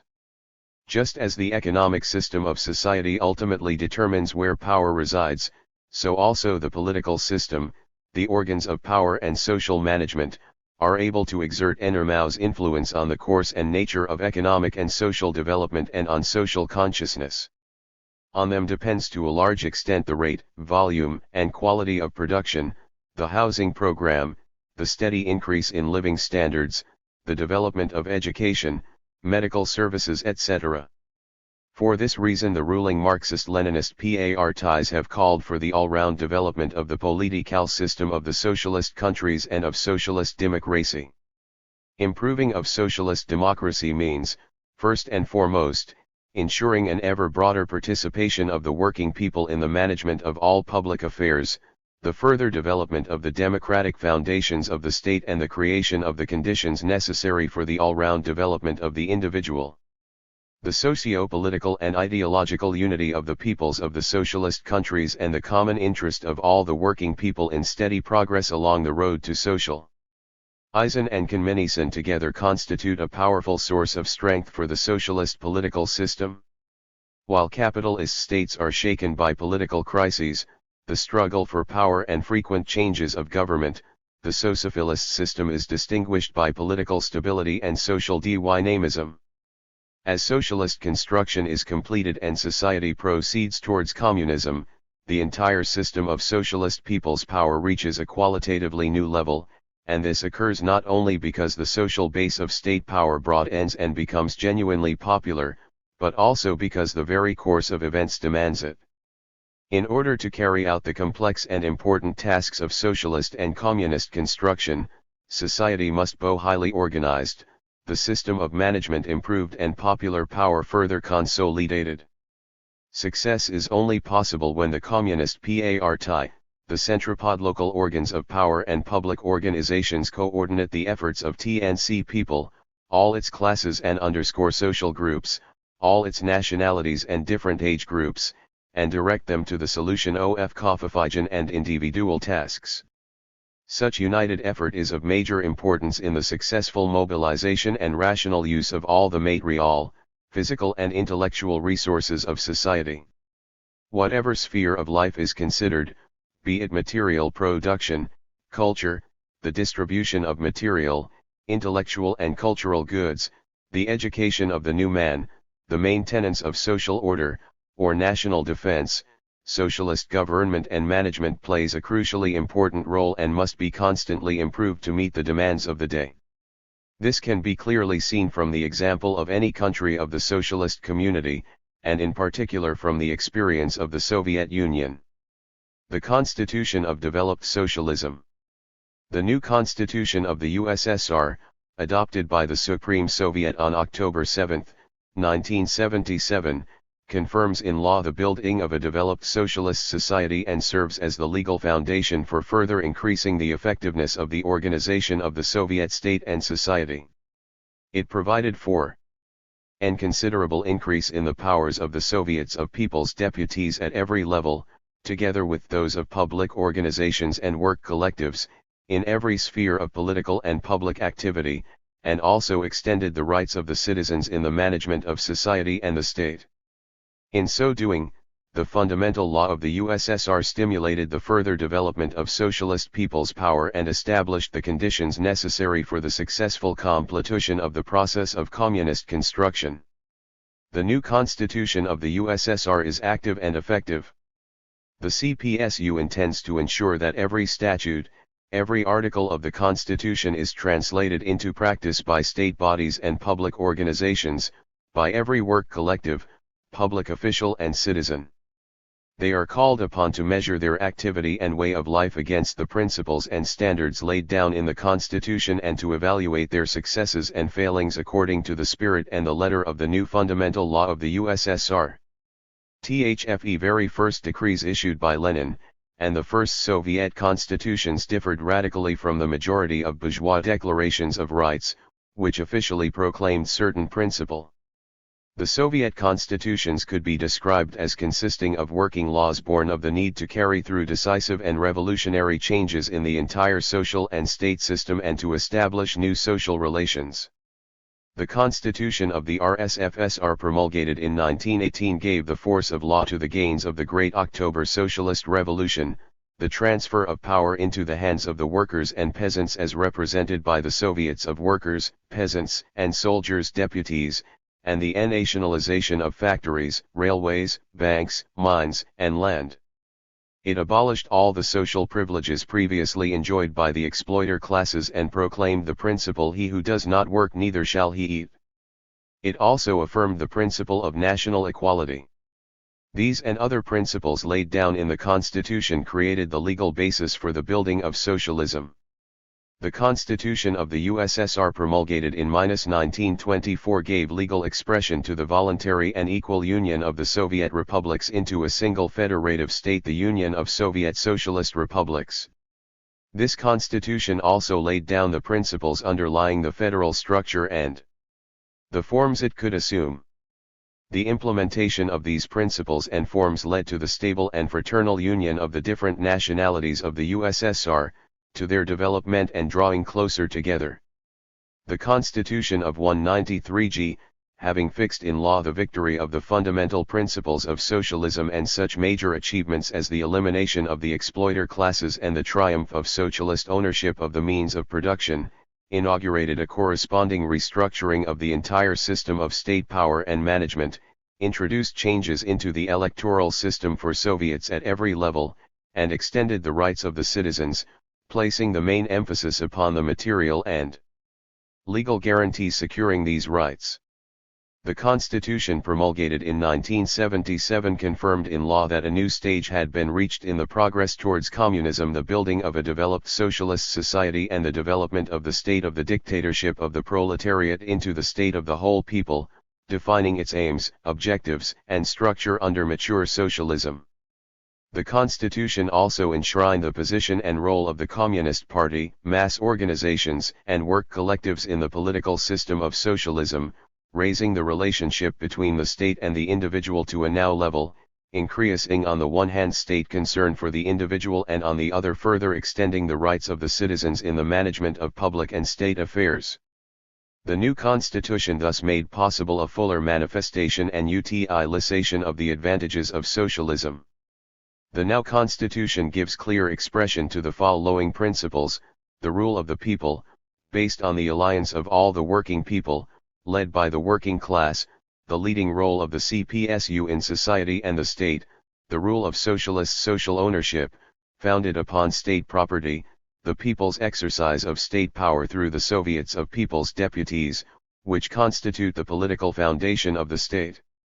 Other organs of state are under the control of and accountable to these Soviets, the organization of state and public life on the principle of democratic centralism, socialist humanism.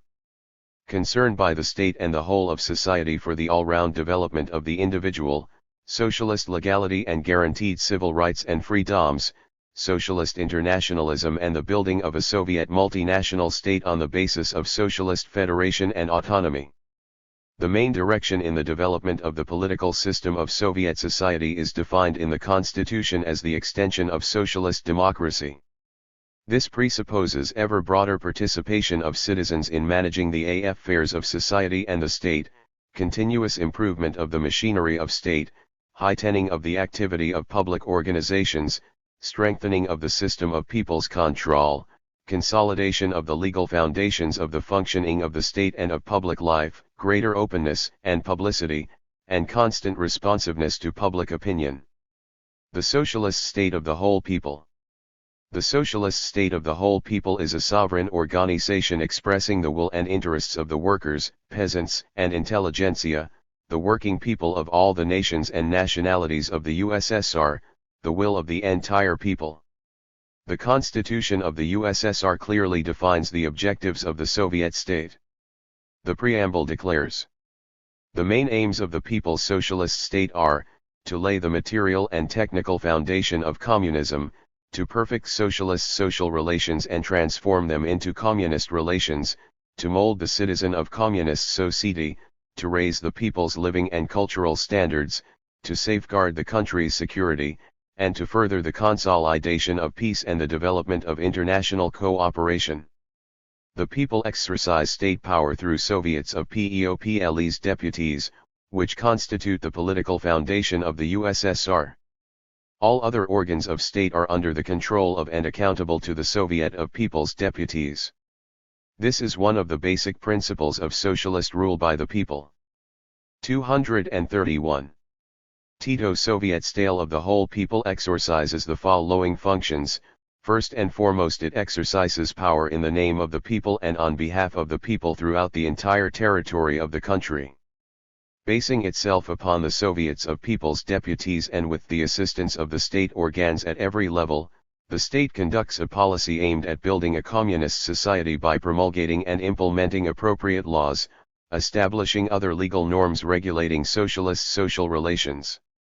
Another important function of the state is the economic and organizational function, i.e., economic control and management. In a socialist society, all the major means of production, all natural resources belong to the people, who are represented by the state. The land, mineral resources, waters, and forests are the exclusive property of all the people, who also own the basic means of production in industry, building, and agriculture, though means of transport and communication, the banks, the property of state-run trading enterprises and public utilities, and other state-run undertakings, the main housing fund and any other property essential to communist construction. Though scope and complexity of the economic and organizational function of those state can be judged by the fact that today the Soviet state manages an economy that is second in the world in terms of volume of production and which includes hundreds of thousands of large-scale industrial and agricultural enterprises. No other body is capable of replacing those organs of state in running the national economy. They have at their disposal a diversified apparatus of management and qualified staff in every branch of the economy. In the very first years of the Soviet state, Lenin declared that socialism is unthinkable without planned Stato organization which keeps tens of millions of people to the strictest observance of a unified standard in production and distribution. From then onwards, planning became an indispensable condition of socialist economic management. Principles of planned economic management formulated by Lenin have been further developed at the present stage. Planning has been put on a more scientific footing and coordination between the various branches of the economy has been improved and rationalized. Current economic plans are now worked out on the basis of the long-term plans for the national economy. Centralist planning is being more effectively combined with an extension of the rights of enterprises and groups of enterprises to exercise their initiative in solving practical problems. The main objective of the economic and organizational function of the Soviet state is to raise economic effectiveness and the quality of production by applying the achievements of scientific and technological progress, improving the forms and methods of economic management and extending socialist democracy within the national economy. The social function of the state has acquired unparalleled importance. Here the main objective is to ensure the full and consistent satisfaction of the growing material and intellectual and cultural needs of society and to regulate the measure of labor and consumption by consistent application of the basic principle of socialism, from each according to his abilities, to each according to his work.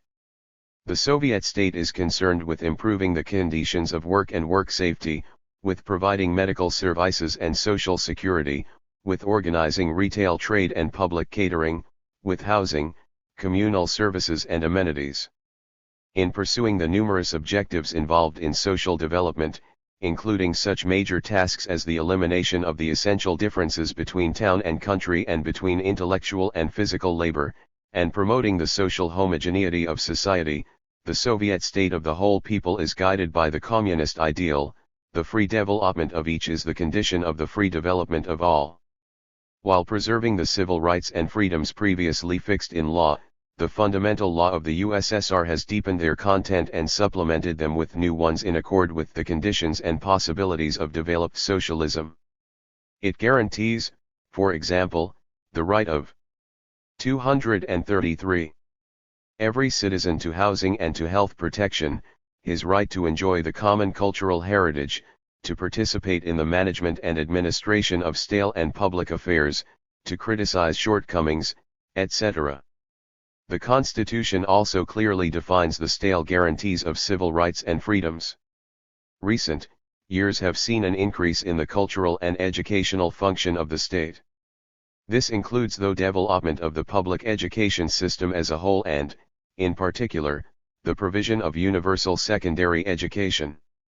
It also includes the provision of vocational training and specialized secondary and higher education. The state also concerns itself with the development of science, culture, and art, with setting up the necessary scientific and research institutes and assisting in the organization of their activity. The Soviet state gives every assistance to the development of literature and art, the theater, and the cinema. The manifold activity of the Soviet state is directed at creating favorable conditions for the all-round development of the individual and the education of its citizens in the spirit of socialist morality and communist ideals. The maintenance and consolidation of socialist legality and order continues to be one of the main functions of the state. A society built on the principles of justice and humanity cannot acquiesce to the violation of the norms that govern its life or to any encroachment upon the legitimate interests and rights of both citizens and the state. The rights and freedoms that obtain in a socialist state have nothing in common with the anarchist concept of absolute freedom. Socialist democracy cannot be implemented without strict discipline and the necessary maintenance of order. Naturally, therefore, the Soviet state cannot allow talk of freedom to be used to screen attempts to harm national interests or infringe upon the rights and freedoms of its citizens. For this reason it calls for the necessary order to be instituted wherever it is violated. For this reason the organs of state take the steps necessary to protect socialist property, the rights and legitimate interests of the individual and human dignity, pursue a policy of crime prevention and take firm measures to deal with swindlers, parasites, hooligans, and all those who encroach upon the property of the people or violate socialist law and order. The Soviet state operates according to the principle of equal rights and obligations for all its citizens. In according a wide range of rights and freedoms to its citizens, the socialist state requires that each respect the law, the national interests, the interests of individual work collectives and fulfill his obligations to society and the state. Strict adherence to the law and the fulfillment by every citizen of his obligations to society, the state, and the work collective is an indispensable condition of the normal functioning of the state and the economy. Attempts by bourgeois propaganda to present the struggle of the Soviet state to strengthen discipline and public order as a violation of human rights in the USSR appear ridiculous when viewed in the context of Soviet democracy. Such attempts have led rather to results contrary to those intended, revealing yet more vividly the social ills of capitalism itself. Another basic function of the Soviet state is to create favorable external conditions for the building of communism. This means ensuring the appropriate level of national defense, developing all-round cooperation with the countries of socialist community, pursuing a policy of peaceful coexistence with states having different social systems, conducting a consistent struggle for peace throughout the world and giving every assistance to the developing countries and peoples fighting against colonialism and neocolonialism. The functions of the Soviet state are characterized first and foremost by constructive activity, by the organization of the process of building communism. The task of suppressing the resistance of the exploiting classes ended with their disappearance, while those functions linked with the satisfaction of the constantly growing material and intellectual and cultural requirements of the Soviet people and the implementation and protection of human rights have undergone a broad expansion. The Soviet state relies in its activity upon methods of persuasion, organization, and material and moral incentive. However, the Soviet state, like any power, also uses compulsion, the binding force of its laws when necessary. The considerable prestige enjoyed by the Soviet state of the whole people springs from its truly popular nature, the correctness of its policy and the full support it receives from the people. The unity of all the classes and social. 235. Strata in Soviet society, of all the nations and nationalities of the USS-11, constitutes the solid social basis upon which rests the rule of the Soviet people. As has been already noted, the present need to preserve, strengthen, and develop the state is dictated by internal and external conditions in which Soviet society exists.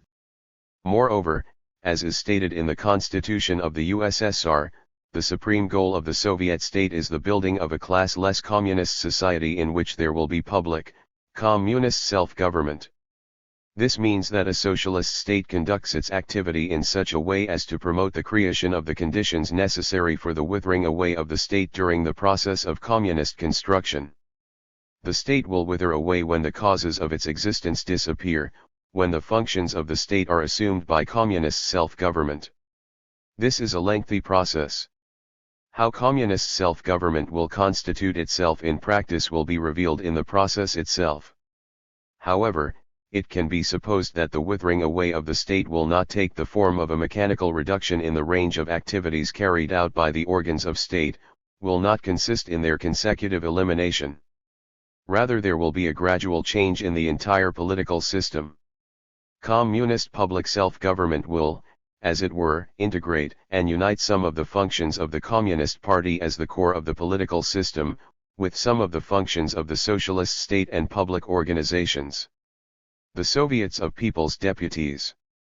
The central element of the entire political system of the USSR is, as has already been slated, the Soviets of PEOPLE's deputies, the most comprehensive and sovereign organization of the Soviet people. The Soviets combine together features of state and public organizations and have grown in political and organizational strength over the years of socialist construction, increasing their influence on various spheres of public life.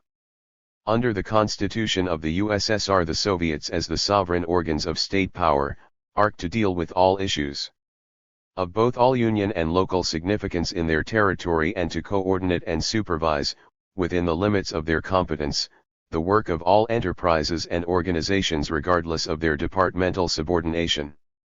The system of Soviets of People's Deputies in the USSR at present includes, the Supreme Soviet of the USSR, the Supreme Soviets of the Union Republics, the Supreme Soviets of the Autonomous Republics, and the Soviets of Territories, regions, autonomous areas, districts, cities, city districts, settlements, and rural communities.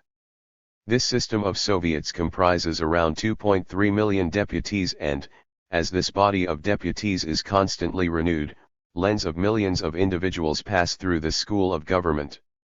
One of the distinguishing features of Soviet popular government is the fact that at every level, including that of the Supreme Soviet of the USSR, the majority of deputies are workers and peasants. This is not true of any bourgeois parliament. In recent years the number of women deputies has reached 49%. The deputies' educational level and competence have also risen. The Soviets are playing an increasingly active role in economic and cultural development, in raising living standards, in improving public services and amenities and strengthening socialist legality. The Constitution of the USSR declares that Soviets of People's Deputies shall direct all sectors of state, economic, and social and cultural development, either directly or through bodies instituted by them, take decisions and ensure their execution, and verify their implementation. 1. The Supreme Soviet of the USSR and the Supreme Soviets of the Union Republics are particularly active in the legislative sphere. Over recent years the Supreme Soviet of the USSR prepared and adopted, with active public participation, a whole series of legislative measures affecting important areas of social relations.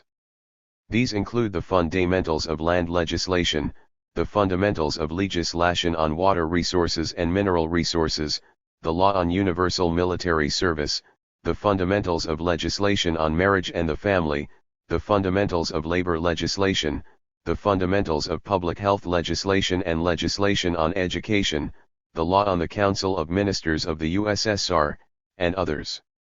Though Supremo Soviet of the USSR and Leo Supreme Soviets of the Union Republics have increased their control over the work of ministries and departments, the highest organs of state play a more important role in elaborating short and long-term stale plans, drawing up the state budget and supervising its implementation.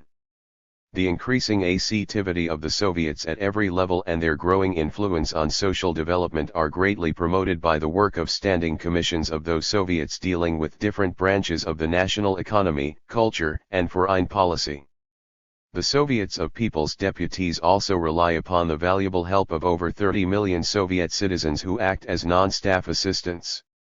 An important principle of socialist democracy is the accountability of the Soviets and their deputies and all organs of state authority and administration to the working people, and also the accountability of executive organs to the representative organs, the Soviets.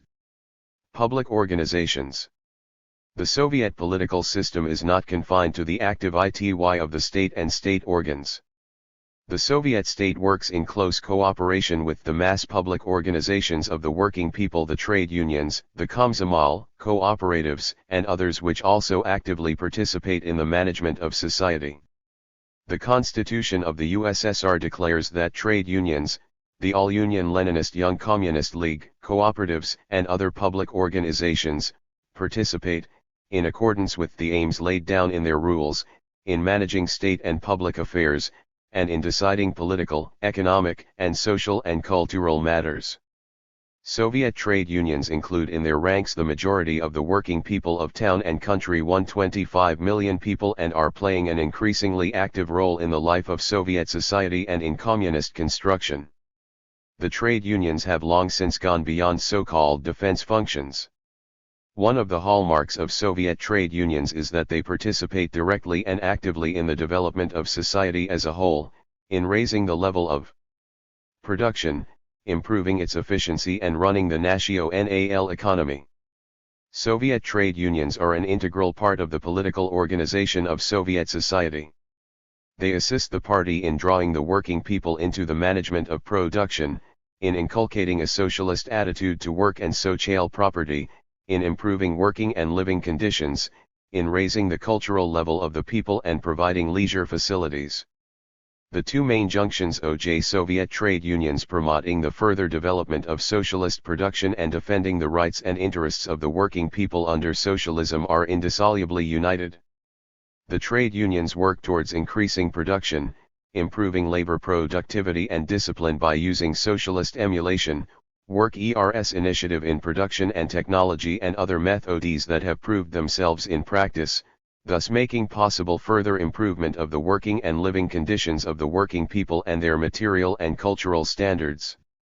Soviet trade unions have the right to represent their members before any organ of state in discussing questions concerning the organization of production and labor, social maintenance, and the provision of public services and amenities. They invariably participate in drawing up laws, directives, and collective agreements regulating conditions of work and leisure, manage the social maintenance system, ensure the observance of labor legislation and the rules and regulations governing safety and labor protection. Plans for developing production are drawn up and implemented jointly by the management and the trade unions, just as the appointment and dismissal of managerial staff directors, their deputies, chief specialists, workshop managers, etc., are consulted with them. The trade unions act decisively whenever the interests and social needs of the workers or the socialist principles of management are involved. They receive constant support from both party and state organs in defending the rights of the working people from abuses by individual economic administrators. The trade unions also work together with economic organs in carrying through measures to increase pay and salarial incentives and to improve the rate-setting system. They bear a large share of the responsibility for further improving working conditions by increasing the level of mechanization and automation, applying now technology, and ensuring adherence to the norms of hygiene at work. The trade unions do enormous and varied work in providing cultural and communal services and organizing holidays and leisure facilities for their members, and have at their disposal the necessary material resources and staff. Soviet trade unions, which use their extensive rights and opportunities to influence the organization of labor and production and to educate and develop the working people, constitute an important and effective part of socialist democracy. The Constitution of the USSR accords an important role in the system of socialist popular government to the work collectives. These collectives are the basic cell of the socialist organism, and assume an ever more prominent position in the socio-political life of the people, in promoting economic and social progress as the Soviet country develops. The elaboration of a general slate plan for the economic development begins at the level of the work collective, and on it depends to a large degree the efficiency of the enterprise, the particular branch of the economy and the economy as a whole. The functions of the work collective include the development of socialist emulation, the spread of advanced methods of work, the strengthening of labor discipline, the education of its members in the spirit of communist moral ity, promoting the level of their political awareness and raising their cultural and professional standards. The work collectives play an essential role in deciding state and local affairs and in production management, and they are widely represented in party and state organs up to and including the highest level. Highly effective forms of work collective participation in economic management have been developed, based on conferences of industrial workers, collective farmers, and white-collar workers, permanent production conferences, groups, and posts of people's control, etc. Millions of Soviet workers are thus educated in socialist management, become accustomed to management practice, learn to approach any issue from a national viewpoint and to use their abilities and initiative. The All-Union Leninist Young Communist League also plays an important role in Soviet society and the Soviet political system. It gives active support to the CPSU in its political leadership and education of the young generation and in drawing it into the work of creating the new society. If one remembers that a large proportion of the population of the USSR is under 30 years of age, that more than 30 million young people are working in the national economy and that the ranks of the working class and its vanguard, the Communist Party, are replenished largely from amongst the youth, the importance of the Komsomol in the development of Soviet society, both as a leader of the young and as an independent youth organization, is clear. The Komsomol has enormous potential and is making a major contribution to the common cause. Millions of its members are working in all the basic branches of the economy, in the cultural sphere and in state and public management. The right of the Komsomol to participate in the management of state and public affairs and in the solution of political, economic, and social and cultural questions is now recorded in the Constitution of the USSR. Members of the Komsomol and young people are active in all representative organs, including the Supreme Soviet of the USSR. Over 700,000 young people sit on trade union committees and 700,000 are deputies to the Soviets. Over 1 million Komsomol members participate directly in the work of the organs of people's control. The collective farms and other cooperative organizations constitute an important link not only in the Soviet national economy but also in the political system. The USSR has around 27,000 collective farms with over 14 million agricultural workers who produce roughly 40% of the total agricultural output. As voluntary and independent producers, cooperative organizations whose activity is based on socialist principles, the collective farms have proved themselves to be fine schools of public self-government.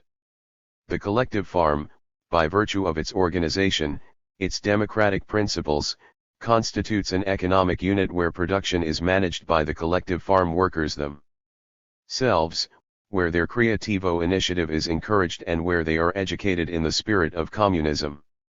Collective farm councils that have recently been established at district, regional, territorial and republican level, as well as at the center, have proved an effective means of ensuring collective farm democracy and participation in state affairs. These councils help to identify and take account of the interests of the collective farms and the specifics of the work and way of life of the collective farmers, and also help in carrying through a broad program of cooperation between collective farms and in directing collective farm development on the basis of a harmonious combination of collective farm and national, all-union interests. People's control. Lenin wrote that until the higher phase of communism arrives, the socialists demand the strictest control by society and by the state over the measure of labor and the measure of consumption. One acting on the basis of this Leninist principle, a principle vindicated by the whole development of Soviet society, an important place has been assigned to people's control within the Soviet political system, in the management of all state and public affairs. The core of the people's control system, which combines state and public control, are the groups and posts of PEOPLE's control. These are set up by work collectives on the basis of elections at all industrial enterprises, building sites, collective and state farms, institutes and organizations.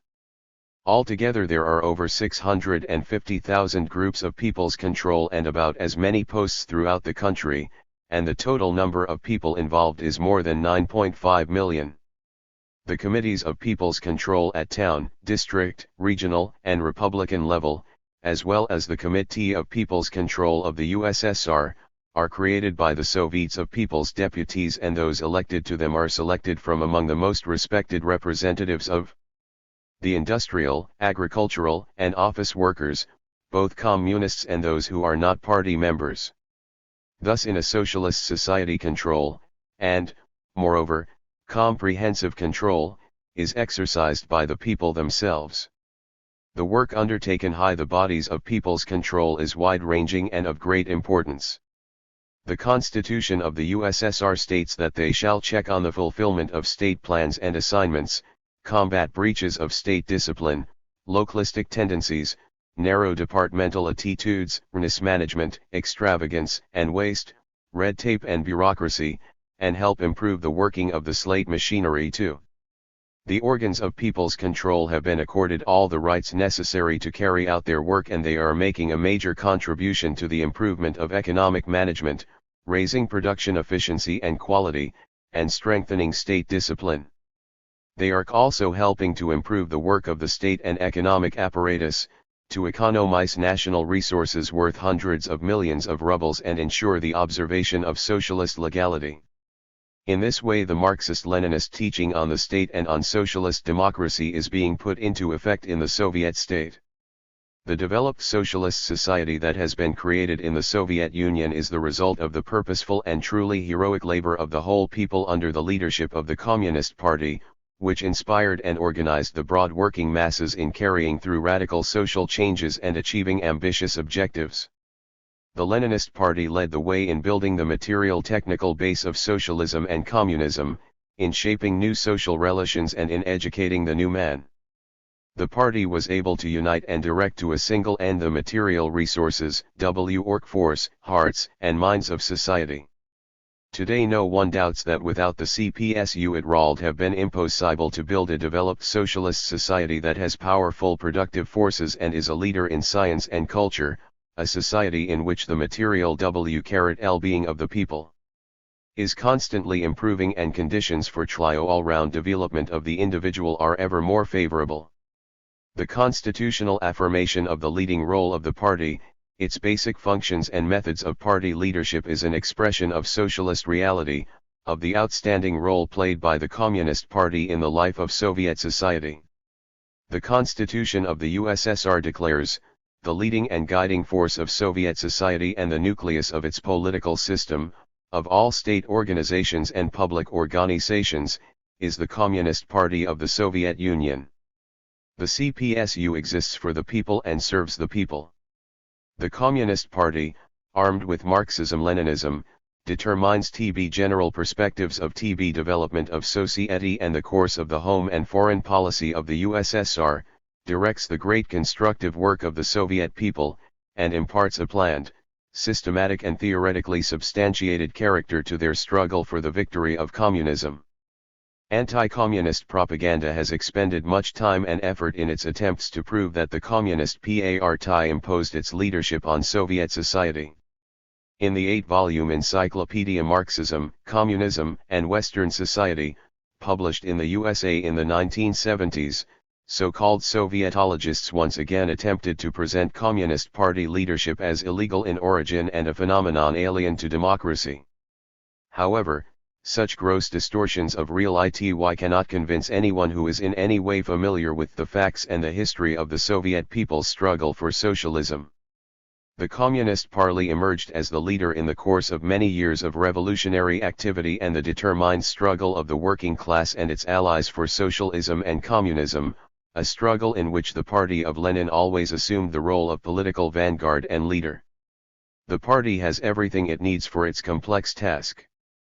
It is the highest form of the class organization of the proletariat and unites the most progressive social forces, the most mature representatives of the working class, the peasantry, and the intelligentsia. It bases itself upon the only scientific worldview Marxism-Leninism. For more than 60 years the party has been not only the standard bearer but also the practical organizer of a revolutionary renaissance and has thus earned the deep residential respect and acknowledgement of the people. The Communist Party is linked to every section of society by innumerable and reliable bonds.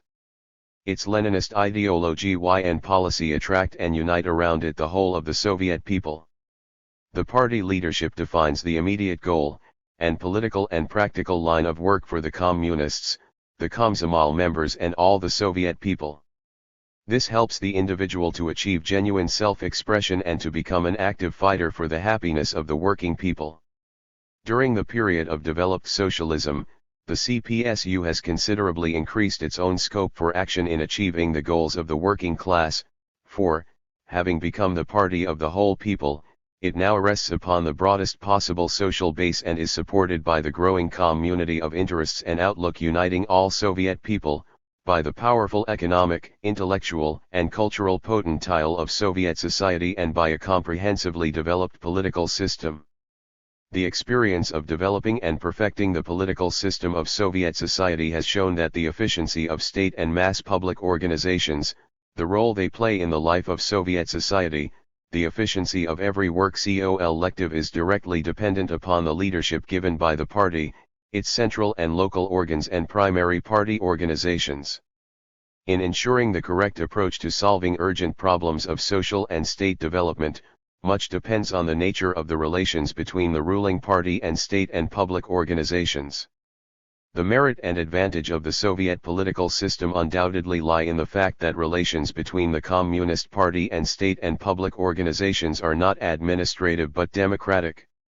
Such democratic relations follow from the socio-political nature of the party as the ideological and political vanguard of the Soviet people, and from the essential nature of socialism. The whole activity of the CPSU is based on the realization that as the leader and guide of a socialist society, as the core of the political system, it is fulfilling a historical role that carries with it great responsibility and the obligation to constantly raise the level of party leadership and improve the style, methods, and forms of party work at every level. This sense of responsibility imbues the daily efforts of the Central Committee of the CPSU, local party organs and primary party organizations. Communists working in state and public organizations have been set the task of setting the tone of work, rendering them every assistance and ensuring the implementation of the party line in every sphere of state and public life. The party believes that every communist who is a trade union member should participate in all trade union activities.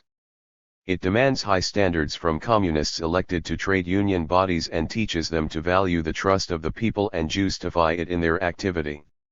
The same demands are made of communists working in Soviets, in the state apparatus, in the Komsomol, in cooperatives and other mass organizations of the working people, in the press, etc. In raising the standards it demands of its members, in listening to their reports on their work in state and public organizations and institutions, party organizations also assist them in both word and deed. The party increases its role in society and its influence upon social development by constantly consolidating its ranks and improving its own internal organization. It abides strictly by the principle of collectivity in party leadership. Every major issue is examined in leading party organs and primary party organizations not by one man or by a small group of leading party members, but by democratic party forums, party congresses held at the all-union and Republican level and by party conferences held at the regional, district, town and local level, where the final word belongs to the plenipotentiary representatives of the party membership, the delegates who have been chosen from among the most competent and the most respected. Party meetings or conferences of work collectives are attended either by all the members of the party organization or, if the party organization is very large, by their representatives or delegates.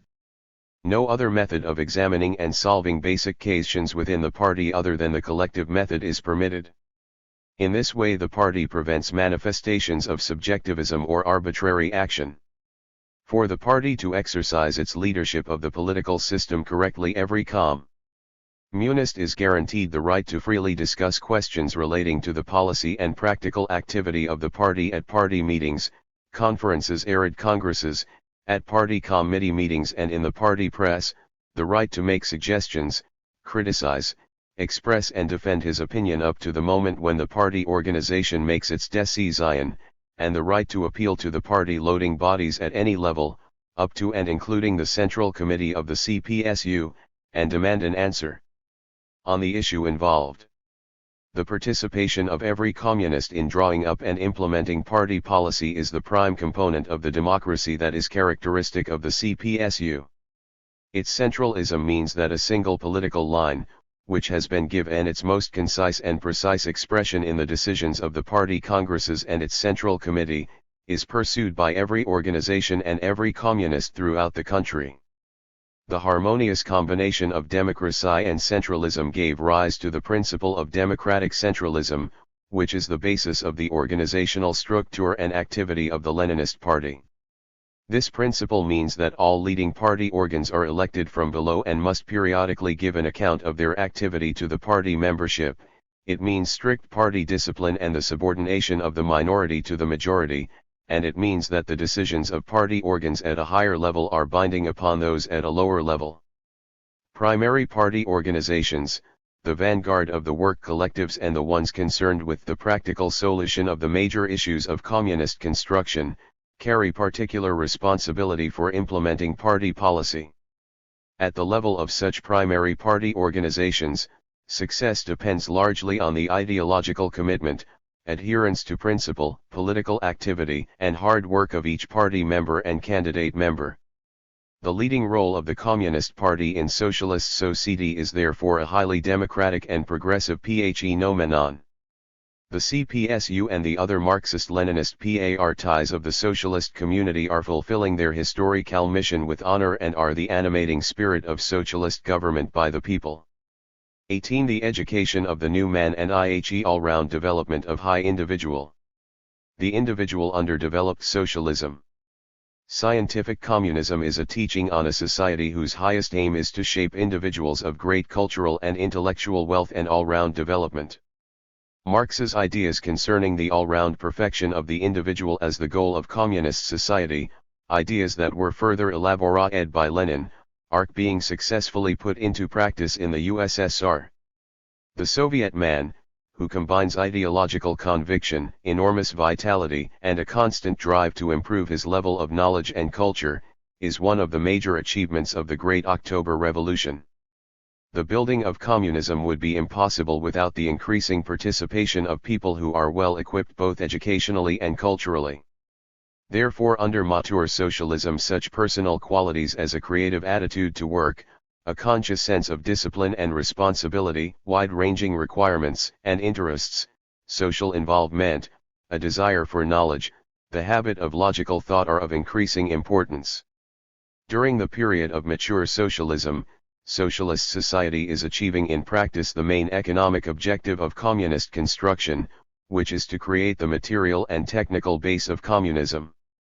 The material and technical base is, from both the historical and social point of view, a qualitatively new phenomenon, and its construction is a complex and wide-ranging task demanding much effort and time. A qualitatively new level in the development of the productive forces, a radical change in the technology of production processes and in the organization of production, labor, and management must be achieved using the latest scientific and technological advances. This in turn will make it possible to perfect production and other relations between people and to satisfy more fully their growing requirements. The party believes that the key to the successful fulfillment of the new economic and social plans lies primarily in further stimulating the creativity and initiative of the Soviet people and in raising the level of their political awareness and labor productivity. For this reason, the intellectual and cultural development of the working people and their communist education become a prime consideration. The fundamental law of the USSR gives full expression to this concern for the individual and the desire to provide the citizen with greater opportunity to use his creative energies and abilities. The Soviet state ensures a constant growth in material well-being and provides for the preservation, increase, and wide application of the cultural and intellectual values necessary to the ideological, moral and aesthetic education of the working people. The dynamic development of the economy and of Soviet society as a whole made it possible to adopt a comprehensive approach to the problem of satisfying the growing material, cultural and intellectual requirements of the Soviet people. The last 5-year plans clearly reveal the social purpose to which economic development is directed, its humanist aims.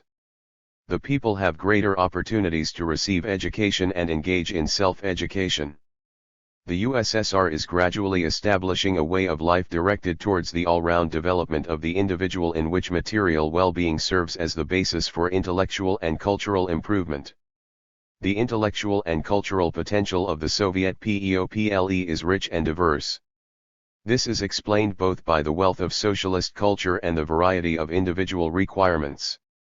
Literature, art, education, science, and ethics are all integral parts of culture.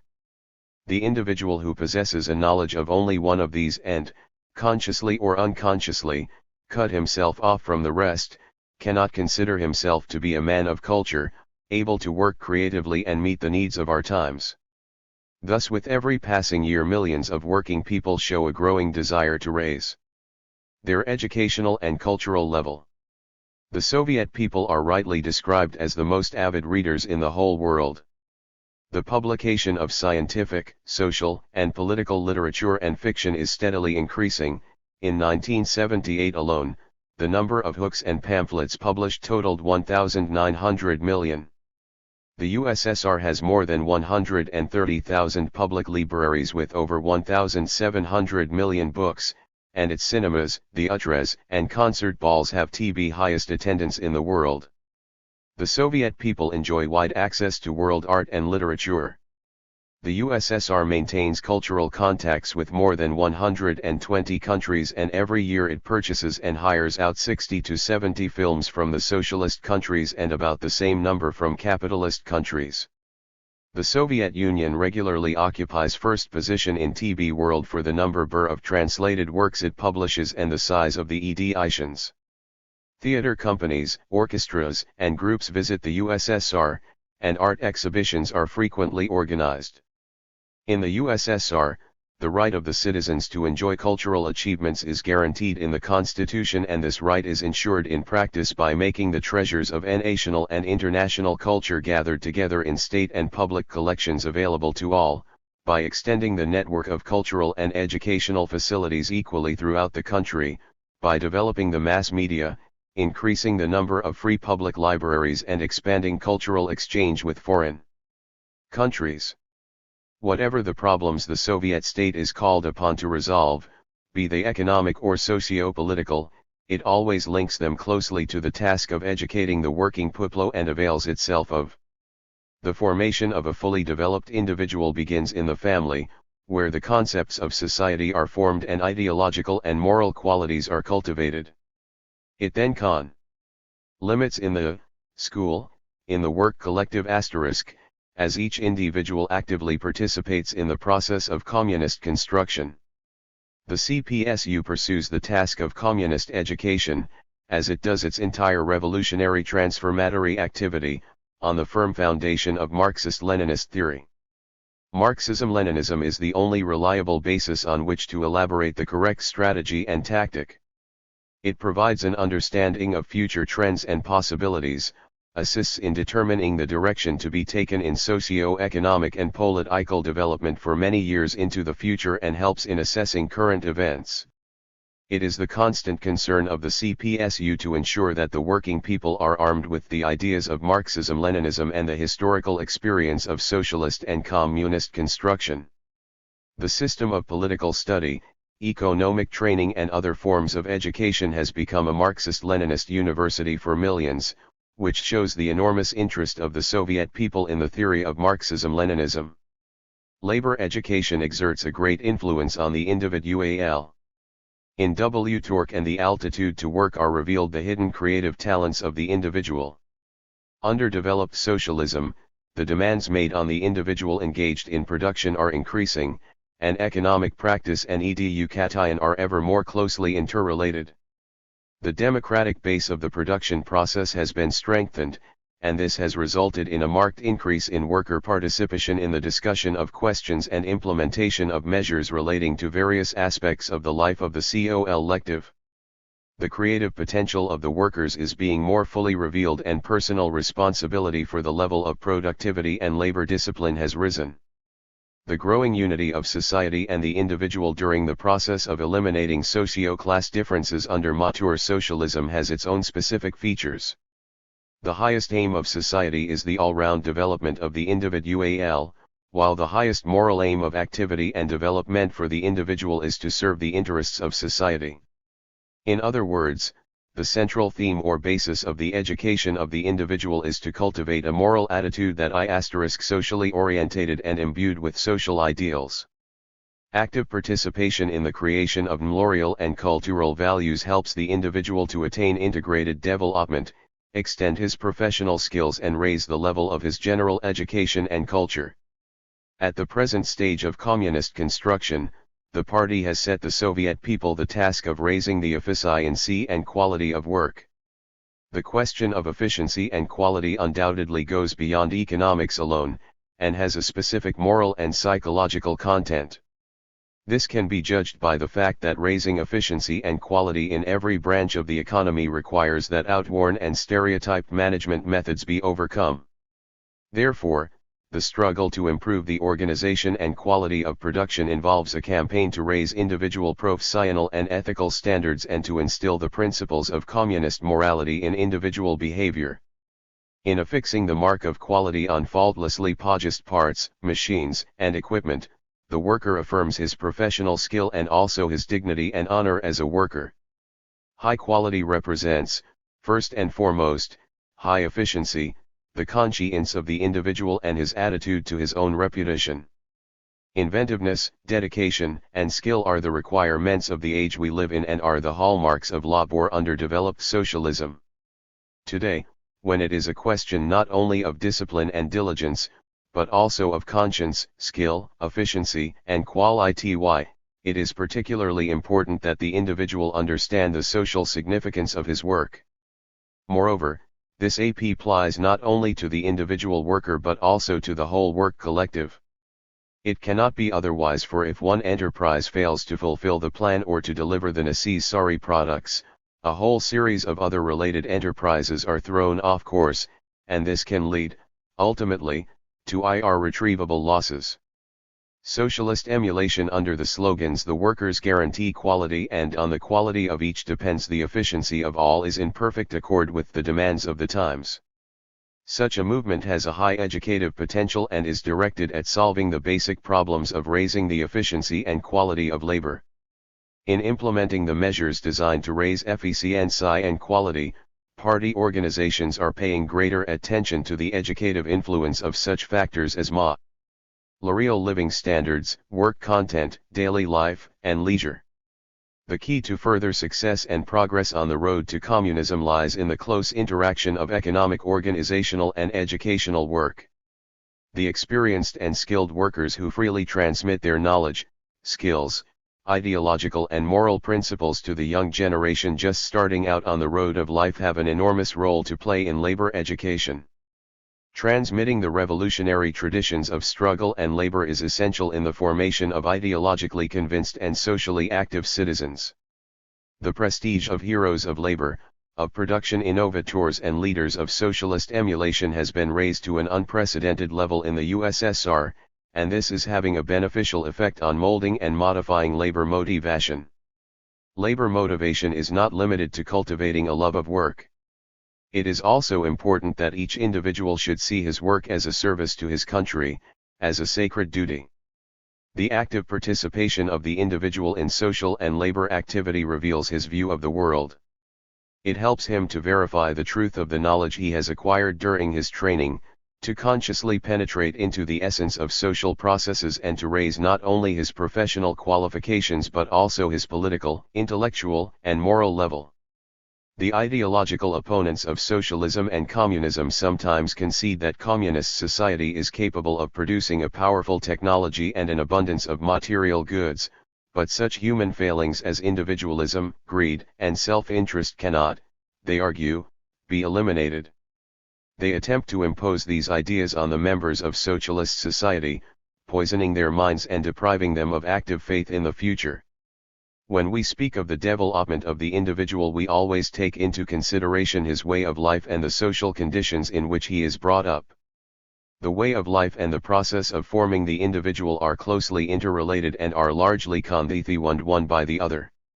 The founders of scientific communism wrote that the mode of production is not merely the mode of producing the essential means of subsistence, the reproduction of the physical existence of individuals, but in that it is a definite form of expressing their life, a definite mode of life on their part. As individuals express their life, so they are. A particular way of life is formed not according to the will of individuals but as though product of a specific social system. It is the product of activities characteristic of a specific society, class, or social group, a particular mode of satisfying and developing material and intellectual cultural requirements within a given socio-economic formation, the characteristic form of their social relations and system of values. The socialist way of life consists of activity, behavior, and relations which are free from exploitation and based on genuine collectivism, cooperation and mutual assistance, and which are imbued with humanism, respect for the individual and concern for his development. It is a way of life characterized by social optimism, which gives people confidence in the present and the future and which encourages in them a positive attitude to life and the ability to strive for further progress, to sec and overcome difficulties. The formation of the new man, fully developed and fully qualified, is to be achieved by consolidating the norms and values of the socialist way of life and by turning them into a matter of personal conviction determining activity and behavior. It is, therefore, essential that the development of the economy and culture and the whole spectrum of political and ideological work should serve to perfect the socialist way of life and, ultimately, form the new man. The practical experience of socialist and communist construction refutes the claims of bourgeois ideologists that men are inherently flawed and that all-round human development is impossible. In the course of the tremendous historical creativity undertaken in the USSR, a generation of people has been brought up in the spirit of selfless dedication to the high ideals of communism. The Soviet individual has been molded to produce a stalwart fighter for the interests of the working people, a consistent revolutionary and conscientious worker. In contrast to bourgeois morality, with its cult of the individual and of compulsion, communist morality affirms collectivism, mutual assistance, and fraternal solidarity among the working people of every country and such basic moral principles as integrity, kindness, respect for one's elders, and for women, etc. in accord with the aims of communist construction. CV** every Soviet citizen is guaranteed freedom of scientific, technical, and artistic creativity. The Constitution of the USSR provides for a considerable impetus to be given to scientific research, invention, and rationalization, and to the development of art and literature. The state is creating the necessary material conditions to this end, assisting voluntary societies and creative associations and organizing the practical implementation of new inventions and proposals for rationalization. However, such favorable conditions may remain without effect if the individual does not act. The more active the individual, the wider the range of his interests and the more clearly defined the direction and social significance of these interests, the greater the scope for intellectual, cultural, and moral improvement. Not everyone can, in his development, rival the great men of science, literature, and art, but each can benefit from the fruits of their labor. For this, all that is necessary is interest and initiative, the desire, and the will. Leisure time offers enormous opportunities for individual cultural development. Amateur theater, ballet, and opera companies are being successfully established throughout the country, together with amateur cinematic companies, literary associations, etc. Popular arts and crafts are also experiencing a countrywide renaissance. Concern for the cultural development of the individual means providing a wide range of leisure activities and enabling the individual to use his leisure fruitfully. Soviet people are enjoying an increasing amount of free time, and the more fruitfully this is used, the greater the benefit for the individual and for society as a whole. There is great scope here for public organizations involved in the problems of upbringing and education. As material prosperity increases, the problem of raising cultural and intellectual requirements, a problem discussed by Lenin, becomes more urgent and demands careful attention. It constitutes one of the main aspects of the communist education of the working people and the all-round development of the individual. A major role in forming the mind of the individual and enabling him to benefit from the national and international cultural heritage is accorded to the school. The ideological opponents of communism try to prove that Soviet education pursues narrow, pragmatic aims and that the educational process suppresses the individual.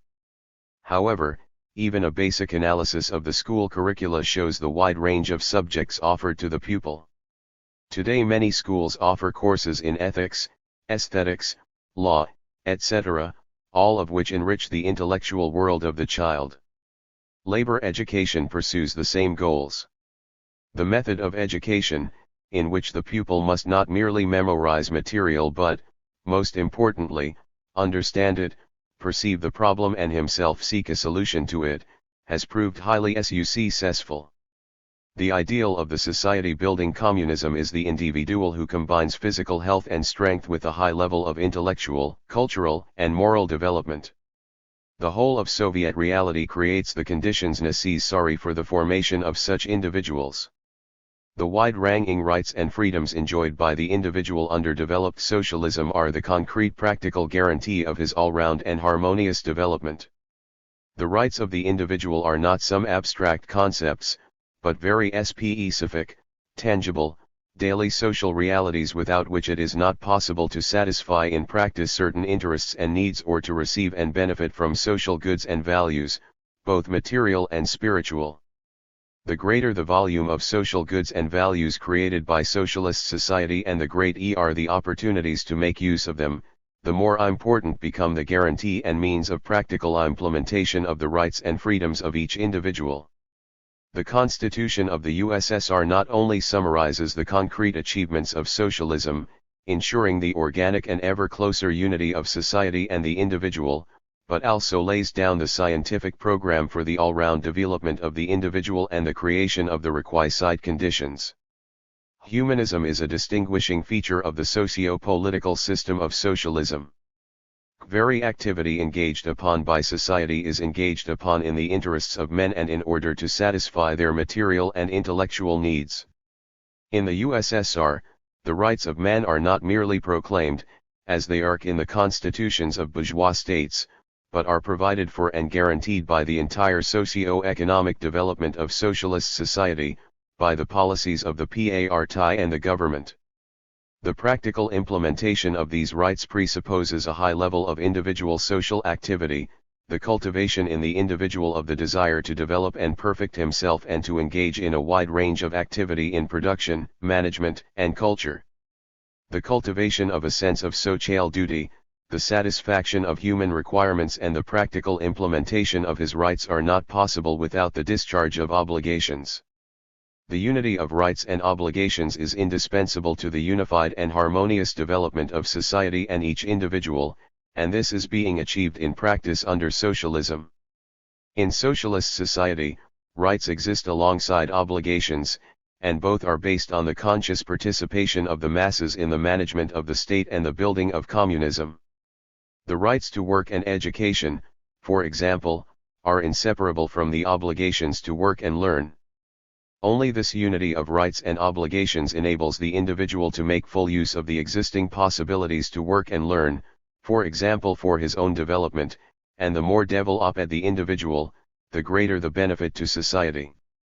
To sum up, under developed socialism, the obligations of Soviet citizens fully correspond to the interests of society and the interests of each member of that society, while his rights guarantee him genuine freedom and enable him to fully develop his talents and abilities.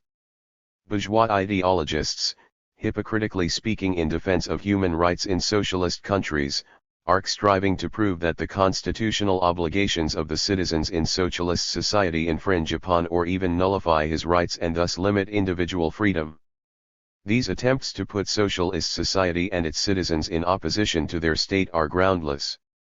The rights of the individual in the USSR fully correspond to his obligations before the state, while the state, relying on the awareness of the masses and using the full force of the law, protects the rights and freedoms of the individual and ensures respect for human dignity. The all-round, harmonious development of the Soviet individual is both a necessity and the concrete objective of communist education.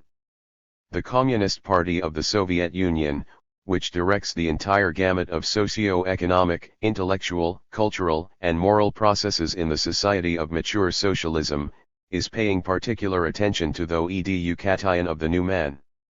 In so doing, it is guided by Lenin's proposition that the education of intellectually conscious and fully developed citizens is the prerequisite of success in the whole cause of communist construction.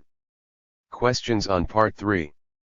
What are the basic stages in the building of socialism? What are the characteristics of developed socialism? What are the essential and distinguishing features of the socialist way of life? Describe the achievements of developed socialism as confirmed in the Constitution. What are the characteristic features of the material and technical base of communism? In what does the struggle to raise the efficiency and quality of production consist? What methods can be used to accelerate the rate of scientific and technological progress? What classes and social groups exist in socialist society and what are their distinguishing features? How can the differences between the town and country, both socio-economic and in terms of culture and living standards, be overcome? What is the role of scientific and technological progress in eliminating the essential differences between intellectual and physical labor? What is the essence of the Leninist policy being pursued by the party to ensure the prosperity and growing unity of the socialist nations? What are the essential characteristics of Soviet socialist culture? What are the distinguishing features of the socialist state of the whole people? What is the meaning and significance of the unity of the rights and obligations of Soviet citizens? What are the basic differences between socialist democracy and bourgeois democracy? Why is it essential to achieve the all-round development of the individual? In what does the comprehensive approach to the communist education of the working people essentially consist? What is the role of the collective in educating the individual? Part 4. The victory of Marxism-Leninism. On the international scene. 19. The content of the present historical period. Lenin and the communist parties on the present epoch.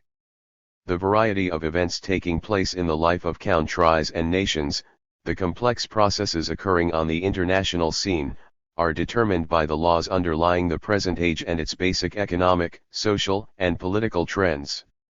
This is why a profound analysis of the contemporary period is the basis of all the program documents drawn up by the communist movement. According to Lenin, the key factor in determining the nature of any epoch was the identification of the position and role of its main classes.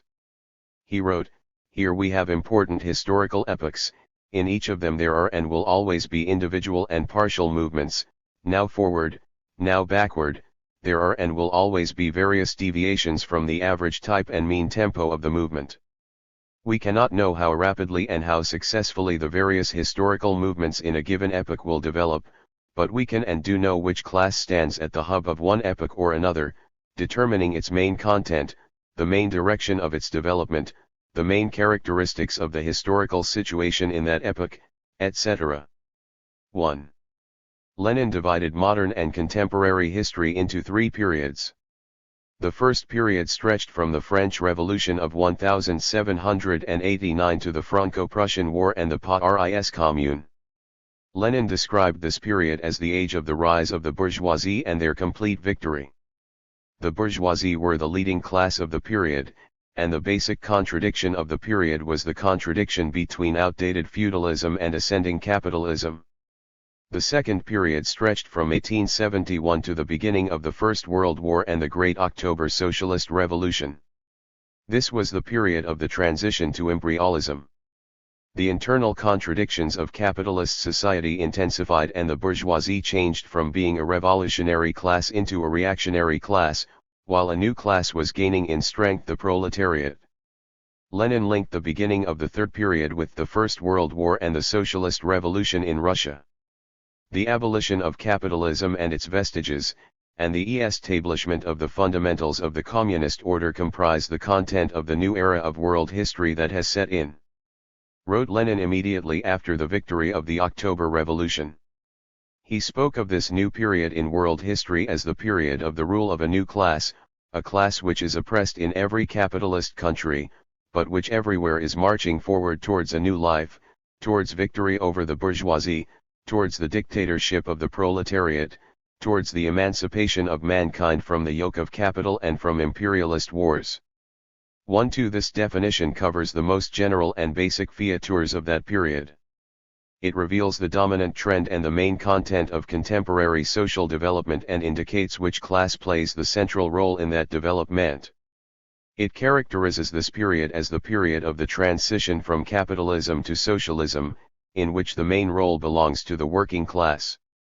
Lenin's definition of the contemporary period lay at the basis of nil subsequent definitions found in the documents of the CPSU, the fraternal communist parties and the international conferences of communist and workers' parties held in 1957, I-960, and 1969. They all underline the decisive role played by the proletariat as the hearer of revolutionary ideas and as the driving force in social changes. In addition, these definitions also reveal the concrete historical form which the role of the proletariat has now assumed, that is, its transformation in a number of countries into the ruling class, and elucidate the diversity of the present revolutionary process. The program of the CPSU declares, "Our epoch, whose main content is the transition from capitalism to socialism, is an epoch of struggle between the two opposing social systems, an epoch of socialist and national liberation revolutions, of the breakdown of imperialism and the abolition of the colonial system, an epoch of the transition of more and more peoples to the socialist path, of the triumph of socialism and communism on a worldwide scale. The central factor of the present epoch is the international working class and its main creation, World Socialist System." A similar assessment of the present period is given in the documents of the International Conference of Communist and Workers' Parties held in 1960. Here the distinguishing feature of the present period is defined as consisting in the fact that the world socialist system is becoming a decisive factor in the development of human society. A comprehensive analysis of the characteristics of the present period can be found in the documents of the Congresses of the CPSU, in which it is concluded that the world revolutionary process will continue to develop, that each part of that process will be consolidated, and that new generations and social groups, parties, and organizations will be drawn into the revolutionary struggle. The documents also note the growing might of socialism and the intensification of revolutionary democratic trends in the national liberation movement. They also reveal the deepening general crisis of capitalism. The main trend of social progress now is the development and growing strength of the socialist countries and the beneficial influence of their international policy. The attractive force of socialism is further increased. Against the background of the crisis that has developed in the capitalist countries, the Great October Revolution and the world revolutionary process, the present period is, therefore, the period of comprehensive revolutionary changes. This is a complex, multifaceted process affecting every aspect of the life of modern society. In different parts of the world, the revolutionary movement is at different stages of its development and faces different problems. It is comprised of different socio-political forces, some of which are striving for a socialist transformation of society, while others are pursuing the goals of democracy and national liberation. However, all these revolutionary forces are interconnected, linked by a common opposition to imperialism. Thus the national liberation revolutions, although not directed at socialist transformations, serve to weaken imperialism and to raise the people to a higher stage in the historical process. They can be viewed as links in a single chain of international battles between capitalism and socialism. Events have vividly confirmed Lenin's proposition that socialist revolution will not be solely, or chiefly, a struggle of the revolutionary proletarians in each country against their bourgeoisie. No, it will be a struggle of all the imperialist oppressed colonies and countries, of all dependent countries, against international imperialism. One that this is the direction of the revolutionary process is becoming clearer as the positions of socialism grow in strength. The starting point of the present world revolutionary process was the victorious socialist revolution in Russia, which freed from capitalism 1/6 of the surface of the globe. In so doing, it imparted enormous momentum to the revolutionary struggle throughout the world. The process of world revolutionary renewal that began in 1917 has led to radical changes in human society and its socio-political structure. The Russian Revolution activated the struggle of the international proletariat, which began to pursue its aims more consistently and more energetically. Its political maturity and power of organization grew to become an important force having an ever greater impact upon the life of contemporary society. Under the leadership of communist parties, the proletariat is the main opponent of monopolistic capital and the main leader for democracy and socialism. The victory of the revolution in Russia also led to a number of revolutionary actions in many colonial and dependent countries. As a result of the Russian Revolution, the majority of the population of the globe peoples who, until the beginning of the 20th century, had not been in any way involved in historical progress because they did not constitute an independent revolutionary force, joined in the active struggle. Remarking that it is this majority that has been drawn into the struggle for emancipation with extraordinary rapidity, Lenin concluded that in this sense, the complete victory of socialism is fully and absolutely assured. 1. The rise of the national liberation movement has weakened the entire capitalist system and is thus assisting the struggle of the proletariat in the strongholds of capitalism itself. The present stage in the post-October period. The development of the world revolutionary process after the October Revolution can be divided into 3 stages. The first stage is the building of a socialist society within the confines of one country, the Soviet Union.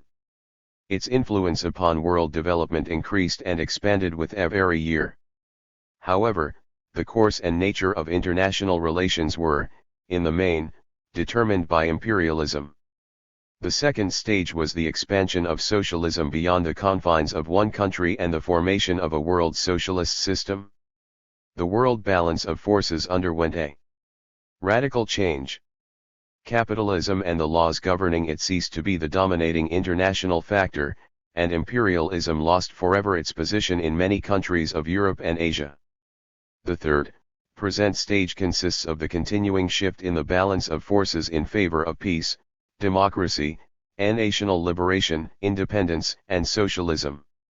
Evidence of this is to be found in the successful building of communism in the USSR, the consolidation of socialism in a group of European and Asian countries, the victory of the Cuban Revolution, the growing strength of the revolutionary proletariat and the intensification of their class struggle, the collapse of the colonial system, the successes achieved by the national democratic and popular revolutions, and the transition of a large number of countries in Africa and Asia to the path of non-capitalist development.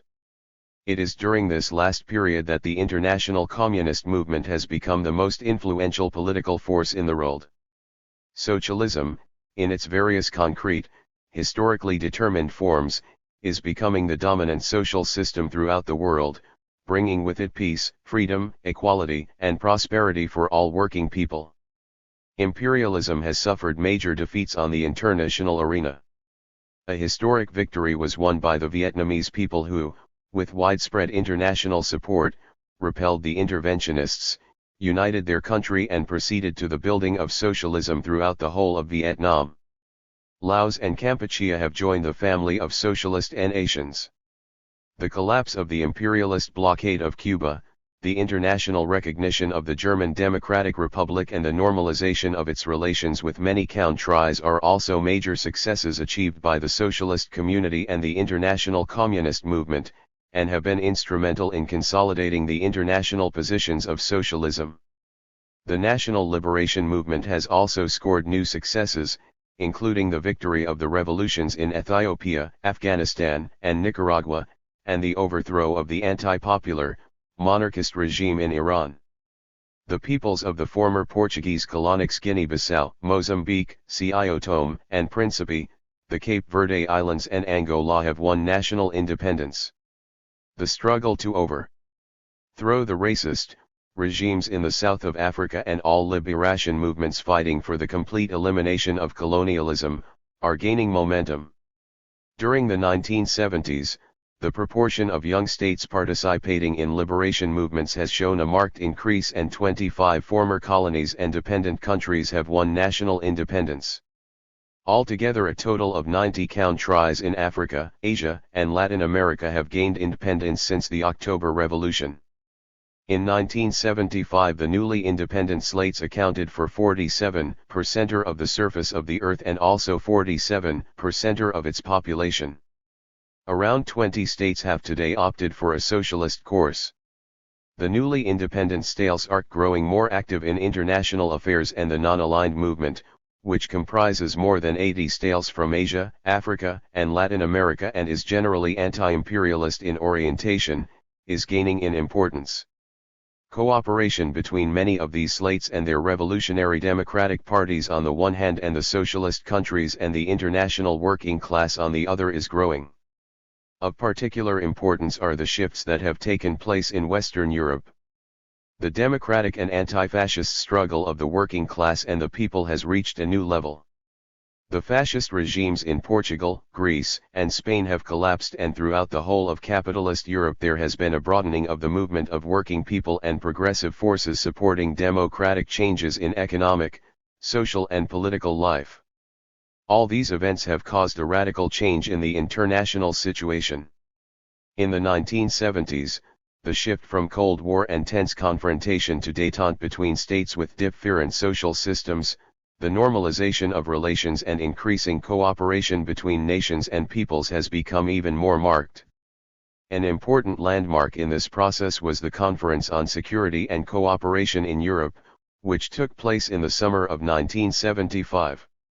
As was noted at the 26th Congress of the CPSO, the second half of the 1970s has been marked above all by an intensive struggle of two lines in world affairs: the line of bridling the arms race, strengthening peace and détente, and defending the sovereign rights and freedom of nations, on the one hand, and, on the other, the line of disrupting détente, galling the arms race, of threats and interference in other countries' affairs, and of suppressing the liberation struggle. The general crisis of capitalism. Together with the development of the world revolutionary process and the consolidation of the historical positions of socialism, there is also a weakening of the capitalist system and a deepening of its general crisis. The general crisis of capitalism is the result of the entire development of this social system, the acute intensification at the imperialist stage of the contradictions between labor and capital. Today this general crisis has spread to every sphere of life in bourgeois society. The first stage in the general crisis of capitalism began with the First World War and the Great October Socialist Revolution. Capitalism ceased to be an all-inclusive and undivided system dominating the world, and, although the bourgeoisie was able to hold back for a while the growth of the revolutionary movement in Europe and the national liberation struggle of the oppressed nations, it was not able to halt the erosion of the foundation of its rule. During the interwar period, capitalism experienced three serious economic crises. The defeat of fascism in the Second World War and the consolidation of the forces of peace, democracy, and socialism further reduced the positions of capitalism and led to the next stage in the general crisis. Socialist revolutions occurred in a number of European and Asian countries, which resulted in their leaving the capitalist system, thereby weakening it still further. These countries, together with the USSR, formed the world socialist system. The colonial system also began to collapse during this period. Increasing pressure from the labor movement compelled the ruling circles of the capitalist countries to make certain concessions. Processes occurring within the economy of the capitalist world in the 1940s and 1950s led to certain changes in its mode of operation, which enabled it to overcome economic crises with relative ease. Environment intervention in capitalist production increased. Highly means of direct military action, the exhausting arms race and the Cold War, imperialism tried to undermine world socialism and suppress the working class and national liberation movement. However, it was unable to improve its position in the historical competition with the world socialist system. In the second half of the 1950s, a radical change took place in the world, namely, the emergence of socialism as the decisive force in social development. The third stage in the general crisis of capitalism began, and with it the resolute struggle of the socialist countries to achieve a reconstruction of the political, economic, cultural, and other relations between nations and an improvement in the international situation. In the post-war period, bourgeois society was shaken several times by economic crises, the most severe of which was the crisis of 1974 to 1975. This crisis occurred simultaneously in the majority of capitalist countries and involved overproduction, together with financial, raw material and energy problems. Although the pre-crisis level of industrial production was once more achieved, energy and raw material problems remained, the currency and financial system was still unsettled and the rise in unemployment and inflation continued. All this proves yet again the historical unviability of capitalism and its inability to find a solution to the urgent problems facing contemporary society. It is true that capitalism still possesses considerable productive forces and potential, enabling it to continue and, what is more, it is attempting to strengthen its position. However, from a historical viewpoint, its replacement by socialism is increasingly necessary. The main revolutionary forces in contemporary society.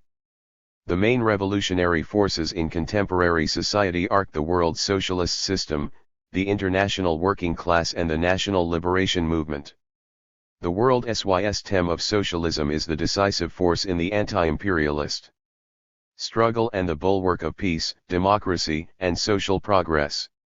The working class of the socialist system created a new society free of exploitation and oppression, genuinely humane and socially just, attracting the workers of every country throughout the world.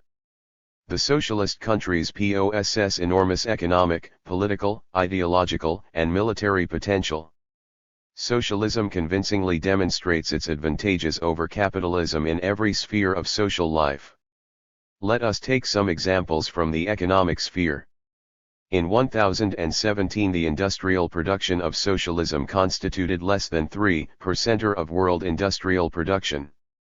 By 1937 this figure had reached just under 10%, in 1950 it was about 20%, and in 1980 it had risen to more than 40%.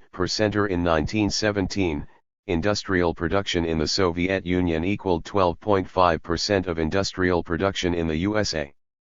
By 1980 this figure had risen to over 80%. The socialist economy is characterized by a consistently high rate of development, while the capitalist economy periodically experiences crises and stagnation. Between 1950 and 1977 the socialist countries increased the volume of their industrial production by 12 times whereas the developed capitalist countries increased their output by only 3.6 times. It must also be remembered that in the socialist countries the development of production is subordinate to the task of ensuring a steady rise in the material well-being of the working people. On the basis of unity and mutual assistance, the socialist countries have solved a number of major issues over recent years. The geographical boundaries of the socialist system are expanding, and the power and international authority of the socialist countries have increased still more. The USSR, a member of the world socialist system, of the socialist community, is developing and strengthening its ties of friendship, cooperation and fraternal mutual assistance with the socialist countries according to the principles of socialist internationalism, and is actively participating in economic integration and the international socialist division of labor. Relations between the socialist countries are characterized by further consolidation of their all-round cooperation. The essential basis of close cooperation between the countries of the socialist community is 271. Though militant alliance of their communist parties. Thursday strengthening of this alliance and the development of the diverse links uniting them is the object of their unfailing attention. The Council for Mutual Economic Assistance, which promotes economic cooperation and assists in carrying through socialist economic integration, and the Warsaw Treaty Organization, set up to defend the socialist countries from any possible military adventures on the part of imperialism, are collective organizations instrumental in achieving the common aims of the socialist states. The combined efforts of the socialist countries on the international arena help to ensure further successes in the struggle for peace, freedom, and independence for the nations, against the right-wing policy of increasing international tension. The achievements of the socialist countries in building a new society mean that the revolutionary process will be further consolidated, and that socialist ideals will be realized in the life of a significant proportion of the world population. Moreover, they convincingly confirm Lenin's conclusion that the establishment of the rule of the working class in several countries will make it capable of exercising a decisive influence upon world politics. The next major revolutionary current is the struggle of the working class in the capitalist countries. The army of wage and salary labor, of which the core is the industrial proletariat, numbers over 430 million people in the non-socialist countries. The working class occupies a key position in the main centers of the capitalist system, and its strength, influence, and organization have grown considerably. Over recent years, primarily thanks to the struggle of the working class, there has been a move to the left in certain capitalist countries. The position of communists and their political allies in Italy, France, Japan, and a number of other states has been consolidated, and the hostility of the working class to the entire system of state monopoly rule has intensified. The 1970s saw a new upsurge in the strike struggle in a large number of countries. These strikes often develop into demonstrations and meetings, into the seizure of factories and bitter conflict between the national trade union centers and governments. The trade union movement is also moving to the left.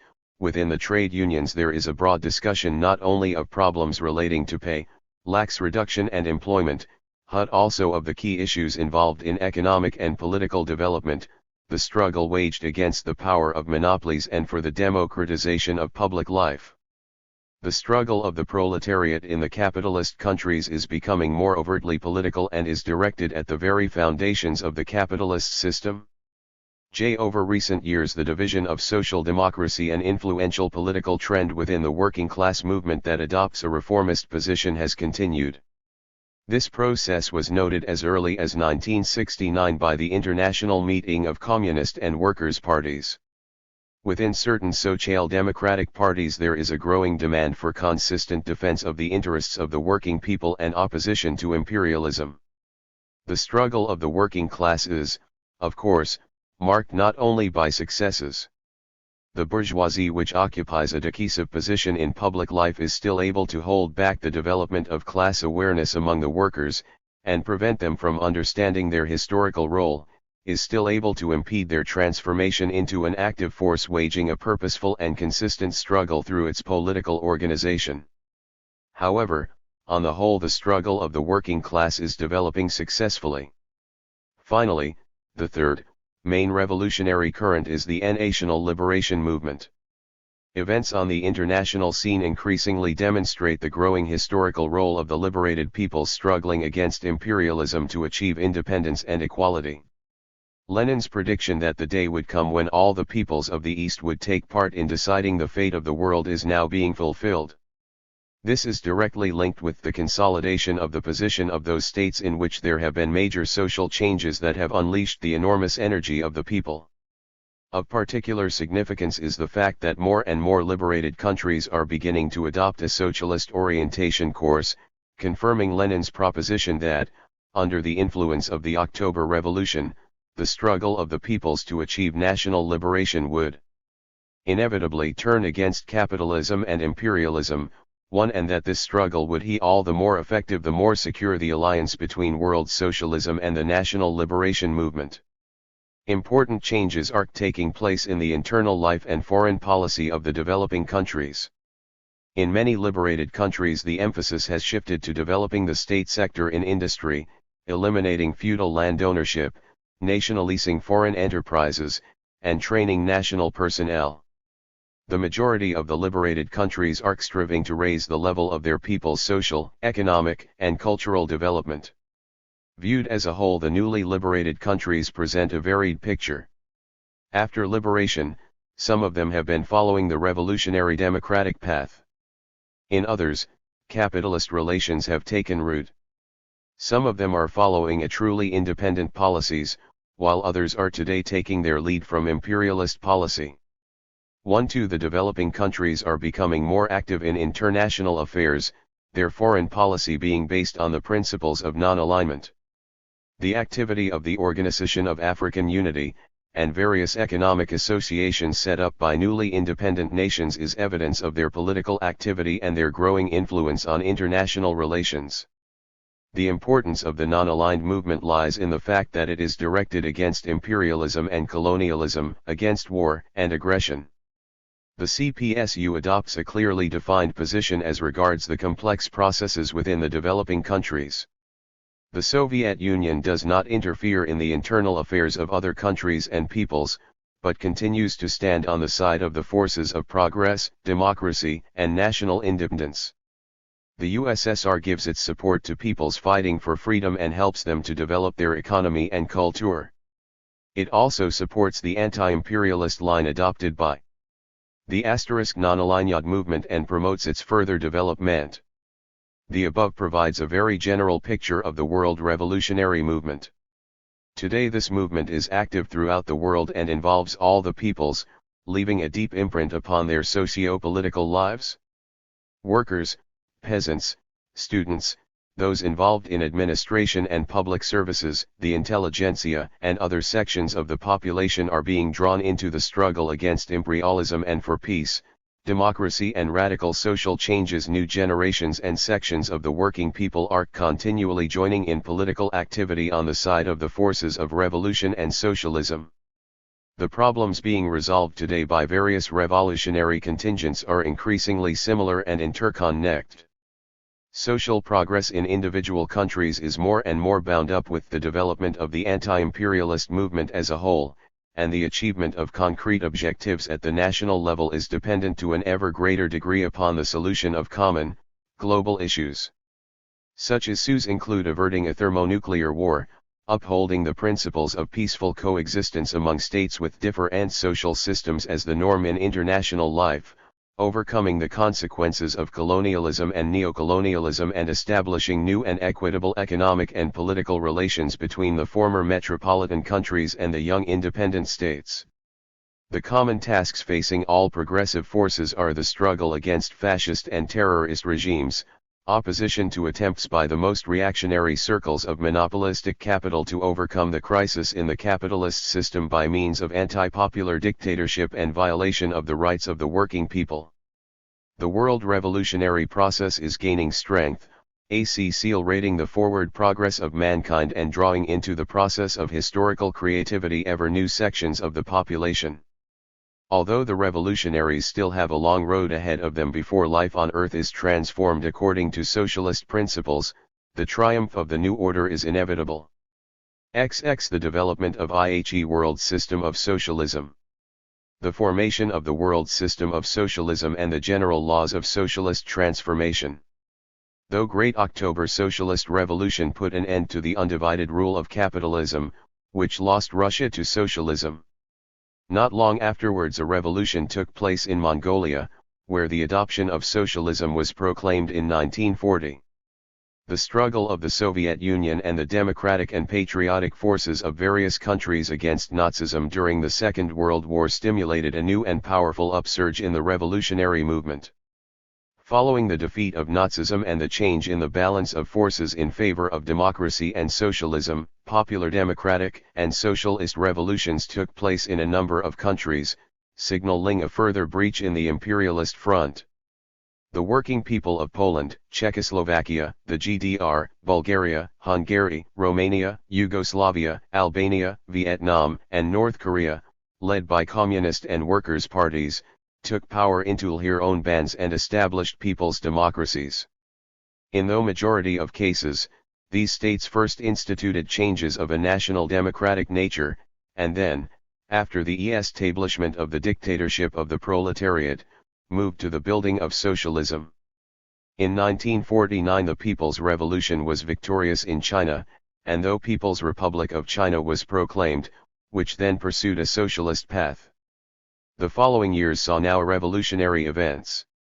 In 1959, the National Liberation, anti-imperialist revolution emerged victorious in Cuba and subsequently developed into a socialist revolution.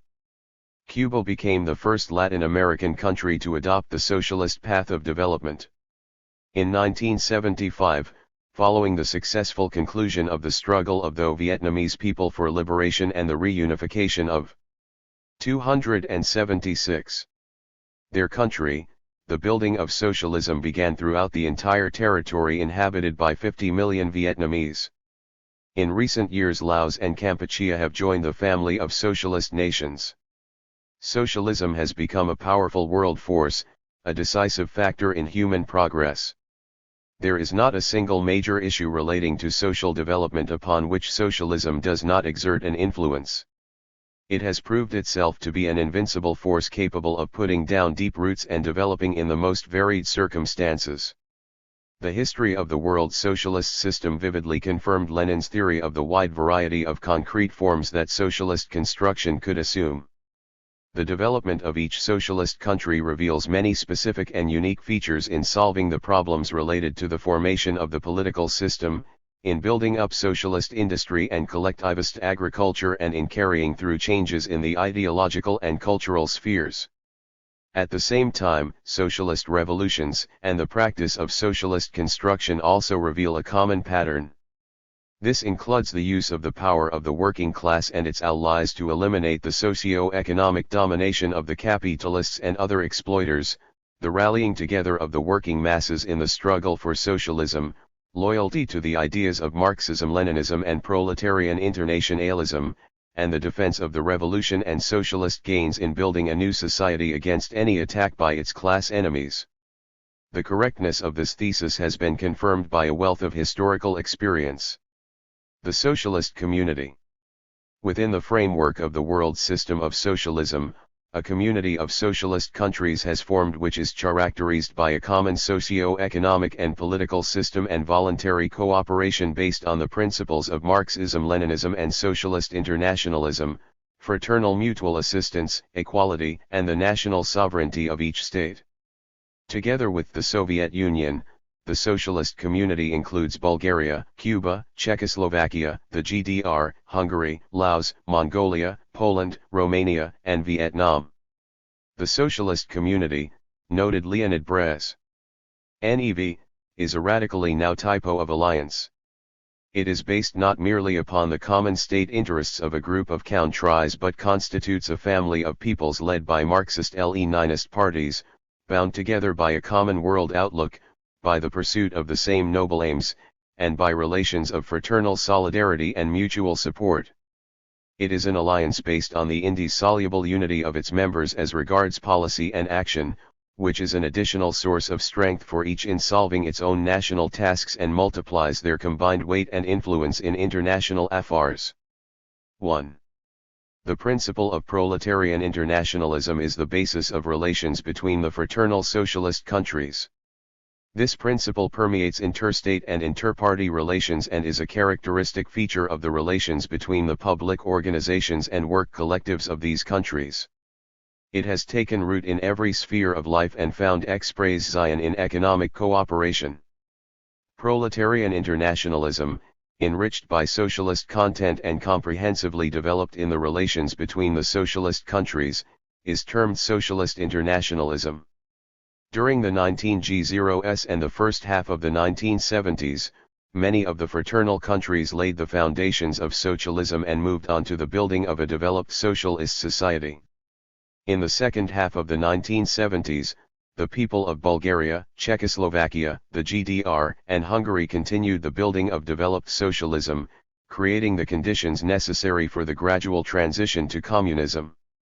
The working people of Romania are carrying through a program for building a fully developed socialist society and advancing towards communism.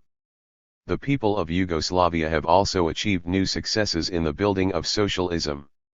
Mongolia is implementing a program designed to complete the building of socialism and convert the country into an industrial agrarian country by the end of the 1970s.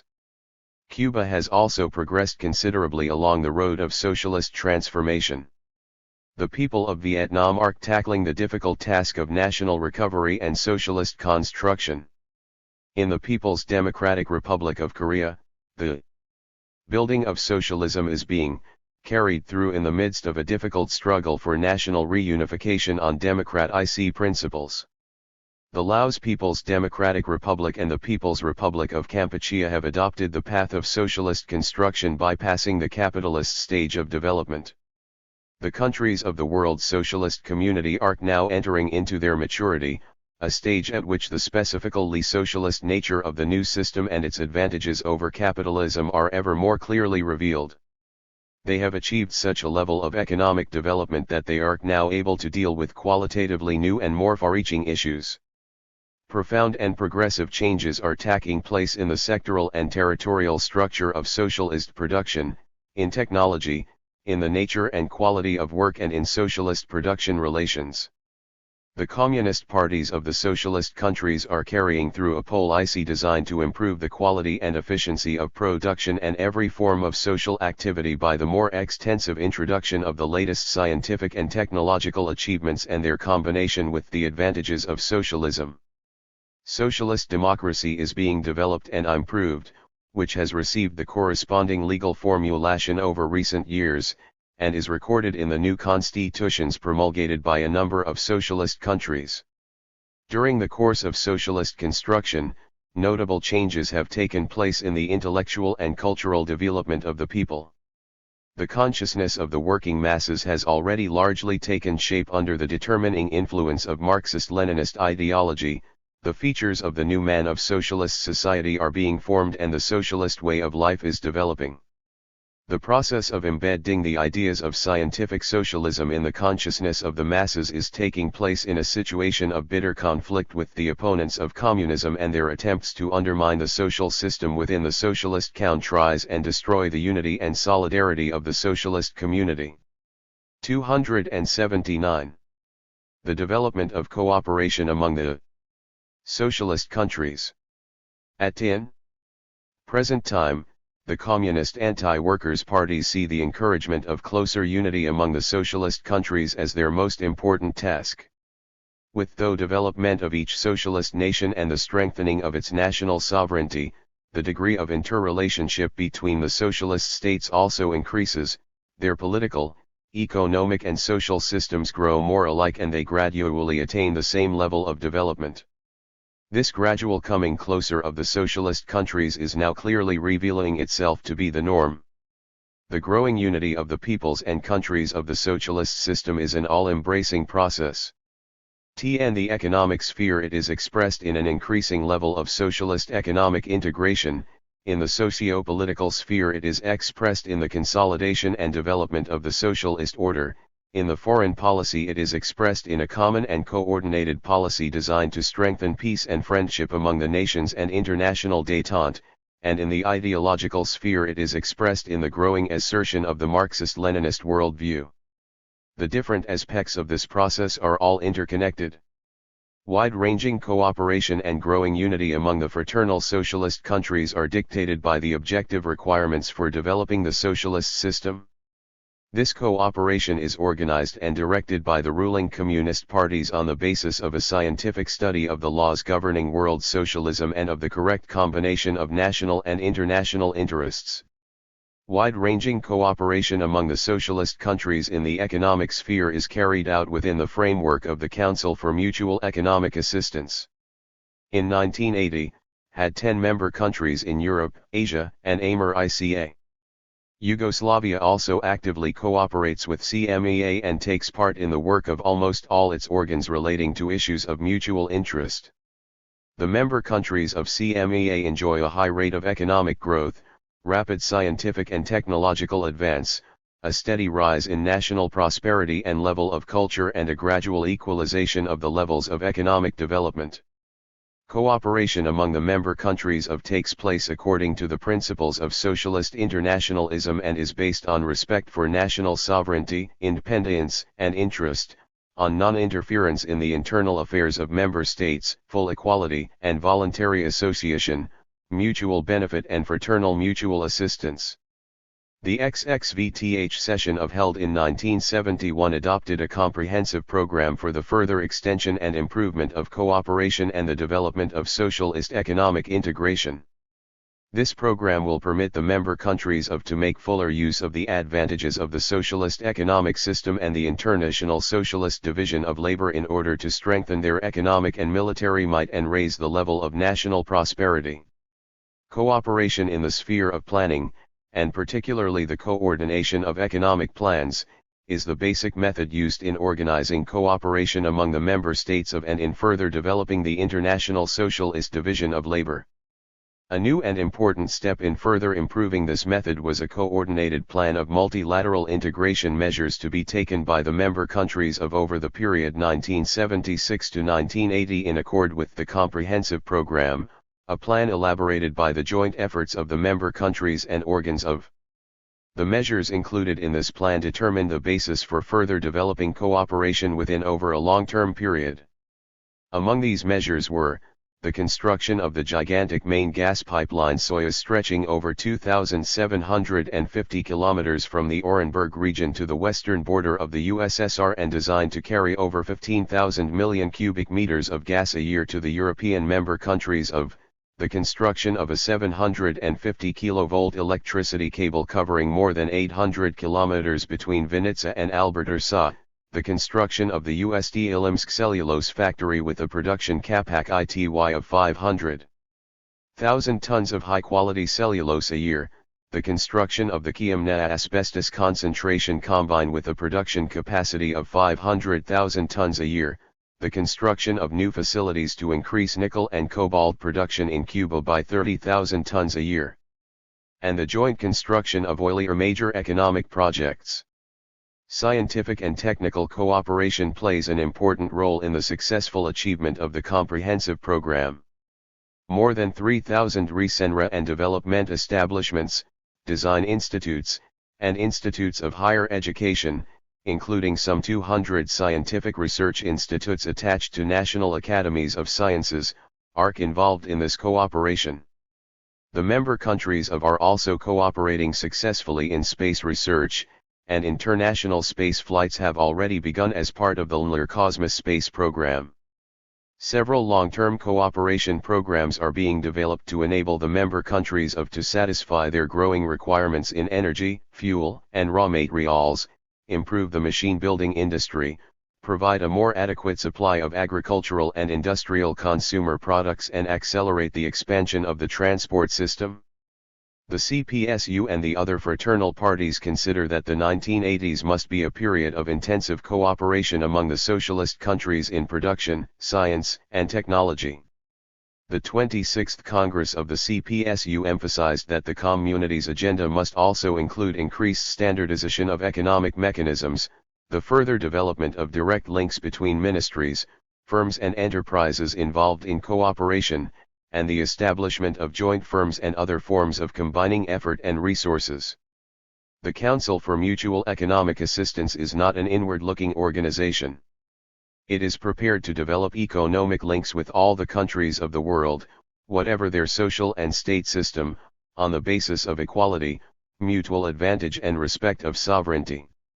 The successes achieved by the countries of the socialist community and their experience in cooperation is attracting increased attention from many states. An illustration of this are the cooperation agreements signed between the CMEA and Finland, Iraq, and Mexico.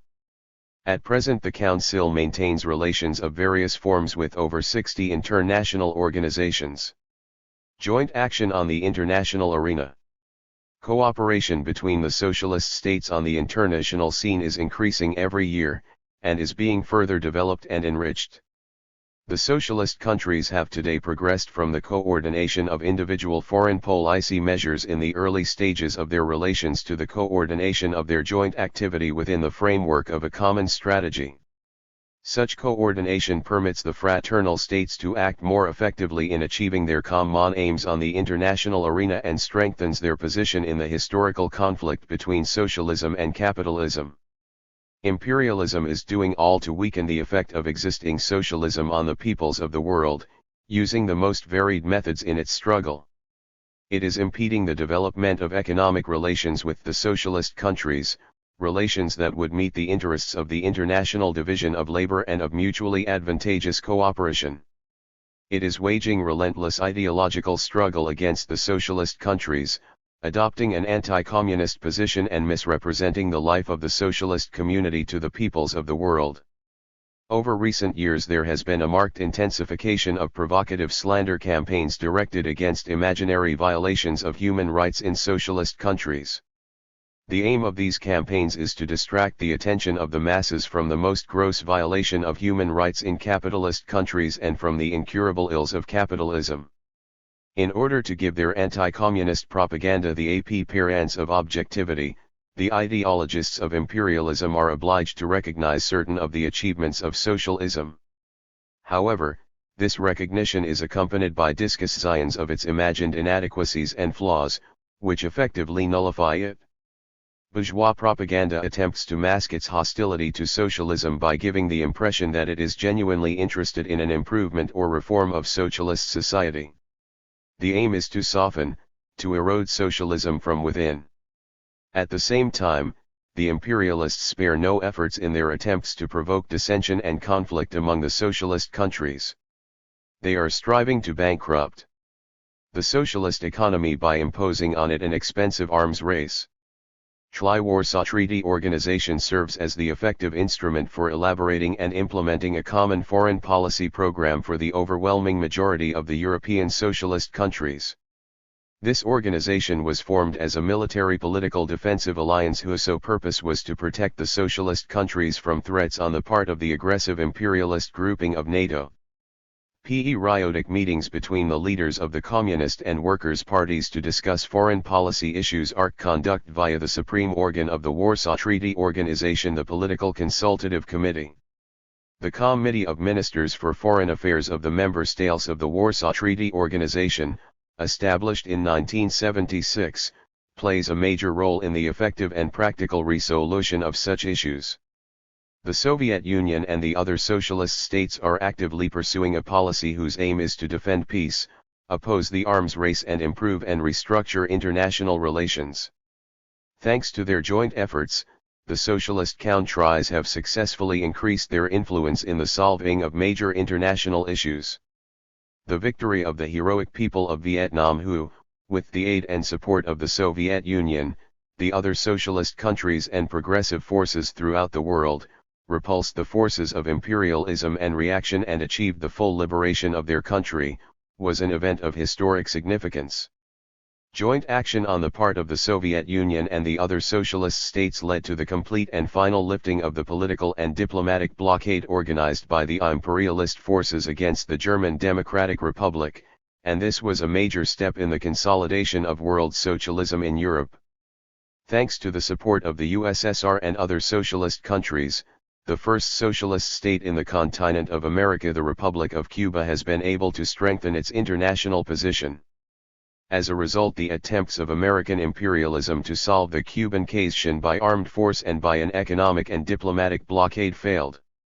In the course of this joint struggle, the Socialist Committee has increased its influence upon world events, has further consolidated its unity, solidarity, and mutual support and increased the possibilities for successfully pursuing a concerted policy on the international arena.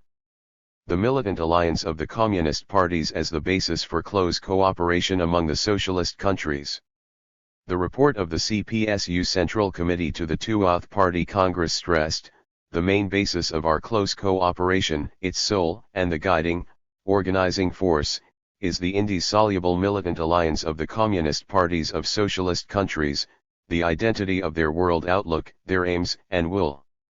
Cooperation among the ruling communist parties covers every sphere of their activity, takes the most diverse forms and is effected at every level. Multilateral and bilateral contacts between general and first secretaries of the central committees of the fraternal parties have become a regular occurrence and are of particular importance in further developing such cooperation.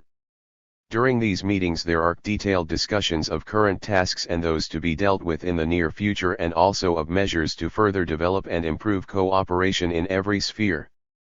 Such bilateral and multilateral conferences of secretaries are periodically organized, together with lecture tours, seminars, and exchange visits by party delegations to assist in the study of experience gathered in party work. There is also cooperation among the scientific research and educational institutes and party press organs of the fraternal countries. The CPSU maintains inter-party links at every level, from that of the republic, area, and region to that of the district and large-scale enterprise.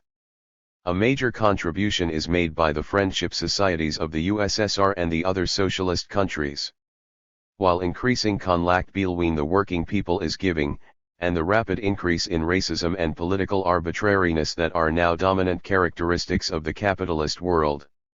The socialist countries, by guaranteeing real socio-economic rights and political freedoms to their peoples, are also thereby providing a stimulus to the struggle of the working people of the capitalist countries for similar rights and freedoms and are, as it were, increasing their interest in the struggle against the rule of capital. The existence of socialism and its successes in solving major economic, social, and political problems, compel the imperialist bourgeoisie to be more compliant towards the demands of the working class and other sections of the working people. It finds itself compelled to satisfy some of their socio-economic demands. The victory and successful consolidation of socialism is itself a source of inspiration for light working class and the working people of the whole world. AML fosters their optimism and confidence in the final victory of, they would need some 300 years to reach the present level of industrial development in the capitalist countries. A considerable proportion of the population in former colonial countries is suffering from poverty and starvation, and hundreds of millions are illiterate. Underdevelopment in the countries of Asia and Africa cannot be overcome without ending direct interference by international monopolistic capital in their internal affairs, without ending their economic dependence. The development of the steel sector plays a decisive role in strengthening the economic independence of the young states. This can be achieved either by nationalizing foreign enterprises or by building new ones. In Iraq, for example, the basis of the steel sector was created by nationalizing the largest, British-owned Iraq Petroleum Company. In India, the state sector was established and consolidated by the construction of large iron and steel plants, built with Soviet assistance.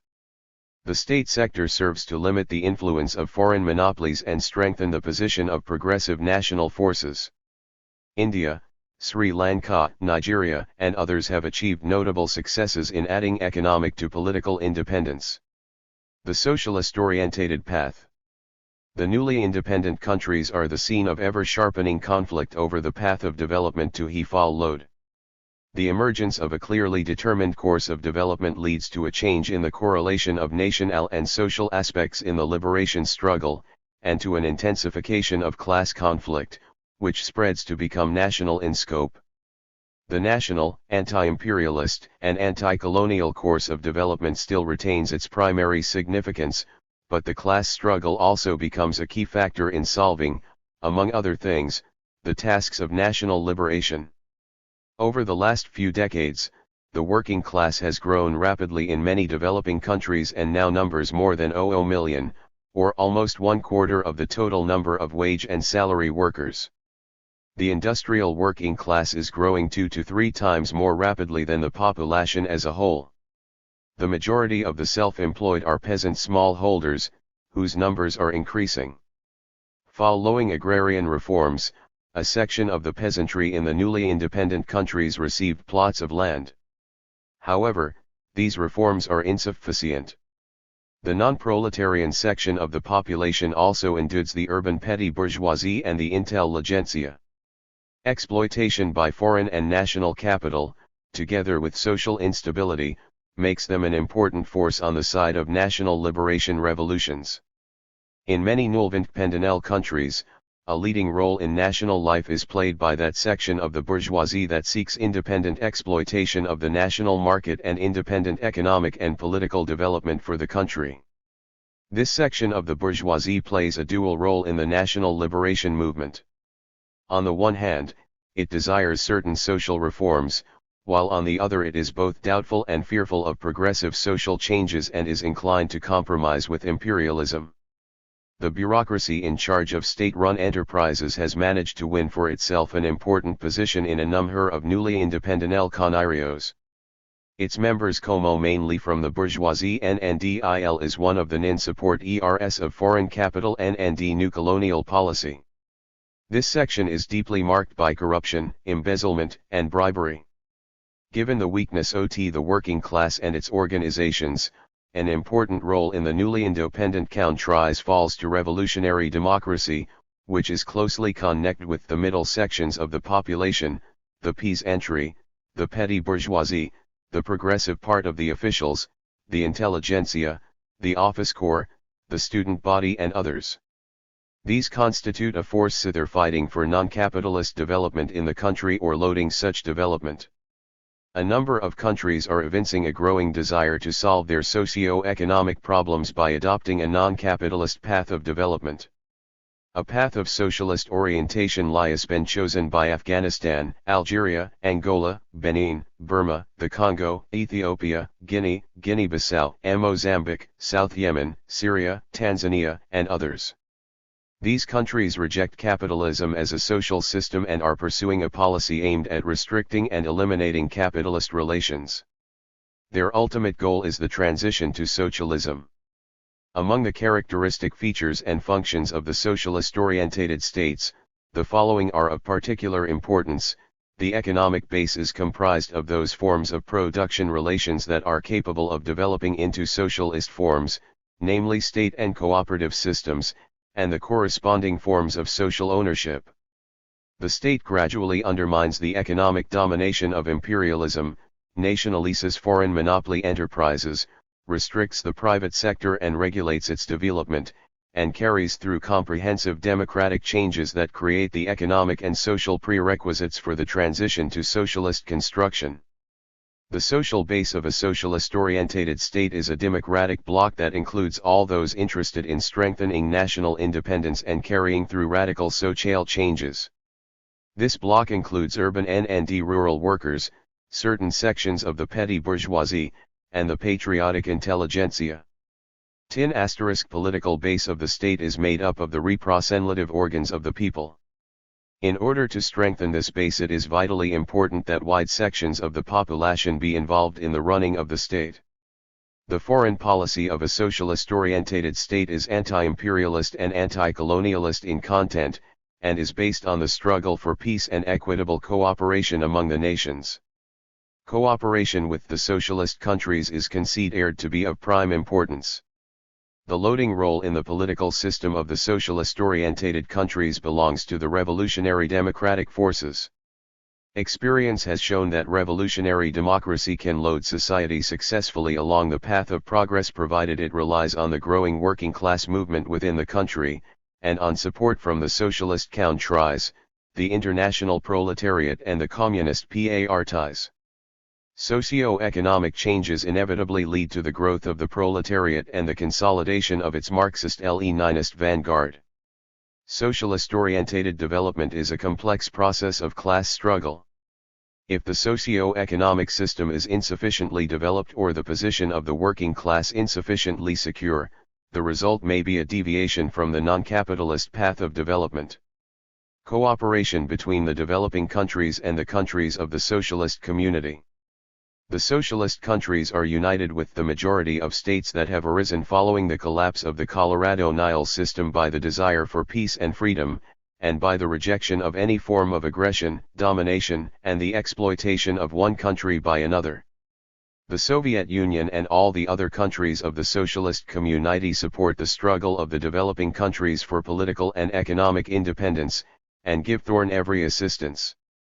This assistance takes varying forms: participation in geological surveys and prospecting, the supply of equipment, technical assistance in the construction of industrial enterprises and help in developing agriculture and in training native specialists, etc. Economic cooperation between the USSR and the other socialist countries and the young states or Asia and Africa differs radically from the economic relations that exist between the latter and the imperialist world. Socialist cooperation is built on a reliable and mutually advantageous basis. The developing countries become the complete masters of the resources put at their disposal by such cooperation. The greater part of the economic aid supplied is designed to assist the creation of a modern industrial base. The socialist countries claim no privileges or special rights, nor do they demand that the developing countries make unilateral concessions. The Soviet Union gives its support to those peoples who are fighting for their independence, and is not thereby seeking any advantage for itself in the form of concessions, political dominion, or military bases. The Soviet Union has agreements on economic and technical cooperation with 50 developing countries in Asia, Africa, and Latin America. At the beginning of 1978, the member countries of CMEA provided 75 developing countries with long-term credits amounting to approximately 15,000 million rubles. Over 3.5 thousand economic projects have been built, or are under construction with the assistance of the peoples of the socialist community. The training facilities offered in the countries of the socialist community are of great importance for the development of the young national states. More than 41,000 young people from over 100 countries in Asia, Africa, and Latin America are studying in secondary specialized and higher schools in the member countries of CMEA, and more than 350,000 technicians and other specialists have now returned to work in the developing countries. Over the recent years, a growing number of developing countries have drawn closer to the socialist community of nations, and important treaties and agreements have been signed. The Soviet Union, for example, has signed agreements on friendship and cooperation with Angola, Mozambique, Ethiopia, and Afghanistan. There is increasing cooperation between the young states and the socialist countries in the struggle to achieve a restructuring of the system of international economic relations and to liberate the developing countries from exploitation by international imperialism. Joint action on major international issues and in the struggle for peace and security is also being more actively pursued. All these factors help to strengthen the position of the young states, who now occupy an important place in the system of international relations and are exerting a beneficial influence on the expansion of struggle against imperialism, neocolonialism, and racism. Their influence on the activity of the United Nations has increased dramatically. By the beginning of 1081, UNO had 151 member states, of which more than 110 are developing countries in Asia, Africa, and Latin America. The majority of independent states have, to some degree or other, adopted a policy of non-alignment, a policy characterized by anti-imperialism and anti-colonialism.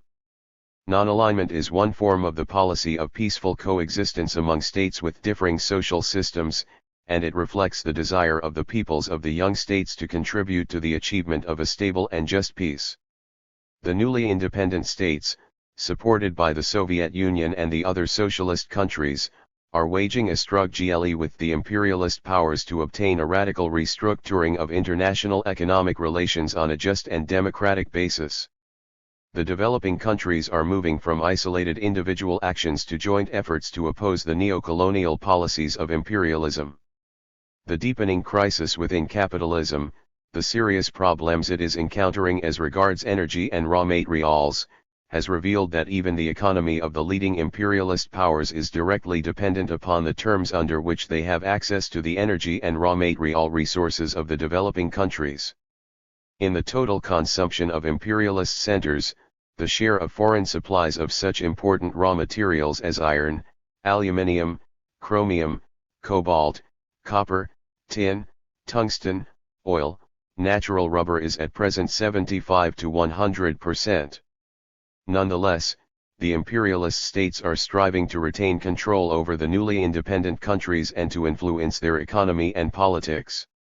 To this end, they are adapting their tactics to the changed circumstances and modifying their neocolonial policies.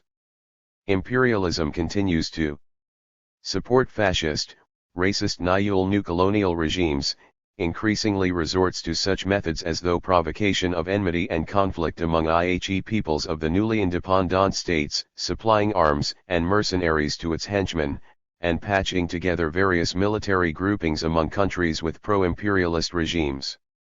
It is also attempting to make use of such classical methods as armed intervention, and open interference in the internal affairs of independent states, ignoring their sovereign rights. The policy and ideology of Maoism have become particularly dangerous for the developing countries. While the young states require détente as an important condition of successful economic construction and social progress, Peking is attempting to fan the flames of enmity and discord and is provoking armed conflicts.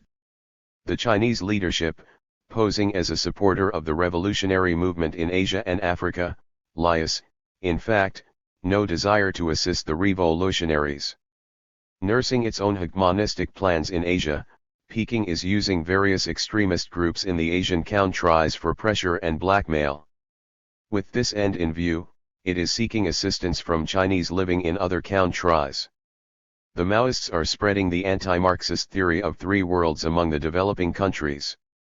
Numbering China among the states of the Third World, the Peking leadership is trying to draw the developing countries of Asia, Africa, and Latin America into a Chinese-controlled anti-Soviet coalition. The young states have become the object of an extensive ideological campaign on the part of imperialism. Imperialist propaganda is doing all in its power to prove the impracticability of the changes planned by the young states and to present the path of capitalist development as the only correct one. The concept of the interdependence and common fate of the capitalist West and the East is being widely propagated.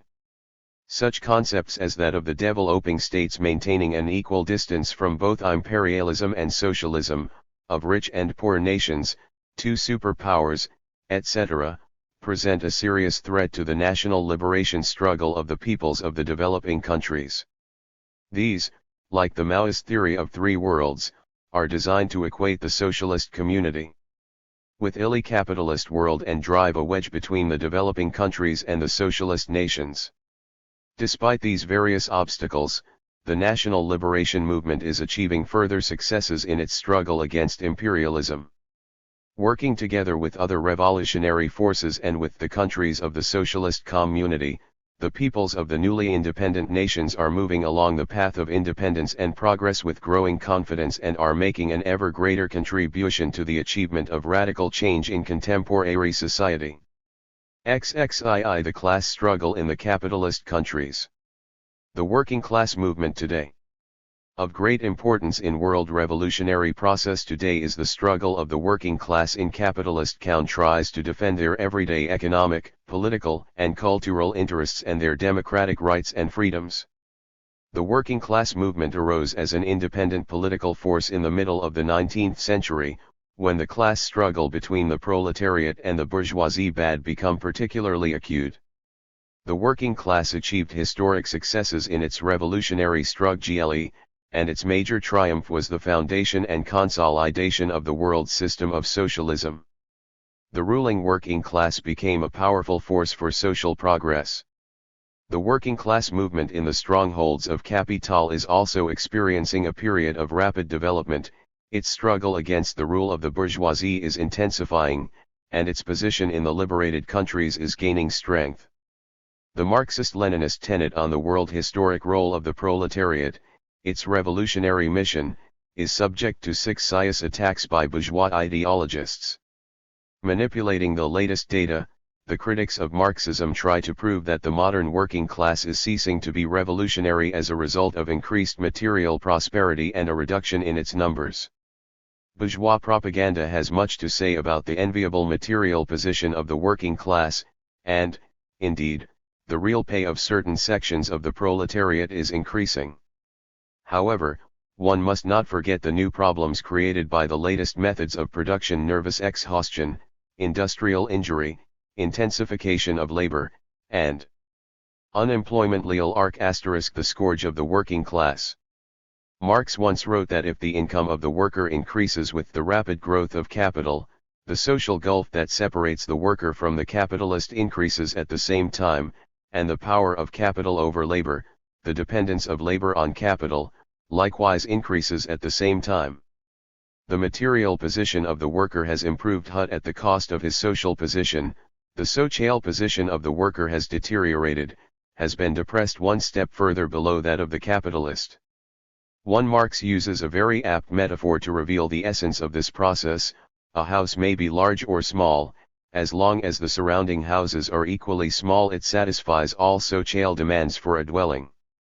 But let a palace arise beside the little house, and it shrinks from a little house to a hut. The little house shows now that its owner has only very slight or no demands to make, and however high it may shoot up in the course of civilization, if the neighboring palace grows to an equal or even greater extent, the occupant of the relatively small house will feel more and more uncomfortable, dissatisfied, and cramped within its four walls.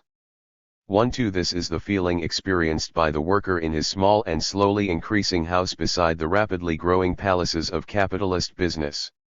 Lenin also noted that in capitalist society poverty increases not in the physical but in the social sense, i.e. in the sense of the disparity between the increasing level of consumption by the bourgeoisie and consumption by society as a whole, and the level of the living standards of the working people.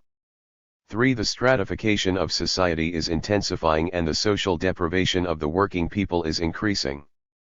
In the USA, for example, if one takes the figures on the processing industry, the increase in the real pay of the workers is 7 times less than the growth in the profits of the major companies. It should also be remembered that pay rises are covered by further labor intensification leading to rapid nervous and physical exhaustion among the workforce. Thus the social position of the worker is deteriorating, his social deprivation is increasing, though gap between his pay and the increased demands generated by the very development of production is growing. Ho is reduced to an adjunct of the machine and maimed both intellectually and physically. Capitalism is constantly reproducing the very system that makes the working class a revolutionary force. This important fact was clearly noted at the International Meeting of Communist and Workers' Parties, held in 1909. Contrary to assertion about the revolution in incomes and social partnership, capitalist exploitation is in fact increasing. The rise in wages lags far behind the growth rates of labor productivity and the intensification of labor, behind the social needs and even more so behind the growth of monopoly profits. Let us now examine yet another argument advanced by bourgeois theoreticians. As the number of workers engaged in physical labor is falling in the developed capitalist countries, they conclude that the working class is undergoing a process of gradual reduction and is being expelled from its role of historical leader by the growing mass of skilled workers and specialists, the intelligentsia. Therefore, they argue, the Marxists are mistaken in relying upon the working class.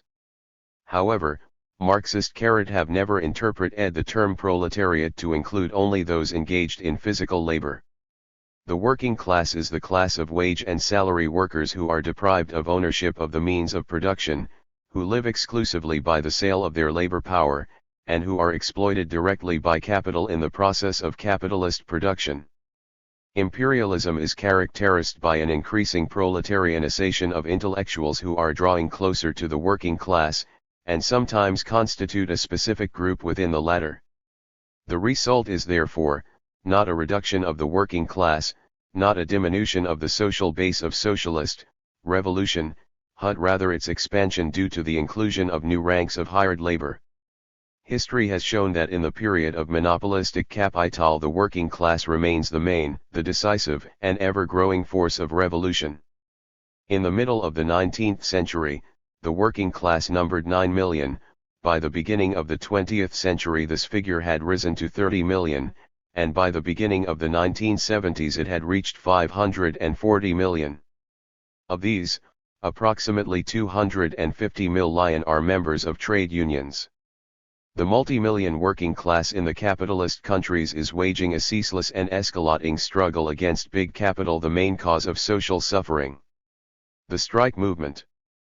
The mounting struggle of workers in the capitalist countries is clearly revealed in the upsurge of the strike movement. It has now reached its highest level in several decades. The strike struggle is including ever new categories of workers: state employees, engineers and technical workers, research workers, women, young people, foreign workers and farm workers are striking with increasing frequency. A typical feature of the strike movement in capitalist countries is the increasing number of strikes involving education and the service industries, in particular transport, education and other municipal services. Recent years have seen an increase in the number of national or general strikes. These forms of struggle on the part of the working class assume an important political significance and often develop into demonstrations against the entire system of state monopoly capital. There has also been an increase in worker takeover of factories scheduled for closure, and production is often continued in such cases. Finally, an extremely important factor in the development of the strike movement over recent years has been its growing internationalization. Jointly agreed demonstrations by workers in various countries are occurring more and more frequently. 303. From the beginning of the 1970s, the struggle of the working class has become increasingly political in nature. The demands of the working class are now more closely connected with key problems of socio-economic relations and directed against the anti-worker, anti-popular policies of the ruling circles.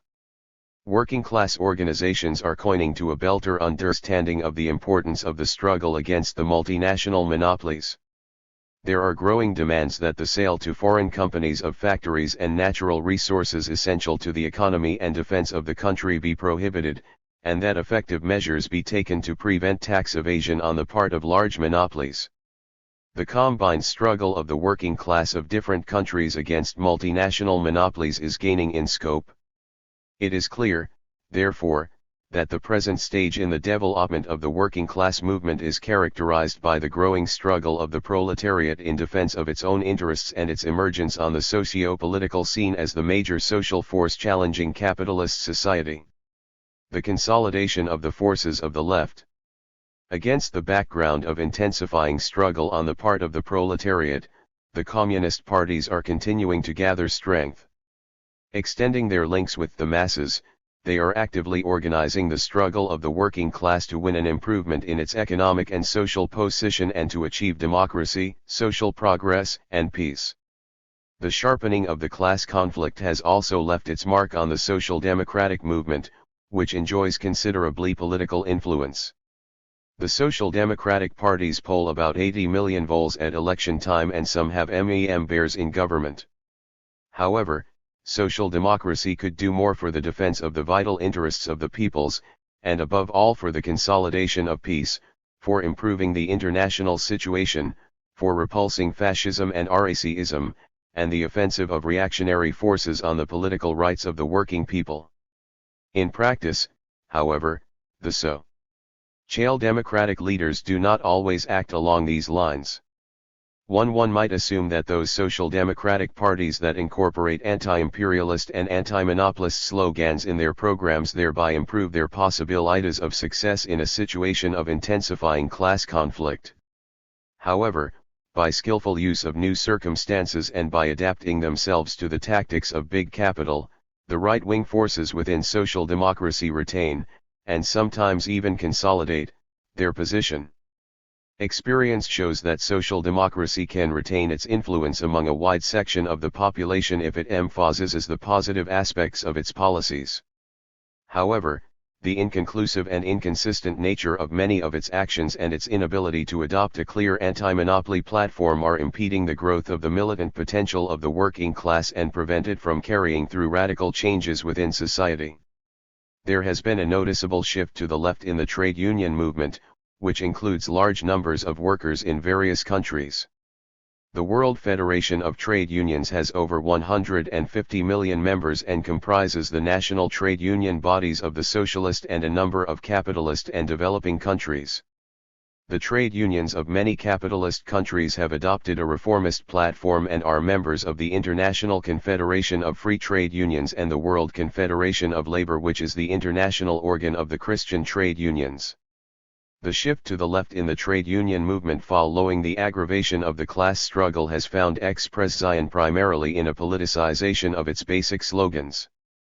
Today the trade unions are discussing not only such questions as guaranteed wage levels, tax reductions, full employment, etc., but also key issues relating to economic and political development and the struggle to democratize public life. In addition, such demare demands are increasingly linked to a policy of radical social change. The Executive Committee of French General Confederation of Labor noted that, democratic and anti-capitalist measures are inseparable. It is impossible to democratize the life of the country without attacking privilege in every sphere. A distinct strengthening of left-wing tendencies became apparent at the British Trade Union Congress. In Italy, in a situation of constant mass action by the workers, the whole of the trade union movement occupies a left-wing position. On the initiative of Italian workers' organizations, the three major trade union associations in the country, Confederazione Generale Catalana del Lavoro, Confederazione Italian Sindacati Lavorali and Unione Italians del Lavoro, have formed a single federation, which has considerably strengthened the influence of the Italian working class. Now no important question concerning the economic, social, or political life of Italy can be decided without taking into account the position of the trade unions on the subject. The trade union movement in the FRG is often sharply critical of the capitalist economic system, and the workers are increasingly active in their efforts to secure improvements in the sphere of social relations. Their demands include guaranteed employment and confidence in the future, a reform of the educational system, professional training and retraining for the workforce, improvements in the medical services, public transport, provision of leisure facilities, and protection of the environment. Radical attitudes are also spreading through the trade union movements in Australia, New Zealand, Belgium, the Netherlands, Scandinavia, and other countries. The Communists give their active support to increased militant activity by the trade union movement. In many countries, Communists often hold important posts in trade union organizations. In 1971, the Union of German Trade Unions removed from its statutes a clause declaring that it actively opposes communism. The Dutch trade unions have altered a clause in their statutes declaring membership of a Dutch trade union to be incompatible with membership of the Communist Party or any of its affiliated organizations. 3. The World Confederation of Labor has also considerably changed its position. The 18th Congress held in 197A argued for recognition of the class struggle, the class nature of the trade union movement and the need for unity among the workers. It also called for capitalism to be replaced by a democratic social system based on public ownership of the means of production. The move towards working class unity. The shifts that have taken place in the working class movement have helped to strengthen the desire for unity among its various branches, and have created the conditions necessary for a rapprochement on many issues pertaining to domestic and foreign policy. The deepening crisis within capitalism, the violation by industrialists of the rights of the workers, and the development and expansion of the anti-monopoly movement in many countries have all made it imperative that the workers unite their efforts. At the same time, such common tasks as the struggle for peace and opposition to colonialism and imperialist aggression are growing in importance. In many countries, the question of unity within the working class is primarily a question of establishing relations between the communists and the social democrats. The communists are dealing with this question from a principled position, taking into account the interests of the whole working class movement. The 1976 Conference of European Communist and Workers' Parties once more emphasized the willingness of its members to contribute to equitable cooperation with all the forces of democracy, and in particular with the Socialist and Social Democratic parties, in the struggle for peace, democracy, and progress. At the same time, the conference repeated its rejection of any policy or world outlook that meant, in essence, the subordination of the working class to the capitalist system. The position of the CPSU as regards the unity of the international working class movement has always been clear and consistent. In the decisions of the 23th Congress of the CPSU, it was noted that communists are united with the Social Democrats, aware of their responsibility for the cause of peace, and more particularly with working class Social Democrats, in a common concern or world security, a common desire to halt the arms race, and a common rejection of fascism, racism, and colonialism. However, the Congress emphasized that there can be no question of merging scientific communism with the reformism of the Social Democrats. there are still not a few social democrats whose activity is based entirely on anti-communism and anti-Sovietism, and there are even social democratic parties that inflict penalties upon their members for associating with communists. Such activity must be opposed, for it is a clear manifestation of reaction. Over recent years, as a result of changes in the international situation, the growing international authority of the foreign policy of the socialist countries, and shifts within the working class movement, a number of social democratic parties have shown a willingness to cooperate with the communists, particularly on issues of international importance. Contacts between certain social democratic parties and the CPSU and other ruling communist parties have improved. As was noted at the 20th Congress of the CPSU, further advances were registered, in particular, in our ties with the Socialist and Social Democratic parties of Finland, Belgium, Sweden, Japan, Spain, and a number of other countries, and this chiefly on questions of struggle against the war danger. Of high importance here were our contacts with of which each has its own specific interests. These people are mainly working people who do not exploit the labor of others.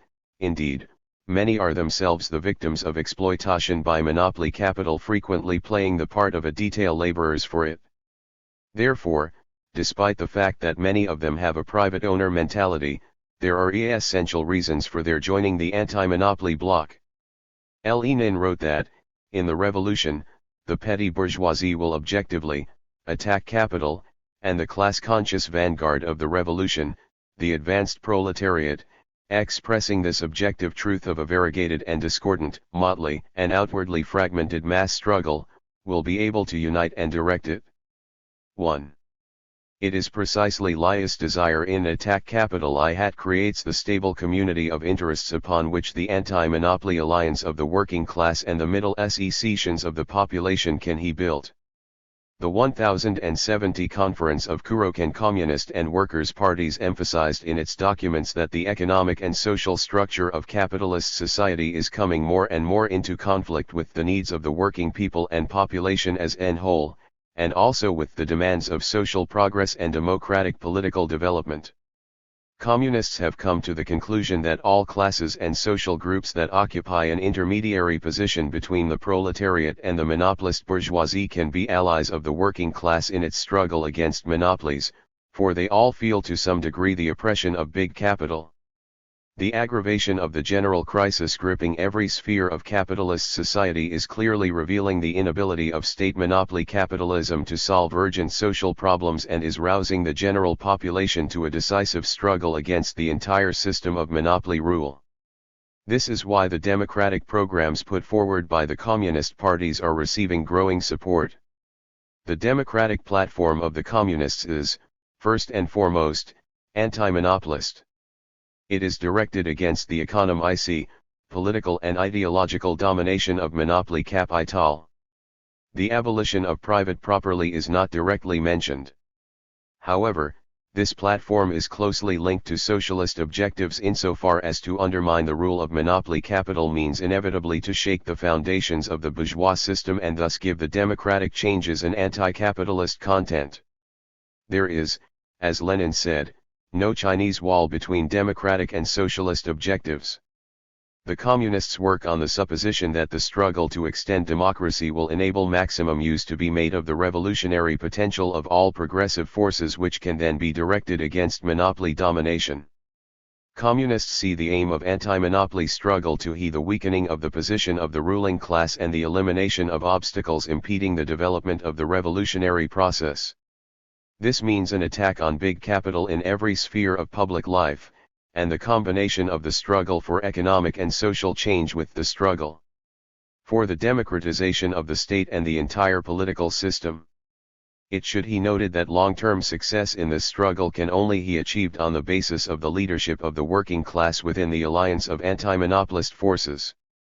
The position of leadership enjoyed by the working class does not spring from its desire to take the lead, nor from the ambition of its leaders, but from its objective position in the social structure of capitalist society. It is the most numerous and the most united, and therefore the strongest group. It is the most exploited and the most deprived, and therefore the most revolutionary group of the working people. It is not difficult to see that the middle sections of society belong to the waverers, and this is natural, for as workers they have common interests with the proletariat, while as owners of private property they feel a certain sympathy for the bourgeoisie. Unlike the working class, they do not occupy a central position in national production, are only loosely united and insufficiently organized. Can such a force be the leader of the historical battle against monopoly capital? The working class demonstrates its right to sole leadership of the other mass democratic forces by the fact that it is a resolute fighter for the interests of other social sections of the population, while no other class sets itself such a task. Marx formulated one of the most important tasks of the working class as follows: to do directly for the peasants at least as much as the French bourgeoisie did for the then existing French peasants during its revolution. 1. The peasantry will naturally follow that class whose aim is to defend the interests of the peasants. The forces composing the anti-monopolist alliance are, as we have already seen, unequal both in social and in political terms. The aim of the working class movement is to move from this inequality to the genuine equality of all via a number of stages in the revolutionary struggle. It is this that makes the leadership of the proletariat within the social alliance an obsessive necessity. The formation of an anti-monopoly alliance requires that the communist parties widely explain and substantial their slogans, their present practical objectives and long-term aims. This is why it is essential to clarify the specific content of the link between the struggle for democracy and the struggle for socialism. This is why the main emphasis in theoretical and political debates must be put on the questions pertaining to democracy under capitalism and under socialism, and on the attitude to the experience of real socialism, and the relationship between democracy and revolution. The Marxist-Leninist theory and the enormous experience of the communist movement provide a reliable basis for finding the correct solution of these questions within the context of the conditions prevailing in different countries. The program demands of the communist parties in the anti-monopolist struggle include slogans that combine the everyday requirements of the people with the interests of the movement towards socialism. In formulating such slogans, communists strive to demonstrate concretely and convincingly the advantages for the people of the new system. In so doing, it is particularly important to popularize the achievements of real socialism. The successes of the socialist countries, which have put an end to exploitation and are developing free of crises, solving fundamental socio-economic and political problems in the interests of the working people and ensuring in practical terms the rights of the individual to work, leisure, social security and education, are eloquent testimony of the advantages of socialism. The more people are acquainted with the achievements of socialism, the more they can appreciate the scale and complexity of the problems that had to be solved and were solved, the greater will be the number of convinced supporters of the new social system. The General Secretary of the Portuguese Communist Party, Álvaro A. Cunhal, declared that the dissemination of the truth about existing socialism in the capitalist countries and in the countries that have liberated themselves from colonialism is one of the most effective means of affirming the ideas of socialism and communism and of strengthening the faith and resolution of the working people to wage a struggle for these ideas. The anti-monopolist programs drawn up by the communists provide for profound changes in various spheres. For the establishment of democracy in the economic, social, and political life of society. This means that banking circles and industrial monopolies, who have seized the key positions in the economy, must be brought under the control of the working people, and that blue and white collar workers should participate in economic decision-taking, and particularly in the management of nationalist enterprises and in planning. Social democracy consists in creating a society in which all the working people can genuinely enjoy the fruits of their own labor, cease to be the objects of injustice and discrimination, receive an income that corresponds to the volume and quality of the work they accomplish, and have the guaranteed right to raise their education and professional qualifications. The communists envisage a democratic reform of the system of government that will eliminate the dependence of the state apparatus on monopoly capital. The anti-monopolist programs include the democratic nationalization of enterprises, the guaranteed right to work, the establishment of genuinely humane production relations, the right to housing, to social security, to the use of communal services, to medical treatment, to a healthy environment, to education, to constructive leisure, and to cultural benefits, the establishment of full equality for men, women, and young people, the defense of the rights of immigrants and national minorities, etc. An analysis of the problems facing the working class movement today shows that the proletariat is emerging onto the political arena as the main force capable of uniting the people and ensuring the forward development of society. The working class and its allies are exerting increasing pressure on the positions held by the monopolist bourgeoisie. The proletariat becomes more aware of its responsibility for the destiny of the modern world, and the future will undoubtedly bring it further victories in the struggle for social liberation and human progress. XXIII The international communist movement, the most influential political force in the modern world. The growing role of the communist movement. One of the most important factors in the political life of the modern world is the international communist movement, which is the true vanguard of the working class and all democratic and progressive forces. In a report delivered in honor of the th anniversary of the Great October Socialist Revolution, Leonid Brezhnev declared, "The communists won a place for themselves in society long ago. They won it precisely by their revolutionary struggle. Their role in society is recognized by the peoples, and no one can deprive them of it." The communist movement expresses the fundamental interests of the working class and all working people, and is the only political force whose activity is based on the scientific theory of Marxism-Leninism and corresponds to the objective laws of social progress. History has shown that only communist parties are capable of correctly determining the path to be followed in social transformation and of inspiring the people to revolutionary creativity. The growing might of the international communist movement springs from its unswerving loyalty to the principles of Marxism-Leninism and proletarian internationalism, and from its unwearying and selfless struggle on behalf of the working people, for peace and social progress. Having developed into a genuinely worldwide movement that rallies together all the progressive forces of contemporary society, it moves irresistibly onwards to its noble goal, the radical transformation of social life, the full liberation of the working people and of all the peoples of the world, from social and national oppression and exploitation. The socialist revolution in Russia, which inaugurated the period of the transition from capitalism to socialism, opened a new chapter in the history of the struggle of the international proletariat and raised that struggle to a qualitatively higher level. The Great October Revolution stimulated the formation of revolutionary Marxist-Leninist parties in various countries, parties capable of leading the struggle of the proletariat and all the working people for a transformation of society.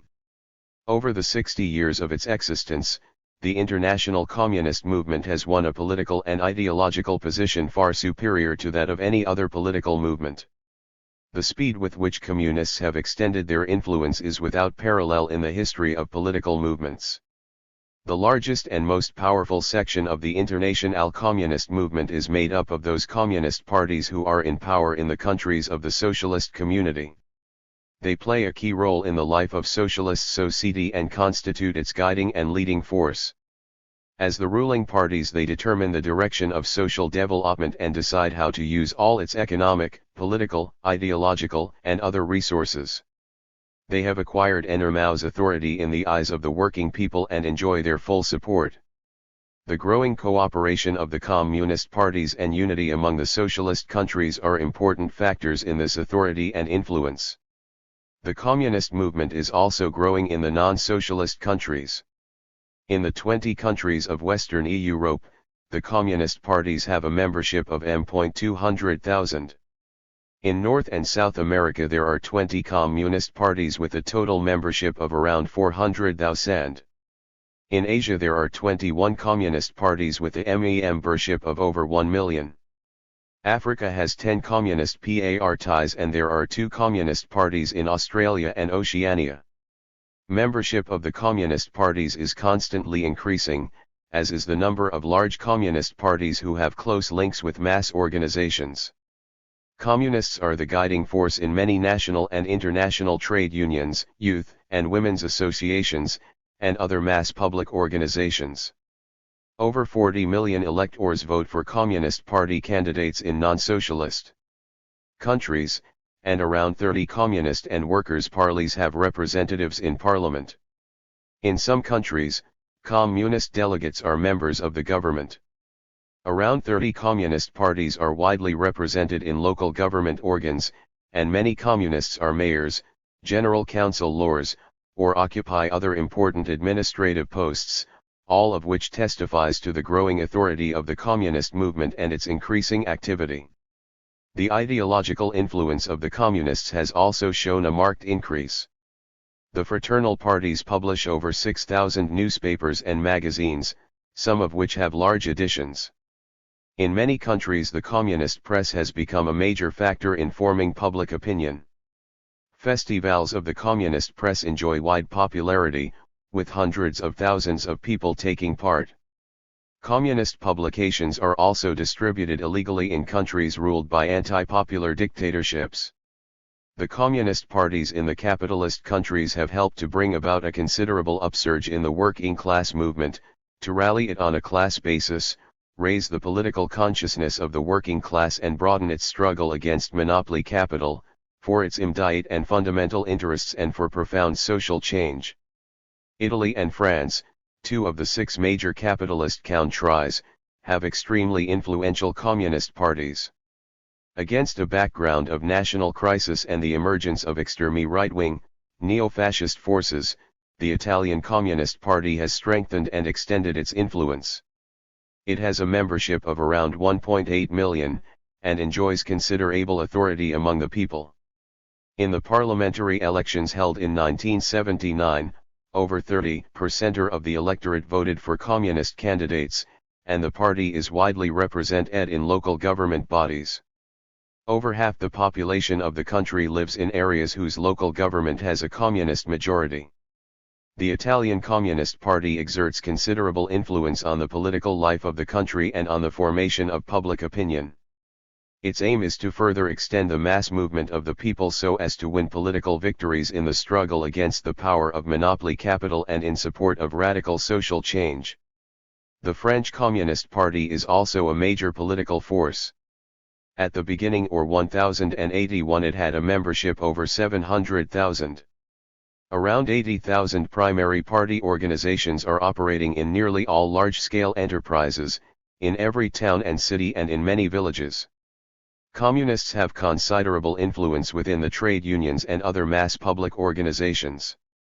The oldest and largest communist party in Latin America is the Communist Party of Argentina. Banned until 1978, it then gave its active support to a number of progressive measures taken by the new democratic regime and designed to strengthen national independence and intensify the struggle against imperialist domination. The party improved its organization, and its membership and influence increased. The military coup in March, 1970, resulted in a ban on political parties, and is now clearly being used by reactionary forces to restrict the struggle of the working class. Nonetheless, the communists are still an important factor in public life. With the overthrow of the fascist regime in April, 1974, the Portuguese Communist Party gained in strength, and by the beginning of the 1980s it had over 180,000 members. It has established a network of party organizations in all the major towns and industrial centers and is the guiding influence in the National Trade Union Association Intersyndicale, the Union of Student Communists, the Movement of Working Youth and also the Women's Democratic Movement. The party publishes a daily newspaper, Avant, as well as numerous local papers, papers for workers in different branches of industry, for peasants, young people, women, etc. The Portuguese Communist Party has become an important force in the political life of the country and is a resolute defender of the gains of the democratic revolution. Following the collapse of the fascist military dictatorship in 1974, the Communist Party of Greece was at last able to work legally, and in the extraordinary parliamentary elections held in November, 1977, it won almost 500,000 votes and 11 seats in parliament. The development and continuing successes of the communist movement are causing serious concern among the Ruling circles of IE leading capitalist countries. Fies can he seen in the unconcealed 111 rents directed against the largest communist parties, and in the interference in the internal affairs of those conelries where the communist parties are growing in strength. It can also be seen in the expressions of willingness on the part of the ruling circles to maintain contacts with these parties in order to influence them, draw them into class collaboration and thus divert them from the revolutionary struggle. Some communist parties have experienced difficulties over recent years and have been obliged to retreat. Many parties are operating illegally, in conditions of savage repression. Live and today thousands of communists in capitalist countries are in prison. The arrests and torture of communists continues in Chile, Uruguay, the Republic of South Africa, and a number of other countries. Various restrictive measures residential are also enforced against them, such as the infamous employment ban operating in the FRG and other countries, the refusal to grant communists access to the mass media, and a variety of electoral restrictions. However, notwithstanding the difficulties in their path, the communists are continuing their heroic struggle on behalf of the working people, for peace and social progress. The international situation at present is such that communist parties have better opportunities to act and to improve their strategy and tactics. At the same time, new factors are arising in the development of the world communist movement itself. Different contingents of the communist movement are drawing closer together, reflecting the internationalization of public and political life. This means that the problems facing the communist movement must be treated as constituting an interrelated whole. Events in one section of the movement, the successes and failures of one or another communist party, affect the position of other communist parties, the possibilities open to them and the conditions in which they must act. Viewed as a whole, the communist movement is developing successfully. L.I. Brezhnev pointed out in his report to the 20th Party Congress, the international working class and its political vanguard, the Communist and Workers' parties, approached the 80s with confidence. They approached them as active leaders for the rights of the working people *, and for peace and the security of nations. However, some parties fell victim to severe persecution. Right-wing forces have inflicted serious blows on the communist parties of Chile, Uruguay, and other countries. Many parties are still dealing with problems of organization and political consolidation, are seeking broad contact with the people and striving to overcome the obstacles put in their path by the ruling circles. There has been an increase in the number of political CES parties and organizations sympathetic to the communist movement and to Marxism-Leninism, an increase largely due to the emergence of revolutionary democratic parties in the newly independent countries. These lend additional power to the international communist movement and help to strengthen its position and enhance its role as the organizing force of the world anti-imperialist movement. The shift by new progressive forces to the political and ideological positions of Marxism-Leninism is striking evidence of its ever-growing influence. The communist parties are seeking an effective strategy and tactic in solving the tasks before them, and useful contributions in this direction were made by the 1975 Conference of the Communist Parties of Latin America and the Caribbean, the 1976 Conference of the Communist and Workers' Parties of Europe, and by the 1978 Conference of Arab Communist and Workers' Parties. Many parties are continuing their discussion of important points in their programs. Referring to the efforts being made by the communist parties to improve their strategy and tactics, Leonid Brezhnev emphasized, they are striving to rally all the democratic forces in the struggle against the domination of the monopolies. Their theoretical guidelines in this context contain interesting points, though probably not everything here should be regarded as finalized and incontrovertible. This is understandable, a quest is a quest. What is important that it should proceed in the right direction. Whatever mules are chosen, IHE Alliant mission of the Commissiles is to lead the masses lo the principal goal, to socialism. The experience of the struggle for the victory of IHE October Revolution showed that changes of tactics, compromises in order to win new allies, are quite possible in revolutionary practice. But we are also convinced of something else, under no circumstances may principles be sacrificed for the sake of a tactical advantage. Otherwise, as the saying goes, you'll keep the hair, but lose your head. 1. The General Secretary of the Portuguese Communist Party, Álvaro Cunhal, declared that, in solving their tactical and strategic tasks, communists work on the principle that the choice of the correct revolutionary course to follow requires not only a scientific analysis of the given situation, but also an appreciation both of the experience of revolutionary struggle in one's own country and of the experience of the international revolutionary movement, including that of the October Revolution, which continues to be the richest source of revolutionary theory and practice. The significance of cooperation and solidarity among communist parties. Close cooperation among the Marxist-Leninist parties is the unfailing source of the might of the international communist movement.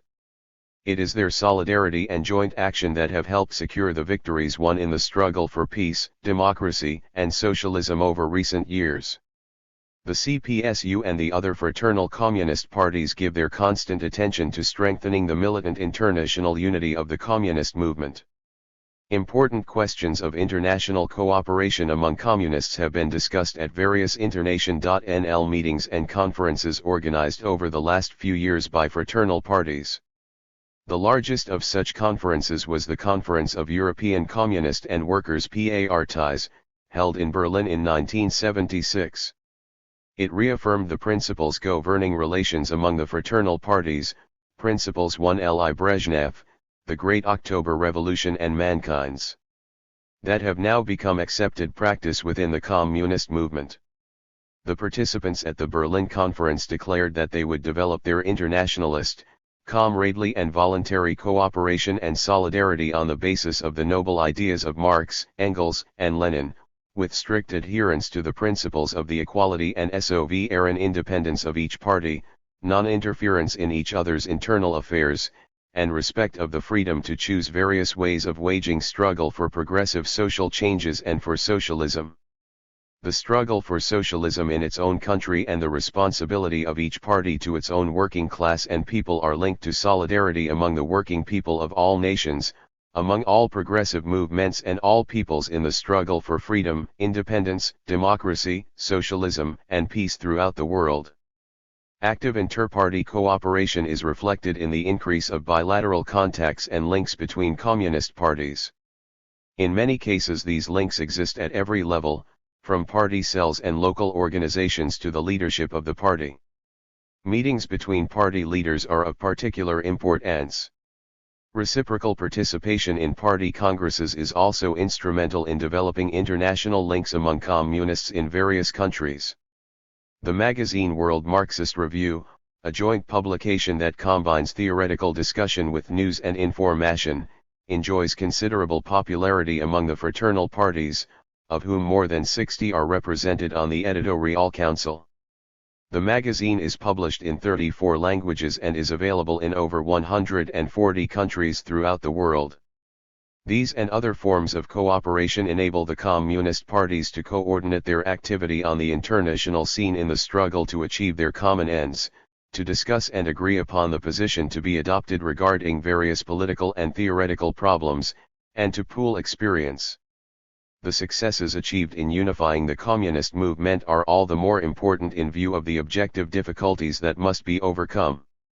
The process of international cooperation is rendered ever more complex by the rapid succession of events on the international scene, and by the different levels of socio-political development in various countries, which can give rise to different evaluations of and different approaches to specific political tasks.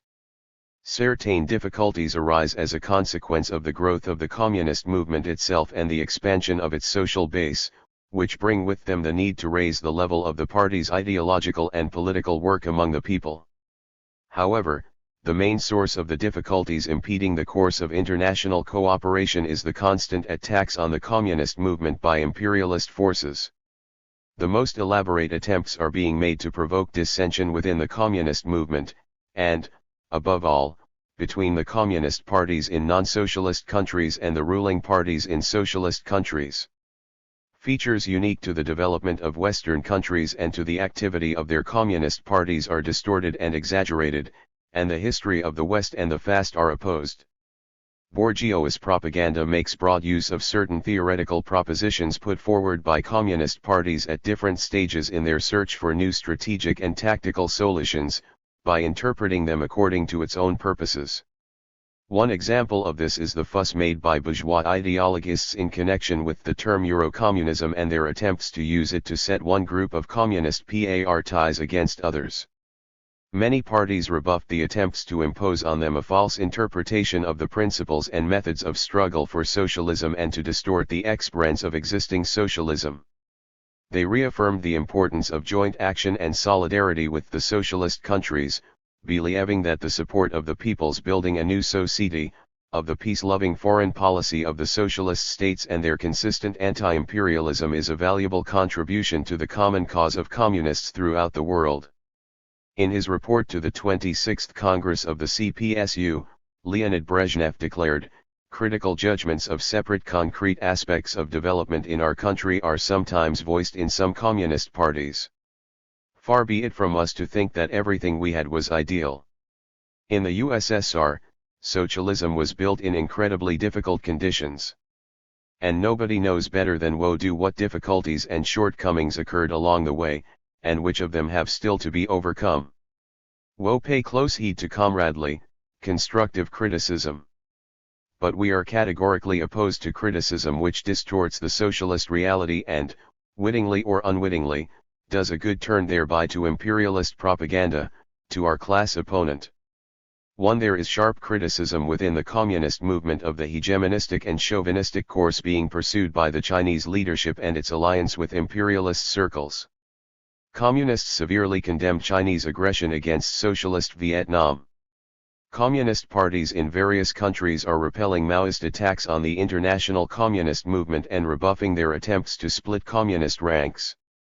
They are showing that the course being followed by the leadership of the People's Republic of China is profoundly hostile to the struggle for peace and social progress, and runs counter to the aspirations of the Chinese people themselves. The experience of the revolutionary struggle and the anti-imperialist movement has confirmed the continuing importance of proletarian internationalism. This principle has stood the test of time and is one of the most important principles governing the activity of communists, permeating the entire theory and practice of scientific communism.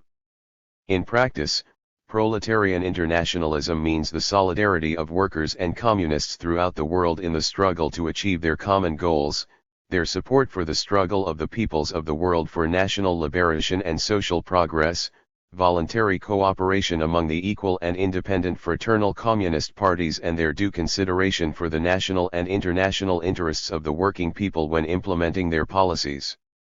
Proletarian internationalism remains the tried and tested weapon of the communist and working class movements.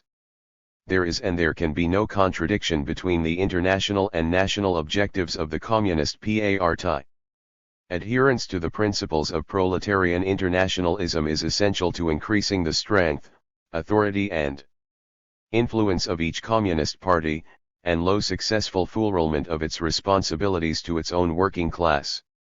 At the same time, by participating effectively as a national force in the struggle to defend the interests of the working people and achieve unity among the left-wing, democratic forces, each communist party helps to strengthen the whole communist movement and to further develop fraternal cooperation and mutual assistance among communists. Soviet communists have the deepest respect for fellow communists who are waging their struggle in the non-socialist section of the world. In his report to the 26th Congress of the CPSU, Leonid Brezhnev stated, "We express our deep-felt solidarity with our communist brothers languishing in the dungeons of fascist dictatorships, with those persecuted by the police or fighting their hard battles underground. We express our solidarity with those subjected to discrimination and deprived of civil and political rights merely for their convictions, for belonging to the party of the working class. 11 The whole of the development of the communist movement is a clear and convincing affirmation of Lenin's words when he wrote that selfless devotion to the revolution and revolutionary propaganda among the people are not wasted, even if long decades divide the sowing from the harvest. 1-2 The selfless struggle of communists is constantly bearing new fruit in the minds of millions. The main principles and features of Soviet foreign policy. From the very first days of its existence, the Soviet Union has consistently pursued a Leninist foreign policy corresponding to the fundamental interests of the working people. Lenin declared that the foreign policy of the Soviet state reflects its desire to live in peace with all peoples and devote all its efforts to internal development, and also to secure and shorten the road leading mankind to the creation of socialist society, and to an enduring, just peace. 1-2 The pursuit of a peaceful foreign policy is part of the very nature of the socialist system, which excludes any form of aggression, seizure of foreign territory or enslavement of peoples. The country of Soviets emerged under the banner of peace. The first law promulgated by the Victoria Socialist Revolution was Lenin's Decree on Peace, which proclaimed the principles of proletarian internationalism and peaceful coexistence to be the keystone of the foreign policy to be pursued by the socialist state. The principle of proletarian internationalism meant, in the conditions then obtaining, solidarity and mutual support between the working people of Soviet Russia and those of other countries in the struggle to end the bloodshed of imperialist war and establish a just democratic peace, and to defend and consolidate the gains of the October Revolution. With the foundation of the world socialist system, the principle of internationalism became, the principles of cooperation between the USSR and France, and the program for the further development of cooperation between the USSR and France for détente and peace. These documents have done much to increase both economic and political cooperation between the two nations. Relations between the USSR and the FRG have become a major factor in European stability and détente. A turning point in these relations was the treaty signed by the two countries in August 1970. A number of agreements on cooperation in various spheres have also been concluded. In 1977, the FRG became the USSR's main trading partner among the capitalist countries, and it is proposed to expand economic relations between the two countries on a long-term basis, covering a period up to the turn of the century. The Soviet Union calls for strict and complete adherence to the agreements reached in the 1970s. At the 26th Congress of the CPSU it was noted that Bonn sometimes tries to circumvent the Four-Power Agreement on West Berlin, and to ignore the sovereignty of the GDR in a number of issues. Considerable progress was also made during the 1970s in developing relations with other European countries, including Great Britain, Italy, Finland, Austria, Sweden, Belgium, Luxembourg, and Denmark. The rapid growth of economic and trading links between capitalist and socialist countries is a direct result of détente.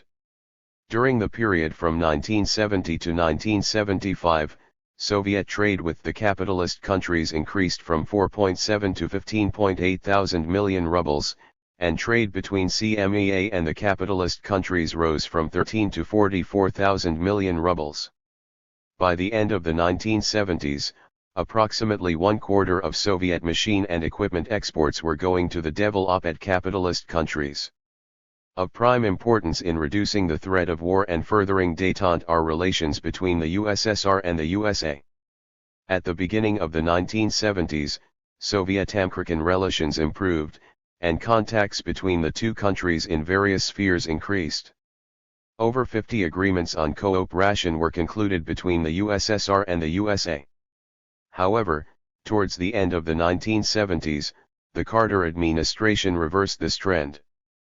In an attempt to bring pressure to bear on the Soviet Union, Washington suspended implementation of the SALT II Treaty, began to cut back on bilateral contacts and embark upon measures designed to poison relations between the two countries. We have not sought, and do not now seek, military superiority over the other side, Leonid Brezhnev declared at the 26th PARTI Congress. This is not our policy. But neither will we permit the building up of any such superiority over us.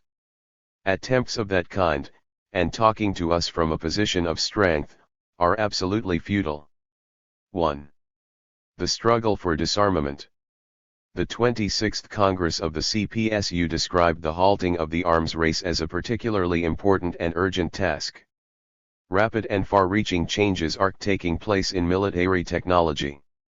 Now types of weapons are being developed, control of which, and therefore limitation of which, may prove exceptionally difficult if not impossible. Imperialism is continuing its accelerated preparations for war. The arms race has now reached an unprecedented level, costing mankind thousands of millions of dollars so urgently needed for constructive purposes. The policy of the socialist states on arms limitation is meeting with stubborn resistance on the part of imperialism. The NATO countries have adopted a negative attitude to constructive proposals put forward by the Soviet Union, including a world treaty prohibiting the use of force in international relations, and also a treaty in which the states who signed the final act of the European Conference would agree not to be the first to use nuclear weapons one against the other. A NATO Council held in Washington in May 1978, adopted an additional arms program, and President Carter decided to allow production of the basic components of the neutron bomb. Shortly thereafter, plans were approved for the deployment of American medium-range nuclear missiles in some West European countries. Western policy on disarmament and halting the arms race was revealed during Soviet-American negotiations on limiting strategic arms, and also during the Vienna talks on reducing arms and armed forces in Central Europe. The first SALT Treaty was signed in 1972, and agreement in principle was reached on the signing of a new treaty. However, the American administration subsequently delayed the talks, trying to link them to Soviet fulfillment of demands that were in no way connected with the problem under review. Thanks to the persistent efforts of the Soviet Union, the negotiations finally moved in a positive direction. The SALT II Treaty was signed in June 1979, providing for a quantitative reduction in arms and a halt on further qualitative improvements. Unfortunately, the American administration later refused to ratify this agreement. The Soviet Union is securing a solution to the problem of disarmament on the broad basis of binding international agreements. The Soviet state presented a realistic program of action to the 10th Special Session of the UN General Assembly on Disarmament, which took place in New York in May-June 1978. This program was based on the need for a total ban on the further quantitative and qualitative growth in the arms and armed forces belonging to states with a powerful military potential. The Soviet Union also proposed that a special session of the UN General Assembly adopt a resolution on the start of negotiations on nuclear disarmament and the prohibition of the use of force in international relations, that is, draw up a preliminary program of preparations for the talks and specify the date on which the talks were to begin. The Soviet Union proposes that production of nuclear arms of any kind should be reduced. TT calls for an end to the manufacture and for the prohibition of every other weapon of mass destruction, and also for an end to the production of new conventional weapons with massive destructive force. The USSR suggested that the member states of the Security Council, and the states linked to them by military agreements, should refrain from any further increase in their armed forces and conventional arms. There is no weapon that the Soviet Union is not prepared to limit or ban on a reciprocal basis and in agreement with other states. The only condition is that such an agreement should not be detrimental to the security of any state. The USSR is prepared to take the most radical measures on disarmament, but the principle of equal security for all sides must be maintained at every stage on the way. The USSR will never weaken its defenses in the face of the visibly growing military might of imperialism, whatever demagogic arguments are brought forward to the contrary. Such a step would do irreparable damage to the cause of socialism, to the cause of freedom and independence. As a result of persistent efforts by the Soviet Union, the other socialist countries and all peace-loving forces, significant progress has been made in restraining the arms race. Conventions prohibiting bacteriological weapons and methods of affecting the natural environment for military purposes have now come into force. Steps have been taken to halt the spread of nuclear arms, including the creation of the first non-nuclear zone covering most of the countries of Latin America. The UN General Assembly approved Soviet proposals on security guarantees for non-nuclear states and on the non-deployment of nuclear arms on the territory of states not already possessing such arms. It also called on the nuclear powers to commence negotiations on halting the manufacture of nuclear arms and reducing stockpiles of such weapons. Preliminary agreement has been reached on an agreement prohibiting radiological weapons. Action by peace-loving forces has succeeded in halting the deployment of neutron weapons in Western Europe.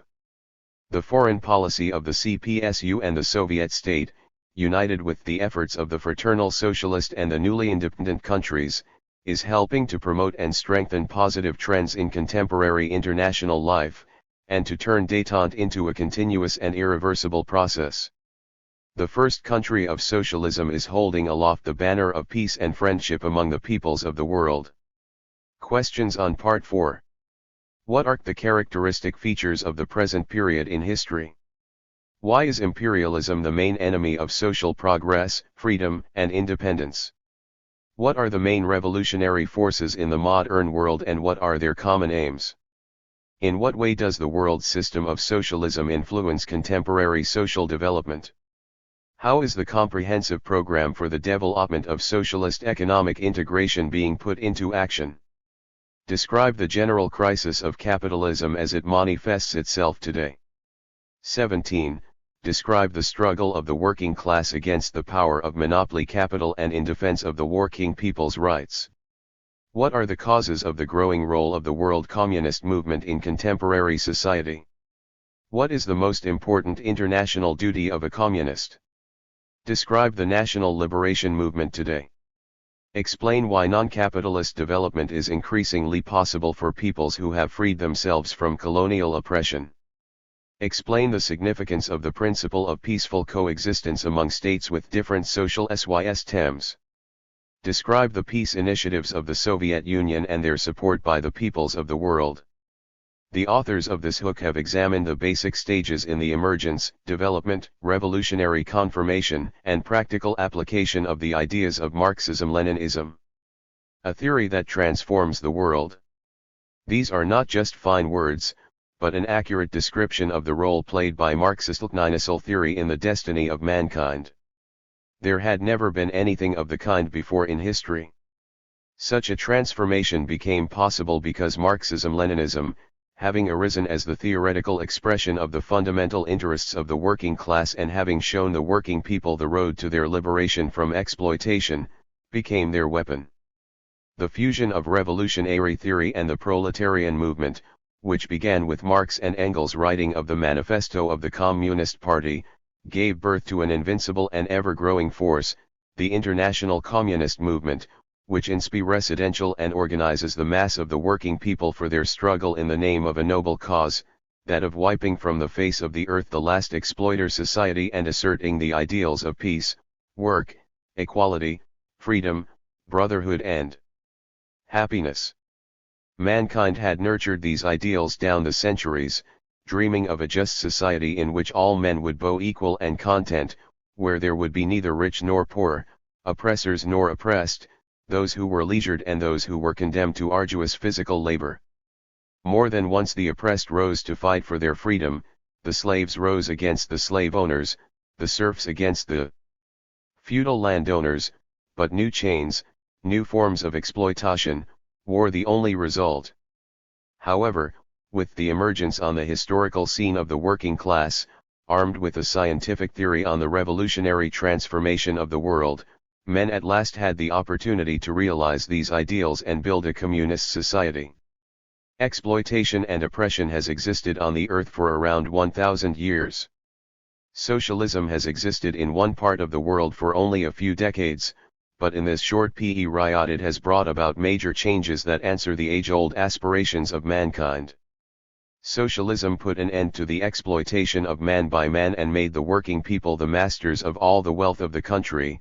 It opened up the path to knowledge and made the cultural heritage of mankind accessible to all, enabling each individual to become an educated, cultured and active participant in productive and social life. It eliminated the opposition between town and country, between physical and intellectual work, ensured material prosperity and inspired in men the confidence that tomorrow will be better than today. These are magnificent achievements, but they are only the beginning. There is still much to be done. Ahead lies the bright goal of a communist society. What is a communist society?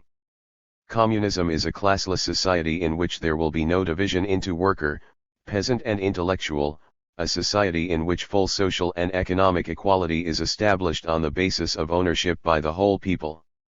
Communism is a society in which there are no national or political boundaries dividing the peoples. It is a society in which the nations, to quote the words of the poet, old enmities forgotten, become one great family. Communism is a society in which the productive forces have reached such a level that it is possible to implement the principle from each according to his ability, to each according to his needs. Under communism there will be no classes, the social differences between town and country will disappear, and there will be an organic fusion of intellectual and physical work in human productive activity. Looking to the future. Under communism the work of each individual will become diverse and creative, and will be both an organic need and a means of developing one's abilities. Communism is a highly organized society of free, equal, and conscientious workers which will operate on the basis of social self-government. It is a scientifically run society in which men have achieved rational domination over the forces of nature. Finally, communism is the development and realization of the highest and most truly human of all human abilities, the ability to engage in creative activity, to identify and develop the noble capacities of the human mind and individual talents and qualities. It is a society whose central aim is the comprehensive and harmonious development of each individual. It is, of course, obvious that the achievement of this goal is a difficult and complex task, and that there is much work to be done in every sphere of society. It is also clear that, viewed worldwide, imperialism will not willingly yield its position and make way for the new socio-economic formation, and that therefore there will be a long and arduous struggle. Nonetheless, the successes achieved by existing socialism, and the experience gained by the world communist movement make it possible to assert that the victory of communism throughout the world is inevitable. It is inevitable because communism corresponds to the deepest aspirations and desires of the peoples of the earth, and because it is the most humane social system, the one most worthy of men. It is inevitable because more and more millions from every continent are joining in the struggle to realize the ideals of communism. It is inevitable because such is the irresistible law of the historical process discovered by Marxism-Leninism.